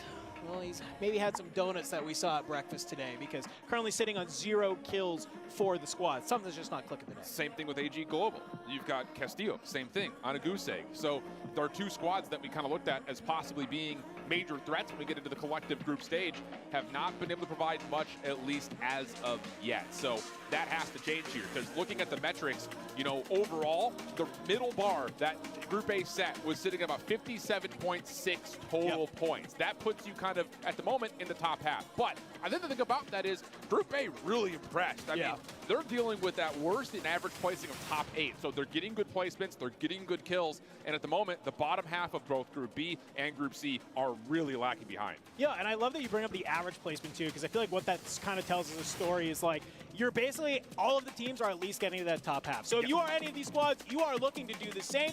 But let's turn up the heat, folks. Last 2 maps here of the Esports World Cup, day number 2. Looking to get it started. We brought in a new group, some revitalization in the lobby here. Shift, I think it's about time we get loud. I don't even think it's just a revitalization in the lobby. It's a revitalization in the venue, because the Falcons are back on stage, and you can hear the crowd already trying to inject some extra energy their way. They did fine, let's be honest. Kills are decent across the board. Placement's also not bad at all, but they're looking to improve upon what we consider to be the weakest of the 3 groups in Group C. Just comes down to, will that actually matter? Because, again, we've been surprised all day long. Well, and look who's already kicking it off. Breadman finding Greg off rip. So we saw Breadman go down pretty early on in that last game before the break. C9 not going to let it happen here again. Already kind of sitting around here towards that side of the map. But over at Chemical, it's looking to already get mixy right off the drop. Yeah, 3 different squads essentially here. Vitality are split. That's number 1 in red that you're starting to see. But you can already see new icons. Get a good read. Huskers nearby. They find the kill. And all of a sudden, Steve-O actually makes his presence known. So an extra elimination on Dabralic essentially gifts Chemical straight up already to new icons. Yeah, and I really like this on the other side of that. AB Wiz, you're kind of holding this regain spot. You are right outside this sort of area of the map. You know that C9 is potentially nearby. You're all together, but you have enough space that you can back up if you need to, and that's exactly what's going to happen. A little bit of respect going down between these two teams. You don't need to push this early on, but as I look towards the kill feed, we are seeing something happen right now between Team Omit and Fnatic. And Almond has been that guy. Yeah. He was that guy yesterday, really helped Fnatic hold on to a decent seed, and right there it looks like he just bailed his team out of a really difficult situation as that was trying to follow up Uzi and had just whatever he could find to shoot with, and it works out for at least an initial down. Help is on the way by Foreign Jace, but he cannot get here in time, so the down gets reaffirmed, and Jace also gets knocked from a different squad. Wars in the mix. A little bit tough there. Wars at range, just kind of jumping on in, like you said. More sniper rifle. Maybe you get a wall bang quickscope coming on out of that. Oki holding this shed, getting some great damage. Prodigy finally will go from an angle, brings them on down. Prodigy the only player with the loadout in hand, probably leading to a lot of success with that opening gunfight. Keep your eye on Team 7. That is Guild from essentially the high ground, getting a really good evaluation of what's happening below them. And it looks like with the elimination onto another Cloud9 member, they're trying to get full control over through this backside area, and they have actually pushed off Abwiz and Co. So again, that little vying for position early on the coastline starting to come through. Well, in their classic position, you got Team Falcons down here at the stronghold. Biffle does find a recon drone. That should give them some solid information on where this other team is kind of sitting around there. So might be able to give them what they need to start making a push, start getting some early eliminations. But on top of Prison, look who's still battling it out. It's Fnatic and Gaming Gladiators, as Noobs will be able to bring down Huskers, but it's a little bit of a trade right now, and we're seeing a disengagement. Yeah, Brolic falling off right there. Essentially, you have to commit to saying no more action here.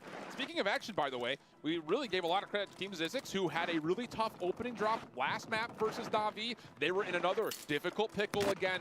This time, though, they do get really brought back towards what we expected to see versus Na'Vi. They are already eliminated out. So not a great start for them, kind of following off the success they had from the second place finish in their last drop. Well, and Heretics, they last time we saw them in the lobby, they were feeling themselves. They were doing pretty solid.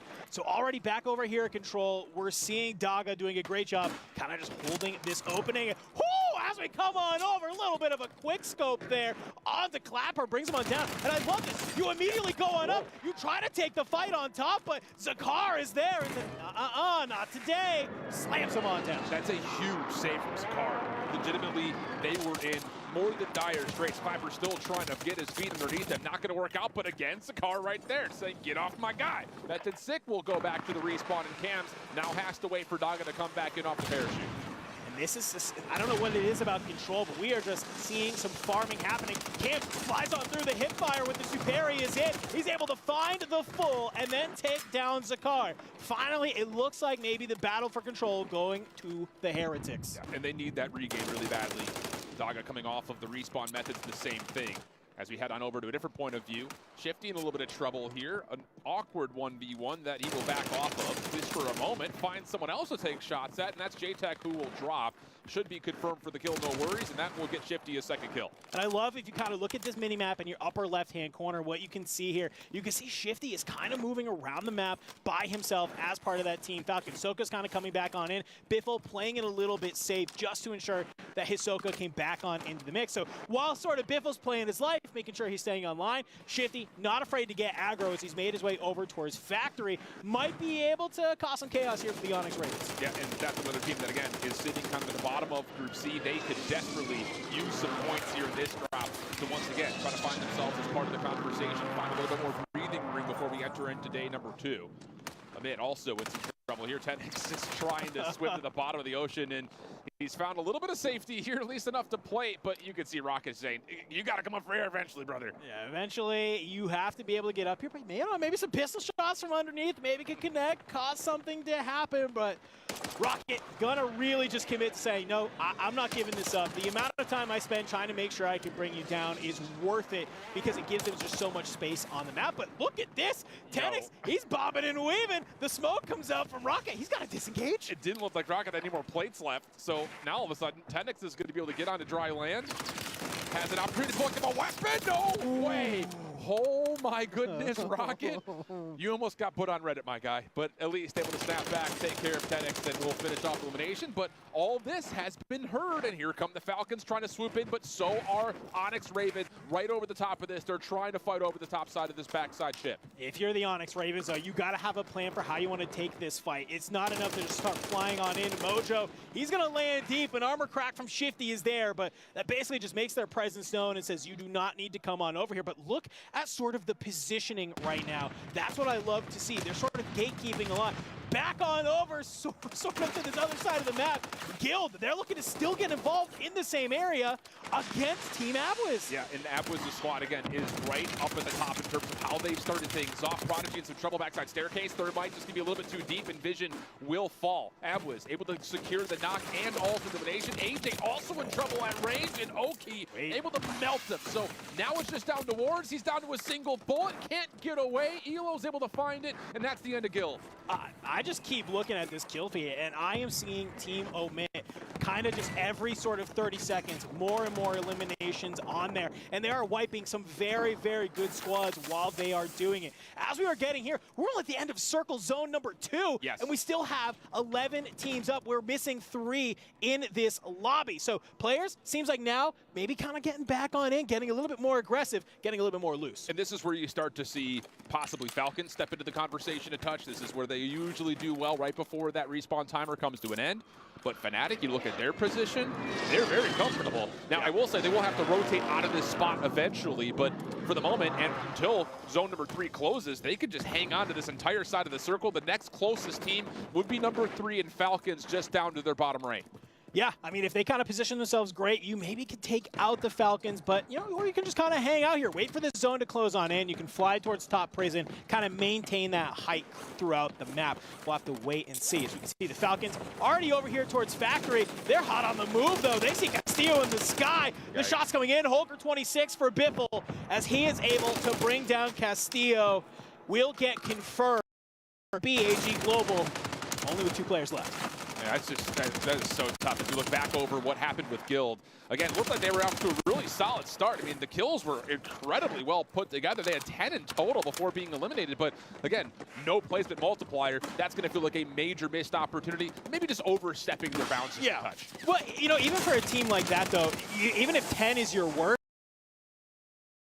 if that's your bad game, hey, that's better than a lot of teams are putting up over the course of, you know, their entire group stages that is there. So we'll have to wait and see. Obviously, up, but maybe a couple little changes there in the plan. You're feeling a lot better. But back over here on Prison, it is a party, as we got about 4 different teams trying to vie for space. And at the moment, again, Team Abwiz continue to impress. Prodigy able to deal with Nenus, at least puts them into a fighting form to also just kind of hold on to this building. They're on the hunt for Lucanus.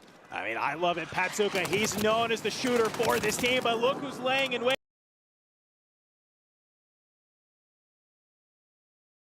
But unfortunately, Anxian not going to let that 2v1 happen here today. Flies on in, able to make that trade. A really sort of kind of nice way to stay alive. Keep your team in it if you are Team Vitality. Squad 14 will be eliminated, as we saw kind of in the kill feed just underneath the minimap. That is the Onyx Oka finding themselves in the kill feed. They have eliminated out our top team, at least currently in terms of total kills. That was Team Vitality that gets taken down. And so now Falcons look like they're possibly looking to dominate the middle of the map. Well, and on the other side of the map, still top Prison playing this late side of zone. Fnatic see some of the nades coming out onto Castillo as Almond hops on up. Some shots coming, causes him to have to back on up. But I don't know, if you're Fnatic, I maybe want you to play around Almond just a little bit more. You're up here, but it's very obvious somebody has your number. They know that you're sitting up top here. The rest of AG Global is down below. Almond, he'll kind of take the opportunity to move on out, because you got Skullface also still up here. Some good shots onto Castillo. Can you be able to get the confirm with the Semtex? Does it land?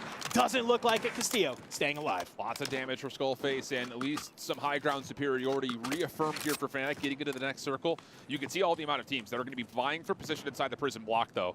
And Amit just on the outside, kind of just tucked in a corner. I mean, legitimately, right between about 3 different squads, but they're just playing for position right now, and being the third party here is what they want to try to do. And I actually really like this spot, right? You can catch a lot of teams that are trying to sort of fly around here, right? That maybe are not expecting somebody or even two of you to just be laying in wait. And even if somebody does slide in, you got that third player up on top who maybe can kind of create a little bit of a sandwich. So, and as the zone kind of moves here on our minimap that you can see, that's a great spot to already be able to set up on. And there's a lot of space inside the circle. It's just Heretics currently in. Up to their northeast, Falcons will have a pretty easy rotation into the high ground of Industries, and then over to the northwest, Abwa's squad, still fully healthy, can just walk into the new zone. So here on the bottom side, where you see Team Fnatic trying to rotate through, is where all the action's going to come out. You've got AG Global still underneath, plus also a look over, at least at range, to where Abwa's team is starting to rotate in as well. And I love this. Almond immediately, he kind of takes that first shot, says, I don't need to stay up here. Gonna take Mountaineer, use it to drop on down. Trying to be able to hold the wall here. Don't need it out. They are looking for more. Everybody slowly but surely trying to march on into zone. And this Mortar Strike is really punishing. Focused into the zone.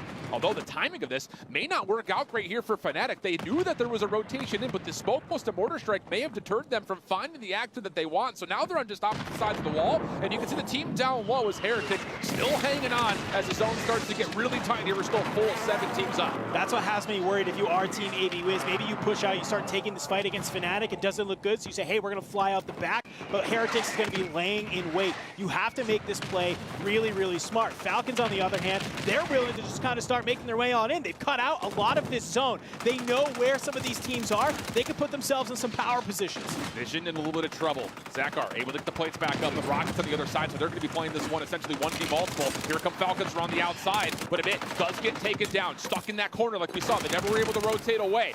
Now you go back over to Falcons as they are still winning this zone. Plus, look at the rotation. They're going to have the ability to hold on to this while this thing starts to move their direction. This is scary. If you are the Falcons, you are feeling good right now. You're starting to see some of those shots come on in. Prodigy will get taken on out. AB Wiz deleted, but Guzamir is going huge in the kill feed. Heretics, you'll get taken on out. We're into the top 5. The Vamos can go a multitude of ways with squads that are still alive, although they will drop out. A little bit of team action for both Skullface as well as remaining Falcons members, who now all of a sudden, the Falcons have complete idea of where Fnatic is. It's just right above them, but they can find shots and damage through the grates of the floorboards, and that's enough for another knock. Just one more to grab, and it's right above Biffle, and I think they're very aware that, yep, we have full control of where this next zone's going to be. It is just Fnatic scrambling on this water tower. Skullface has managed to find the one piece of cover that you can't wall bang through. Well, that's a tilt. It's just your face a little bit through the grate. Biffle trying to make his way left and right around. Maybe they can find it. Shifty will take down Almond as the Falcons are looking to close out this game in this first stage cruise. What a resurgence, no pun intended, back into the map for Team Falcons. The kill tally is high as it's just Clapper left, and he's making this really nasty, I'm not gonna lie. He's going to be able to tally another elimination onto Biffle. Clapper still in good fighting form here. He's got Thermites to deal with. Hold on a second. He can make this a mess. I like this a lot. Clapper doing whatever he can to stay alive. I don't know. Do you try and 2v1 this, or is he just going to maybe say, all right, I'm staying up here. I'm in gas. Yeah. Maybe I'm not going to give the Falcons this. But PDS is in. You can see Shifty and Soka. They're looking on up. He actually might be able to win them in a heal-off. This is doable. Wait. Surely not. No, Shifty's not going to allow him to get away with this. He's got another PDS, buddy. Okay. He's got another one. Hold on a second. I think Clapper heard the initial, and Biffle's going to get knocked. No way he pulls this off. 2v1. Still staying down below, but they have a PDS as well. Shifty able to do it, but it's going to be Hisoka at the end. Brings them on down. You can see they're excited. The crowd's excited for them. The hometown team come back on it. Soka with the point. Team Falcons, they are alive. And now it's time to showboat a little bit for the home crowd. Get a little bit of extra jazz in the arena. Yeah, that's a big one, though. Again, we talked about it, you know, all day yesterday. Yep. Their event to lose. And, well, after the first day, I think we're all sitting here like, whoa, hold on a second, guys. I mean, they've still put together a decent seed, but they find themselves in this very difficult Group B. But that feels like the Falcons we came to know. And I feel like, you know, we kind of heard all of these sort of storylines where they said, you know, we've been walking around, everybody's Team Falcons, heck yeah, you know, giving them fist bumps, saying we're really excited to watch you. I know that's a team, the fact that they can win a match, stand up, look at the crowd, and have most of the crowd cheering them on, that's dangerous. You do not want this team to have confidence in a lobby like this. Well over 20 kills for the full squad. Not all 3 surviving to see the win screen, but I mean, let's be honest, that's not bad whatsoever, and that's going to absolutely jolt them up the leaderboard. But on the other side of the conversation, Clapper, what is that, another 2 kills is able to tally up right there at the end, plus a second place, and that's a team vision that desperately needed some points. Yeah, they definitely needed that on their side, and I love that you bring that up because he's in the 1.7 multiplier. So 2 kills might not seem like a lot, but hey, you get a couple in that 3 or 4 point area, that could be the make or break moment on are you going to be in that top 14, making it to our finals on Saturday. And you got to keep mind that we saw Zakar saving lives early, so he tallied a handful of kills, and the same can be said for Rocket there at the end, having those little 1v1s over towards the water that he's able to find a couple extra kills. So yeah, that multiplier will definitely help out Vision getting back into the conversation just a touch. And again, the bar that was set by Group A was, I think, higher than we would have expected. 57 plus points is getting you halfway through that group. So if that gets matched, wow, it would feel really bad to come away with like 50, 54 points and still be at the bottom half of our overall group stage of the first day. Definitely agree, but wow, what a great game number 1 of this Group B versus C. Team Falcons, they're coming back on out on the map. They are winning that game. It's feeling great. We kind of heard those Team Falcons chants coming alive yet again right before we cut back to us. I love how loud this arena is getting for this squad. And let's be honest, that's like our first normal game. Yeah.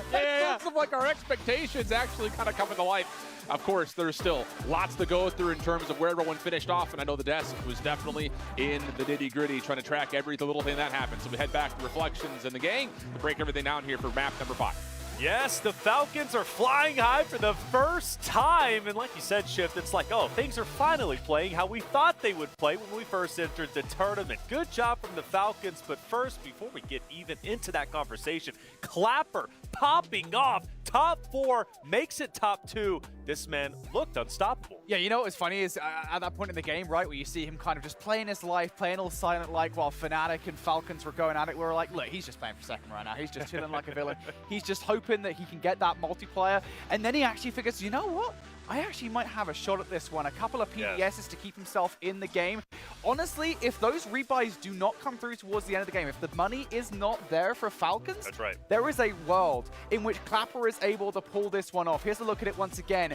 You know, that high ground for a Clapper. It's such a massive problem for Falcons. They're so concentrated on Fnatic in the final play. They never expect them to be here. Yeah, once they cleared out the ground, right, Seymour, you look at Clapper, and at this point I'm thinking he's got a real chance here, but he had to go challenge Hisoka. It's funny, too, because you see that they're all feeding into him, too. It's really typical that Clapper gets 2 extra kills there. Biffle falling into the second one is just adding on to the points of that placement that he's getting for his team, because in all honesty, when they were rotating in, I didn't think they were in the best position. Clapper kind of was the saving grace there. You saw even Rocket was in a bad spot in between all those teams. So Falcons almost forced them into a bad placement, but Clapper coming out the saving grace there. That is a huge moment. Well, it's so cool because I know we were actually on a sideline talking about Rocket. Where's Team Rocket? Why haven't we talked about Team Rocket? Well, now we just did, and we're going to talk about them again, I'm sure, in the next game. But let's focus our attention to Falcons, and more specifically Shifty to start off. Shifty, last time I checked, was sitting at 8 eliminations. I believe he maybe even got up to 9 potentially. I want to say 14. I don't even know what Hisoka was at, but Shifty makes it happen, and such a great player, an intense player. On the battlefield, you don't want to meet against him. He's just such a heads-up player, right? And again, this is going back to the play that we were talking about this morning from yesterday in the solo stage. He's just constantly on it, right? Shifty knows exactly where he needs to be at all times. Does he need to be playing with his teammates? Does he need to be making those solo heads-up plays? This is one of those, right? Again, redeploy comes in for Biffle. Just a second later, Shifty knows he needs to pick up that kill. It's exactly what he does. But, I mean, how much more do we need to talk about Shifty at this point? This guy is an absolute beast going back towards global finals last year.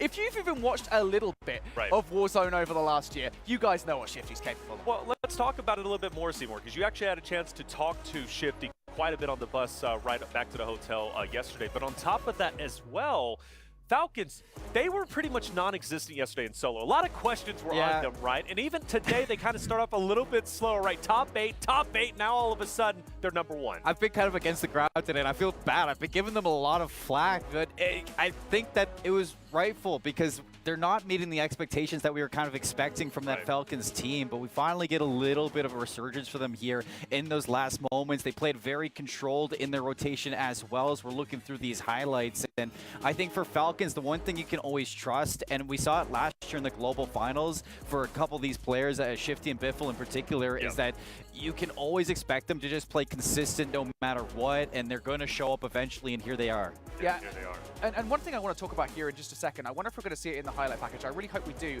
And it really just goes to show how smart Falcons are of a team. It was a late rotation right at the end of the game. They third-party a couple of teams. It's the entire reason they're able to get to the position they are to win the game, to get onto the water tower. It's just such a smart play, and it's emblematic of just how good of a team, how experienced the Falcons roster are. And it has to be here in just a second, right? And I think this is actually it right about here, right? Yeah, Biffle, Shifty, they win all these gunfights. They third-party on towards Team Vision. They remove a couple of players from the play. Just able to get in a position and really shock players like that is huge. And this is also where we start to see Clapper by himself. You notice Sakar, Rocket were trying to do everything in their power to stay alive, but then Clapper ended up being the last one up. Biffle, though, was giving hell to Skullface, who was trying to stay alive, and then you also had Skullface, who ultimately ended up running into himself into the ground because, well, you can't beat the full force unit of the Falcons. You notice how they were all sticking together this time, too, which is absolutely phenomenal. Love it. Falcons flying high, as they should be. I know the arena's ready to go, so let's get it going. Let's hop into game number 6. Casters, take it away. No. That was good. It didn't come to you on camera. Dangerous out here doing the caw. I'm flapping my wings, baby. Fly, Falcons, fly. Oh, I love how they brought it in. They said, you know, we were waiting for them to kind of have their resurgence. Hey, that last map is their chance to take off and soar through their sky. Yes, sir. But here's the thing, Shift. Can they keep soaring? That's my question. The thing about it is that that map right there feels like job done for the day. Yeah. You know, it may not have been the calmest of opening 2 drops for them, but coming back in for drop number 3 in total for them with a major kill win and a chance to finish off the day on another high note, I'm sure we'll have them feeling real good, even if they don't necessarily put themselves at the top of the leaderboard after day number 1. Absolutely. Here we go, coming on in. Let's see what we have happening in this map. Where are teams choosing to drop? That's always my question at the start of these games. Do we see any brand new contests? Do we see anybody get mixy right off drop? Well, look who's now sitting on over here still at the stronghold. It's the Falcons. Yeah, and interestingly enough, it's not just Falcons in a pretty comfortable spot. They're going to get a really good look over the course of what possibly is going to be a split rotation here for a mid. There was a couple of shots that were tossed, and a mid is completely staggered across the map. One of the players is actually still in the water right now. J-Tech already dealt with. Fnatic also dealing with another member just over the top of headquarters. And yeah, that is a very poor opening here for a mid, who are going to have to essentially full reset and just allow their last player to sit in the water. Yeah, I mean, we saw this on a regain. That's fine. I'm totally okay with that. But you're telling me off drop? Off drop. You're sitting in the water while your team is getting pieced up by Fnatic over there towards prison. Maybe not exactly what I would call the best play. You know, look, I'm not one to judge, but didn't feel like the best opportunity, dropping essentially 1v3s into teams like Fnatic and Falcons. Questionable, to say the least, and that seems to be the strategy. I mean, we can see the big map. This member for a mid is still in the water. Like, he's just anchoring inside of water, has not gotten any loot, and Elo trying to find kills. This time it's been found by the Heretics. Heretics doing a little good. They were feeling great at the end of that kind of first map. They set themselves up for success. Not able to really make it, I think, as deep as they would have liked. But for a squad that maybe had some question marks sort of coming into this event, we're seeing some signs of life for them when it comes to this trios area. But back on over towards Chemical, we are starting to see sort of some fights breaking on out as, well, LX is down here, maybe trying to throw a shoulder on this fight. Who is going to be the one to slide on out first? It's LX. The shots are there, and, well, see you later, nerd. That's what I like to say. The hip fire connects, and you just feel like God's greatest gift to COD. And, ooh, interesting. Alex is kind of finding himself receiving a number of other contestants. Drake up top. has Lukinas below, who also drops it. It looked like Drake was about to go join him, but now all of a sudden he's got to say, whoa, hold on a second. That's a different squad, and I'm not ready to take that battle yet. Yeah, I think he was absolutely correct that you were trying to maybe get aggro, join your team to maybe try to turn the tides in your favor. But when you start seeing bullets coming from a completely different angle, well, and you just watch two of your friends go down, you have to stay alive. Looked like that was C9 down there towards the harbor area. They were trying to get a little bit active, maybe some damage on in. But back on over with Bio, we have Team Vitality holding on down. Looks like they're the only team that's kind of existing there. And towards the prison area, well, Fnatic, they've sort of gained control of the center of the map. They kind of got it for free. I mean, there was this drop that came through and it looked like they maybe took an early battle, but largely speaking, they've got this bottom side of prison well and truly in hand. The only other team kind of nearby would be Guild. You see them kind of in the kill feed just a touch. They're continuing to kind of take apart these individuals for a minute who continue just to drop into the action and try to make something happen out of nothing. Well, while that was going on, something to note, we see one team is remaining or is deleted out of the lobby. It's Gaming Gladiators, already taken out in this game. They really would have loved to have a much better sort of scenario in their back pocket, but when it comes to this game, it's just a little bit tough for them to stay online. They had a bad drop last game, too. Yeah. I want to say they finished outside of any multipliers, maybe 3 kills. Yeah, so it's not great. Yeah, so they're in trouble, too. And on top of that, not outside the conversation, is Cloud9. You kind of brought them up earlier. They're in a little bit of trouble at the moment. Vitality has rotated down through Onyx Raven, and you can see that Falcons were also kind of on the other side of the map, also picking apart kills. So we're going to have some really early action between some squads who really need some extra points. Yeah, one thing I do like, though, I mean, Cloud9, you can see on your mini-map there, we have 2 of these players that have made their way over to Chemical, but they still have 1 player all the way back in Harbor. So even if those 2 players go down, you got your anchor still alive, feeling good. Nobody's around you. He'll be able to stay up. But it looks like maybe they kind of made their way over towards Chemical, said, we don't really feel comfortable about this fight. We're going to come back towards Harbor and hang on out there. But Zizix, he's been able to make some moves against Fnatic. You see J-Tech is down, Noobs is down. A little bit of cleanup on Isle headquarters if you are Zizix, but it's not going to be for free. Hamoud tries to provide some supporting fire, but now as he's the last one up, he has to step away, and it will allow Ullman and co to start to move their way in as he rotate back over towards Zaga. Able to deal with 2 different members from Team Vision, so we come off the praises of them finishing in second to immediately getting destroyed. Oh, and Jodo keeping it alive as well. Some of these teams that we needed to start doing well, they know that this is their last opportunity to put points on the board before tomorrow. Maybe feel a little bit good about how you end the day, and they're starting to turn on up. Joe with a fantastic elimination there. Brett starting his way to make some moves on this ship. And you can also see in the kill feed, Team Falcons picking up where they left off. A couple of individual kills for all 3 of the members have been tallied. And as Zizix and co, well, now it's just Zizix actually in this area, has to kind of hit the high road. It is Falcons on the run. Hamoud, armor broken, 1 more tag in, but through the smoke, no connections. And Shifty will say that's the line in the sand. No need to go any further to try to get too ego. I would have loved to see him try and push that, but I think they know that C9 is behind them. Shifty wants to back on up, help Biffle. Some shots coming on through. You can see maybe trying to get some hip fires through the smoke. Get any sort of idea where this player is going to be, but okay, you're not able to stay alive for that long. Jace, we have some question marks coming into this map. He's coming online. And an opportunity to play off the high ground. Another tag comes through, but Shifty off the self-revive.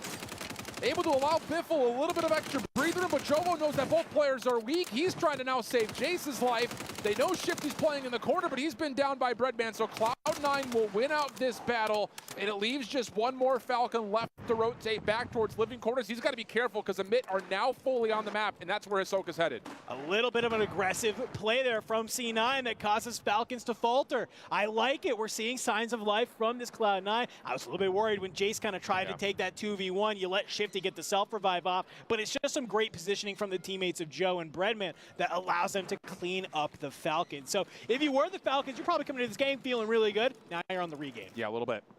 But everyone should be able to jump on in towards living quarters and get themselves into a little bit more proper fighting form. But again, Amit are nearby, and you can see them dueling it out here in the kill feed. Elo Able to track down Hisoka. He was the healthiest and most stable of the 3 Falcons members. So now again, trying to scramble for loot and find some ground to work with the remaining 2 players.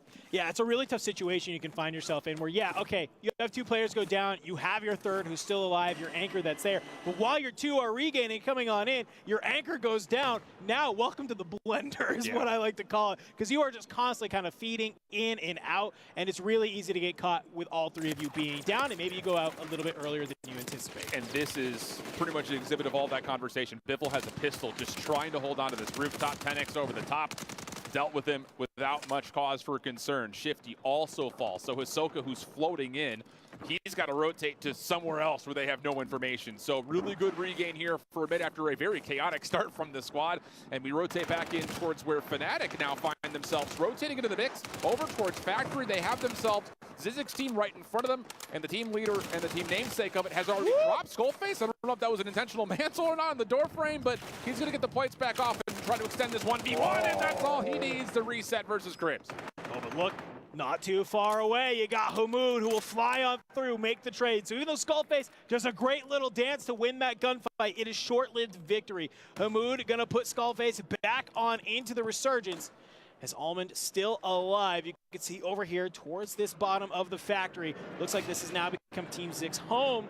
As well, the Falcons, they've been able to fly back over here towards Harbor, kind of get back to this area of the factory that you know they love to hang on out as Biffle walks on in. Apparently did not see that cluster mine. The thing about it is, what teams we have here in the form of Cloud9, Zizix, and a couple of stray members from the Falcons, they may be able to third-party this. They're going to get a buy back in, so all 3 of them will be here. They're not going to have the greatest of loadouts in the world, but as the zone starts to shrink, you're going to get some action here on the backside of Factory, and if those 2 contacts start to come through for Team Zizix and Cloud9, you have to think Falcons are going to be right on in there trying to third-party it. And one thing I love about any of these maps is consistency. Because look where Team Abwas is. This is the exact same spot. We saw them in that last game. This is an area that they know, they love, they understand how they want to play it, and where they'd like to start working around the map. And if you're them right now, well, you got at least a solid 25% of the map. That's just basically free rotates. Yeah. Speaking of kind of the same situation here for Vitality, Nenus is making this a little bit more difficult, but he's also got to be pushed from the smoke. That's enough for Patsuka to get kill number 8. He is on a burner. 8 of the, I think, current 12 kills that Team Vitality have, so he continues to impress. He impressed yesterday, and so far he's dealing a lot of damage here for Team Vitality as they will safely rotate over. And actually, I say that, they're going to run right into the Falcons next, and you can see that starting to pop up in the kill feed as Hisoka has found the last remaining member for LX. Some good shots coming out from Abwiz, though, on some of the members of Fnatic on the roof. Single tap SVA coming in clutch there. Somebody just peeks their head. You know, you love to have a sniper to maybe make that. Well, single tap SVA is going to be the next best thing. You hit those headshots, it's going to start ripping. The laser beam, my guy. Absolutely. It's almost a ray gun. Oh, okay. Could you imagine if you just found random ray guns? That was in the game for a while. C9 rotating back on up to Grandma's. Redman on 5 already, 2,000 damage. Looking to get Mixie. He's towards the top of the roof. Some great shots coming on in on the noobs. Hopefully that gives them the opportunity to sort of reset. It is. So they've now taken control of Grandma's, this building that's right on the edge of zone. This is very safe right now for Cloud9, but the issue is you can see where the rest of the circle's starting to pull. Fnatic once again own the high ground on Prison. That has been, again, to your word, consistent for them. They have gotten into Prison off their opening drop pretty much for free, and now you've got dominating control of where this next rotation is going to be, especially as squads like Amit have to rotate in. Same for a couple of the members for the Onyx Ravens, and on top of that, Vitality also in the mix as they actually finish off the previously mentioned Onyx Raven squad. And Fnatic is doing something that we actually saw Team Destroy do in some of the earlier games, which is you have somebody sit up in this Lighthouse, and you have your 2 other players play down below on Prison. What this is going to do is going to let that player in Lighthouse kind of hold this control center, headquarters side of the map, so if anybody tries to push on through, you're going to be able to at least make those calls to your teammates. The other 2, you get to kind of watch that other side of Prison. So this control that they've been able to set up for the last couple of zones is going to be really crucial as we see it kind of pull towards that small side of Prison. Yeah, Mid are in trouble right now. Noobs kind of watching 2 squads at once as you rotate back to the other side of the circle, and a Team Falcons who've been able to keep themselves fully alive for a while, mind you. They got a couple of kills on some of the Onyx Ravens members, so they have full loadouts.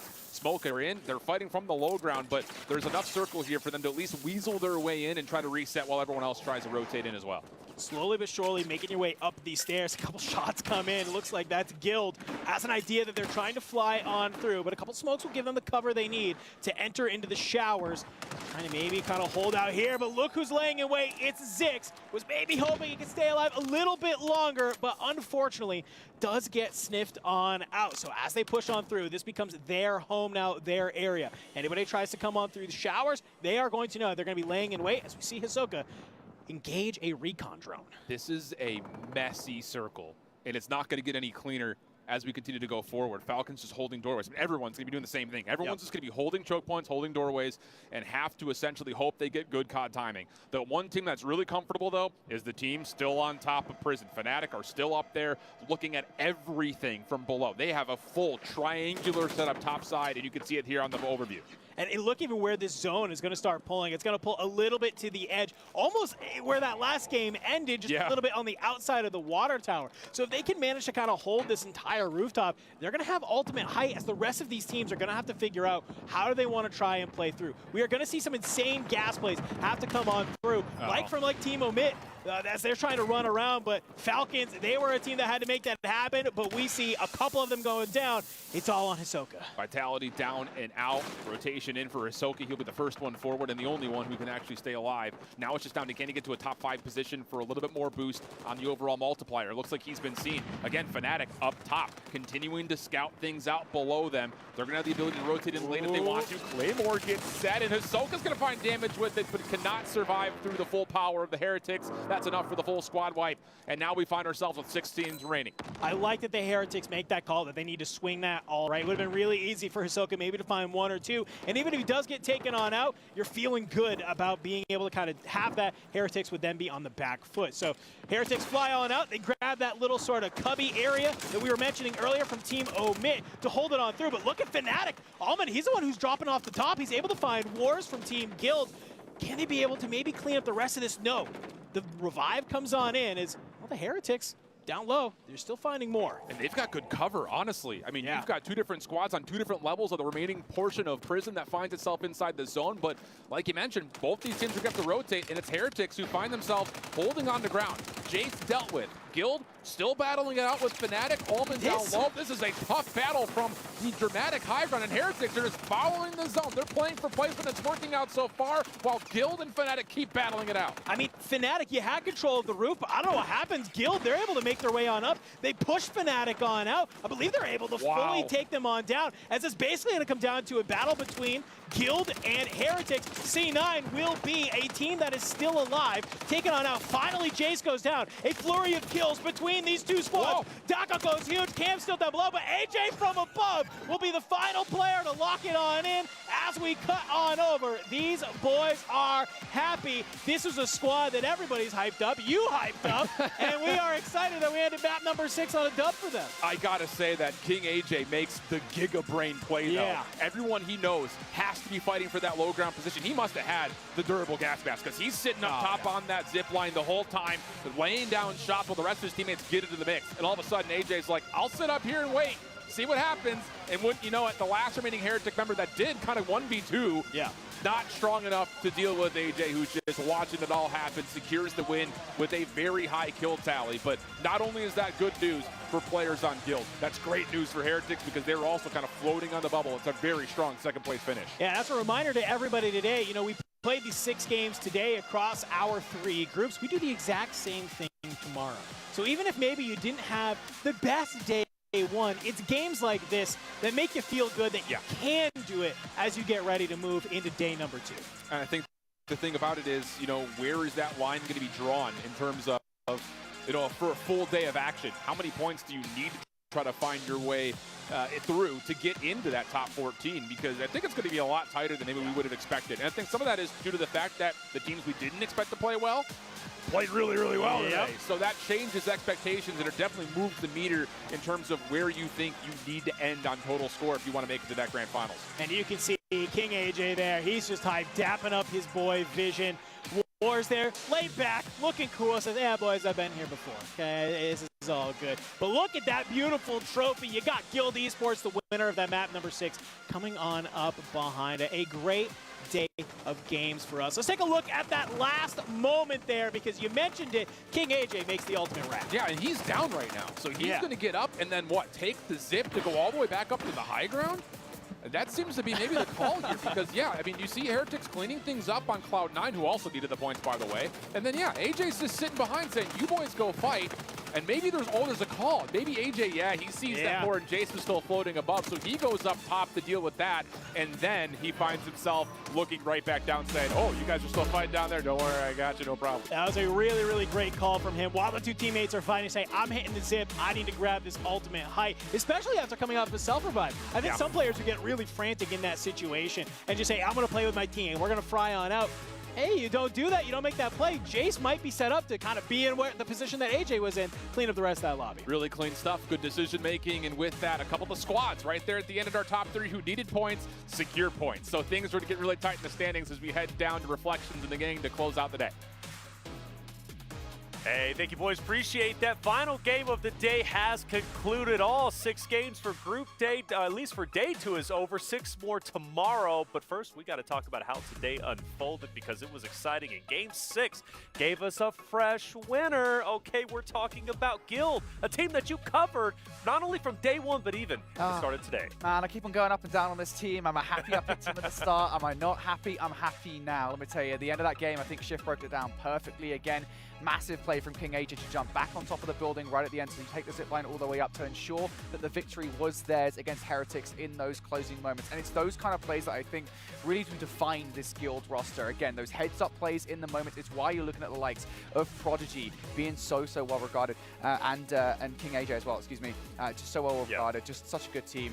I think just looking at this roster, looking really good. It's a good team, and I feel like Seymour, like, even though they haven't necessarily been like the strongest team today, they've still been a narrative at some point or another because of their incredible plays. Yeah, it's because they're one of the best teams coming out of EU. We got a lot of flack on EU from the caster desk today, by the way. I'm sorry, Brody. I'm sorry, Enigma as well. You have to deal with all that. But Guild's finally putting that to rest, and they're really showing what they can bring to the lobbies here at the end of the game. Finishing off strong is going to give them good momentum heading in towards tomorrow as well. And not only that, it's kind of like the whole discussion that group stage isn't done either. So coming out with a win, any team that comes away with a win, especially as big as Guild right now, it's going to keep you away from that danger zone tomorrow. So that is good standing for Guild. That danger zone is real, right? You do not want to be one of the bottom 8 teams because that means your World Cup trophy run will end. Now, Abwiz, phenomenal day from those guys, right? Phenomenal day, and I was hoping they would perform well because they're always a big narrative. Absolutely, and I mean, did you guys notice a lot too on the northern part of the zone by the boat, by that control side?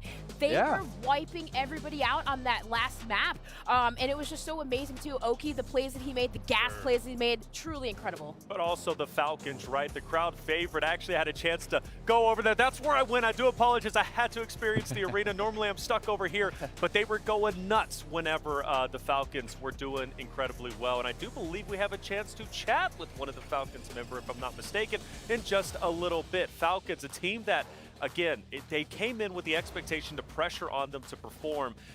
They started off a little bit, slow. Two eight-play finishes, but then they end up finishing with a win. Real quick, Falcons, have they delivered what we expected? I think certainly towards the penultimate game, the answer is absolutely yes. I think even in that final game, though, they were flagging. You mentioned it, right? Not the start that they wanted to that final game. And they never really felt like they recovered. I think tomorrow, they'll be looking at what they need to do better. Well, that's it. The Falcons pulling up and going big towards the tail end. Let's head to the STC Arena to talk to the Falcons. Welcome back to the main stage of the STC Arena. I'm joined by Falcons. I've got Hisoka, I've got Biffle, and I've got Shifty. You know what, Biffle, I'm going to come to you first. The victory that everyone has been waiting for, obviously the crowd has been behind you this whole time. How does it feel to have the crowd chanting for you guys while you're playing? I mean, it feels amazing. They're very loud, so whenever you hear them, it just gets us very amped. I hope you guys keep it going all week long. We got next 2 days, so I'll be hyped to hear the crowd again on our more wins.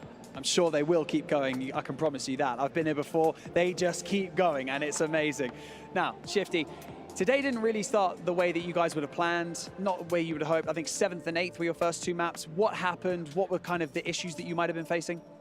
We just started off a little bit slow. I'm not gonna lie, I credit those 2 maps to me. I stunned myself and got killed because of it. So, I mean, maybe just shaking off the jitters, we're back on land and you know, I'm glad we just came back. But then map 5, you shook it off and you popped off. So congratulations for that. It was an amazing map to watch. Soka, how you feeling, man? You okay? I'm good, man. You're always good. You're really chill. It's nice. It never gets to you, does it? Being on the stage, like, you know, doesn't get to you? I'm not like these other gamers, you know? I'm here to prove something and show out, baby. You know it. Okay. So let's talk about the comms, because you're IGL. How were the comms at the end of map 5? Because you didn't have high ground. Most teams might have panicked. Some IGLs might have panicked, but it seemed like you had full control. Yeah, we definitely have full control. You know, ideally you would want high ground. You know, usually high ground wins games, but that specific zone, high ground was water tower, so it's kind of easy to break from under because you can shoot basically everything in water tower. So I already knew that, and the boys, they shot their gun and made my job easy. So.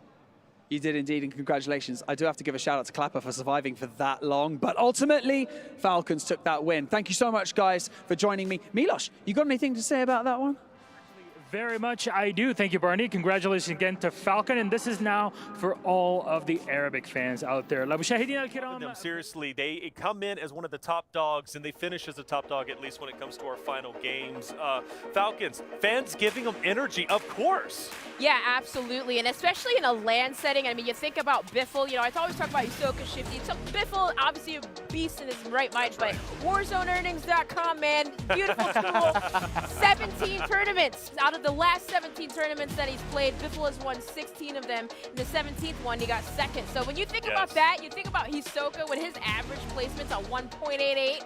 Come on. 1.88, that's not bad at all. But also today, 8 seems to ring a bell. Yeah, 3 8th place finishes from Falcons. They get that first place finish, so you know you can see the Falcons are starting to kind of pick things up, unlike what we saw yesterday in the solos. But I think it really highlights what we're seeing out of the Falcons, and that they're getting that 8th place is because they're really seeing the elevation of the teams around them. You know, players contesting them, teams watching out for them, targeting them. It's not an easy road right now for the Falcons, but you can see the crowd's giving them the energy. They're still very strong-willed. They still know that they can battle against them. In the games, they've been making it happen. Yeah, absolutely, and that's the thing, right? I mean, you saw that as an example right towards the end of the game. Hisoka, despite being left alive all on his own, he's even still a massive threat against Heretic, trying to push him out. Almost manages to get away with a freebie that he should never be getting. Something, again, we referenced last game, and we saw that little highlight reel from Shifty. Another one of those players consistently just doing things that they should not be doing. The Falcons, they're starting to get some speed. Starting to get some speed. It's starting to look good, but let's crown our Sony MVP, at least for the last 2 games. Who is it? And it's none other than Oki coming in with the appendix game. Like I said, MJ flew. Now, he's got the appendix game. He had it out last Tuesday, flew in against Doctor's orders, and still made some magic happen on the stage. He's been one of the most consistent players. I've been a big fan of him, not only yesterday as in solos, but also all day today during his 4 games. Oki from Abwiz, incredible stuff. Absolutely. And I mean, every time you went on this guy, he was literally a walking highlight reel. But what was amazing about Oki was how many gas-saving plays he was attempting to make, or even utilizing and throwing himself out there to separate, you know, some teams, maybe create some diversion for his teammates. But anytime you saw their squad, they were always either wiping other squads out, forcing other teams to regain somewhere else, and completely dominating their side of the map. All 3 always alive. They were totally left alone. 4 games, we saw them land the same spot, and they just kept on pressuring teams into prison, just funneling them into prison, and that's just leading them in towards the end circle every time. Even though we're highlighting Oki for the MVP, I think we have to give a big shout out to the entirety of Team Abwiz, because they were playing on fire. Even Prodigy towards the end. Game 6, a big finish towards the end, just hiding in the circle while everybody fought out. The Game 5, hiding underneath the water tower, just maintaining a 4th place finish. Even though this team might not be finding wins towards the end there, you have to pay attention to the way that they're starting games and finishing with still good placements. I think they're just keeping an eye on every single threat that's around them, right? The closest that anybody has got, at least from our perspective, to taking them out of those positions is Vitality last game, and even they got third-partied, right? So right now, Team AB Wiz, I mean, they're not just getting these kills, they're being so damn annoying when doing it. They absolutely are, and controlling the edge of the map. Like, that is something special not many teams have been able to do. Well, that's 6 games done. I think it's time to look at our leaderboards and see who ended up on top for day number 1 of group play, and it's Team Falcons. I cannot believe... No, not of course. course, after how they started, I thought they were for sure going to be at least top 10, but not number 1. Same with Fnatic too, right? Like, I mean, okay, they were kind of coasting themselves, but even from yesterday, we were talking about maybe the morality would be low, maybe high, but still, top number 2 right there from them. It's beautiful. Yeah, and it's not a surprise for me to see Fnatic there because they've not just been consistently performing well all day, but they've been consistent with the approach. Every single game, it has been the exact same play for Fnatic,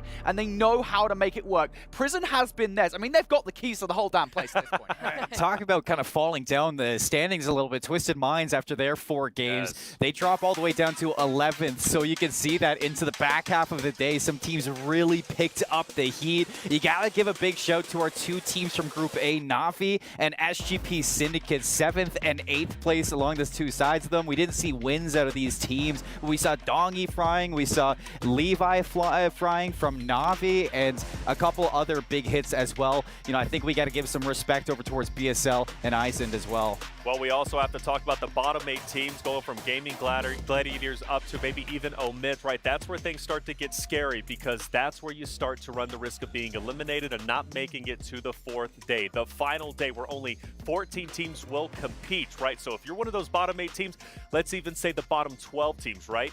You have to step it up tomorrow. You've got 4 more games to do it, secure potentially a top 14, and then after that, you could start fixing up the rest of the issues to go for not only your club championship points, but also the Warzone World Cup trophy. But a great day nonetheless. Throughout 6 games, we saw some incredible action. It did not disappoint. The trios, hey man, they came here to play. Seymour, always great to work with you. What are your final thoughts before we get out of here? I think it's really apparent that, you know, yesterday in the solos, we saw some players falling behind. We saw some teams really struggling, but we never had a doubt in the world that heading in towards the trios, this is where the fun was going to begin. This is where the event kind of truly started for some of these teams, and that chemistry, that coordination, and the planning that went into the EWC. These teams, they're bringing the heat to this tournament. Bringing the heat, and you're bringing the heat to Infinity. Always great to work with you. What are your final words before we get out of here? Yeah, just an awesome day overall. I think I definitely echo what Colin was saying, right, in regards to, you know, teams that maybe didn't perform that well yesterday, coming into today, performing well. I think I got to shout out Fnatic in particular. We didn't really see much of Fnatic yesterday, even though we knew they were doing well today. We saw them perform every single time. Falcons another one as well. Just big performers, and I can't wait to see the adaptations going into tomorrow for those teams that didn't do so well. That's right. It's going to be a big day tomorrow, not only for the teams, but also us. Dream, great working with you. Final words before we get out of here. Honestly, it was a beautiful day. Falcons #1. No, I'm kidding. I honestly, what to be expected though? But for those bottom half of the team, it's going to create more pressure. So for tomorrow, I think a lot of adjustments are going to be made, and I'm excited, guys. It was a good day. And yeah, can't wait for tomorrow. Can't wait for tomorrow. Hey, we have 2 more days left. Tomorrow is the last day of group play, and then we move into our final day, right? Championship number 4. It's going to be great. The top 14 teams will compete. Who will get all the money? $1 million to earn and a lot of prestige to claim the first ever Warzone World Cup trophy. Hey, thank you for joining us tomorrow, 5 p.m. local time. Please come back because we will find out who the bottom 8 teams will be and the top 14 moving towards championship day.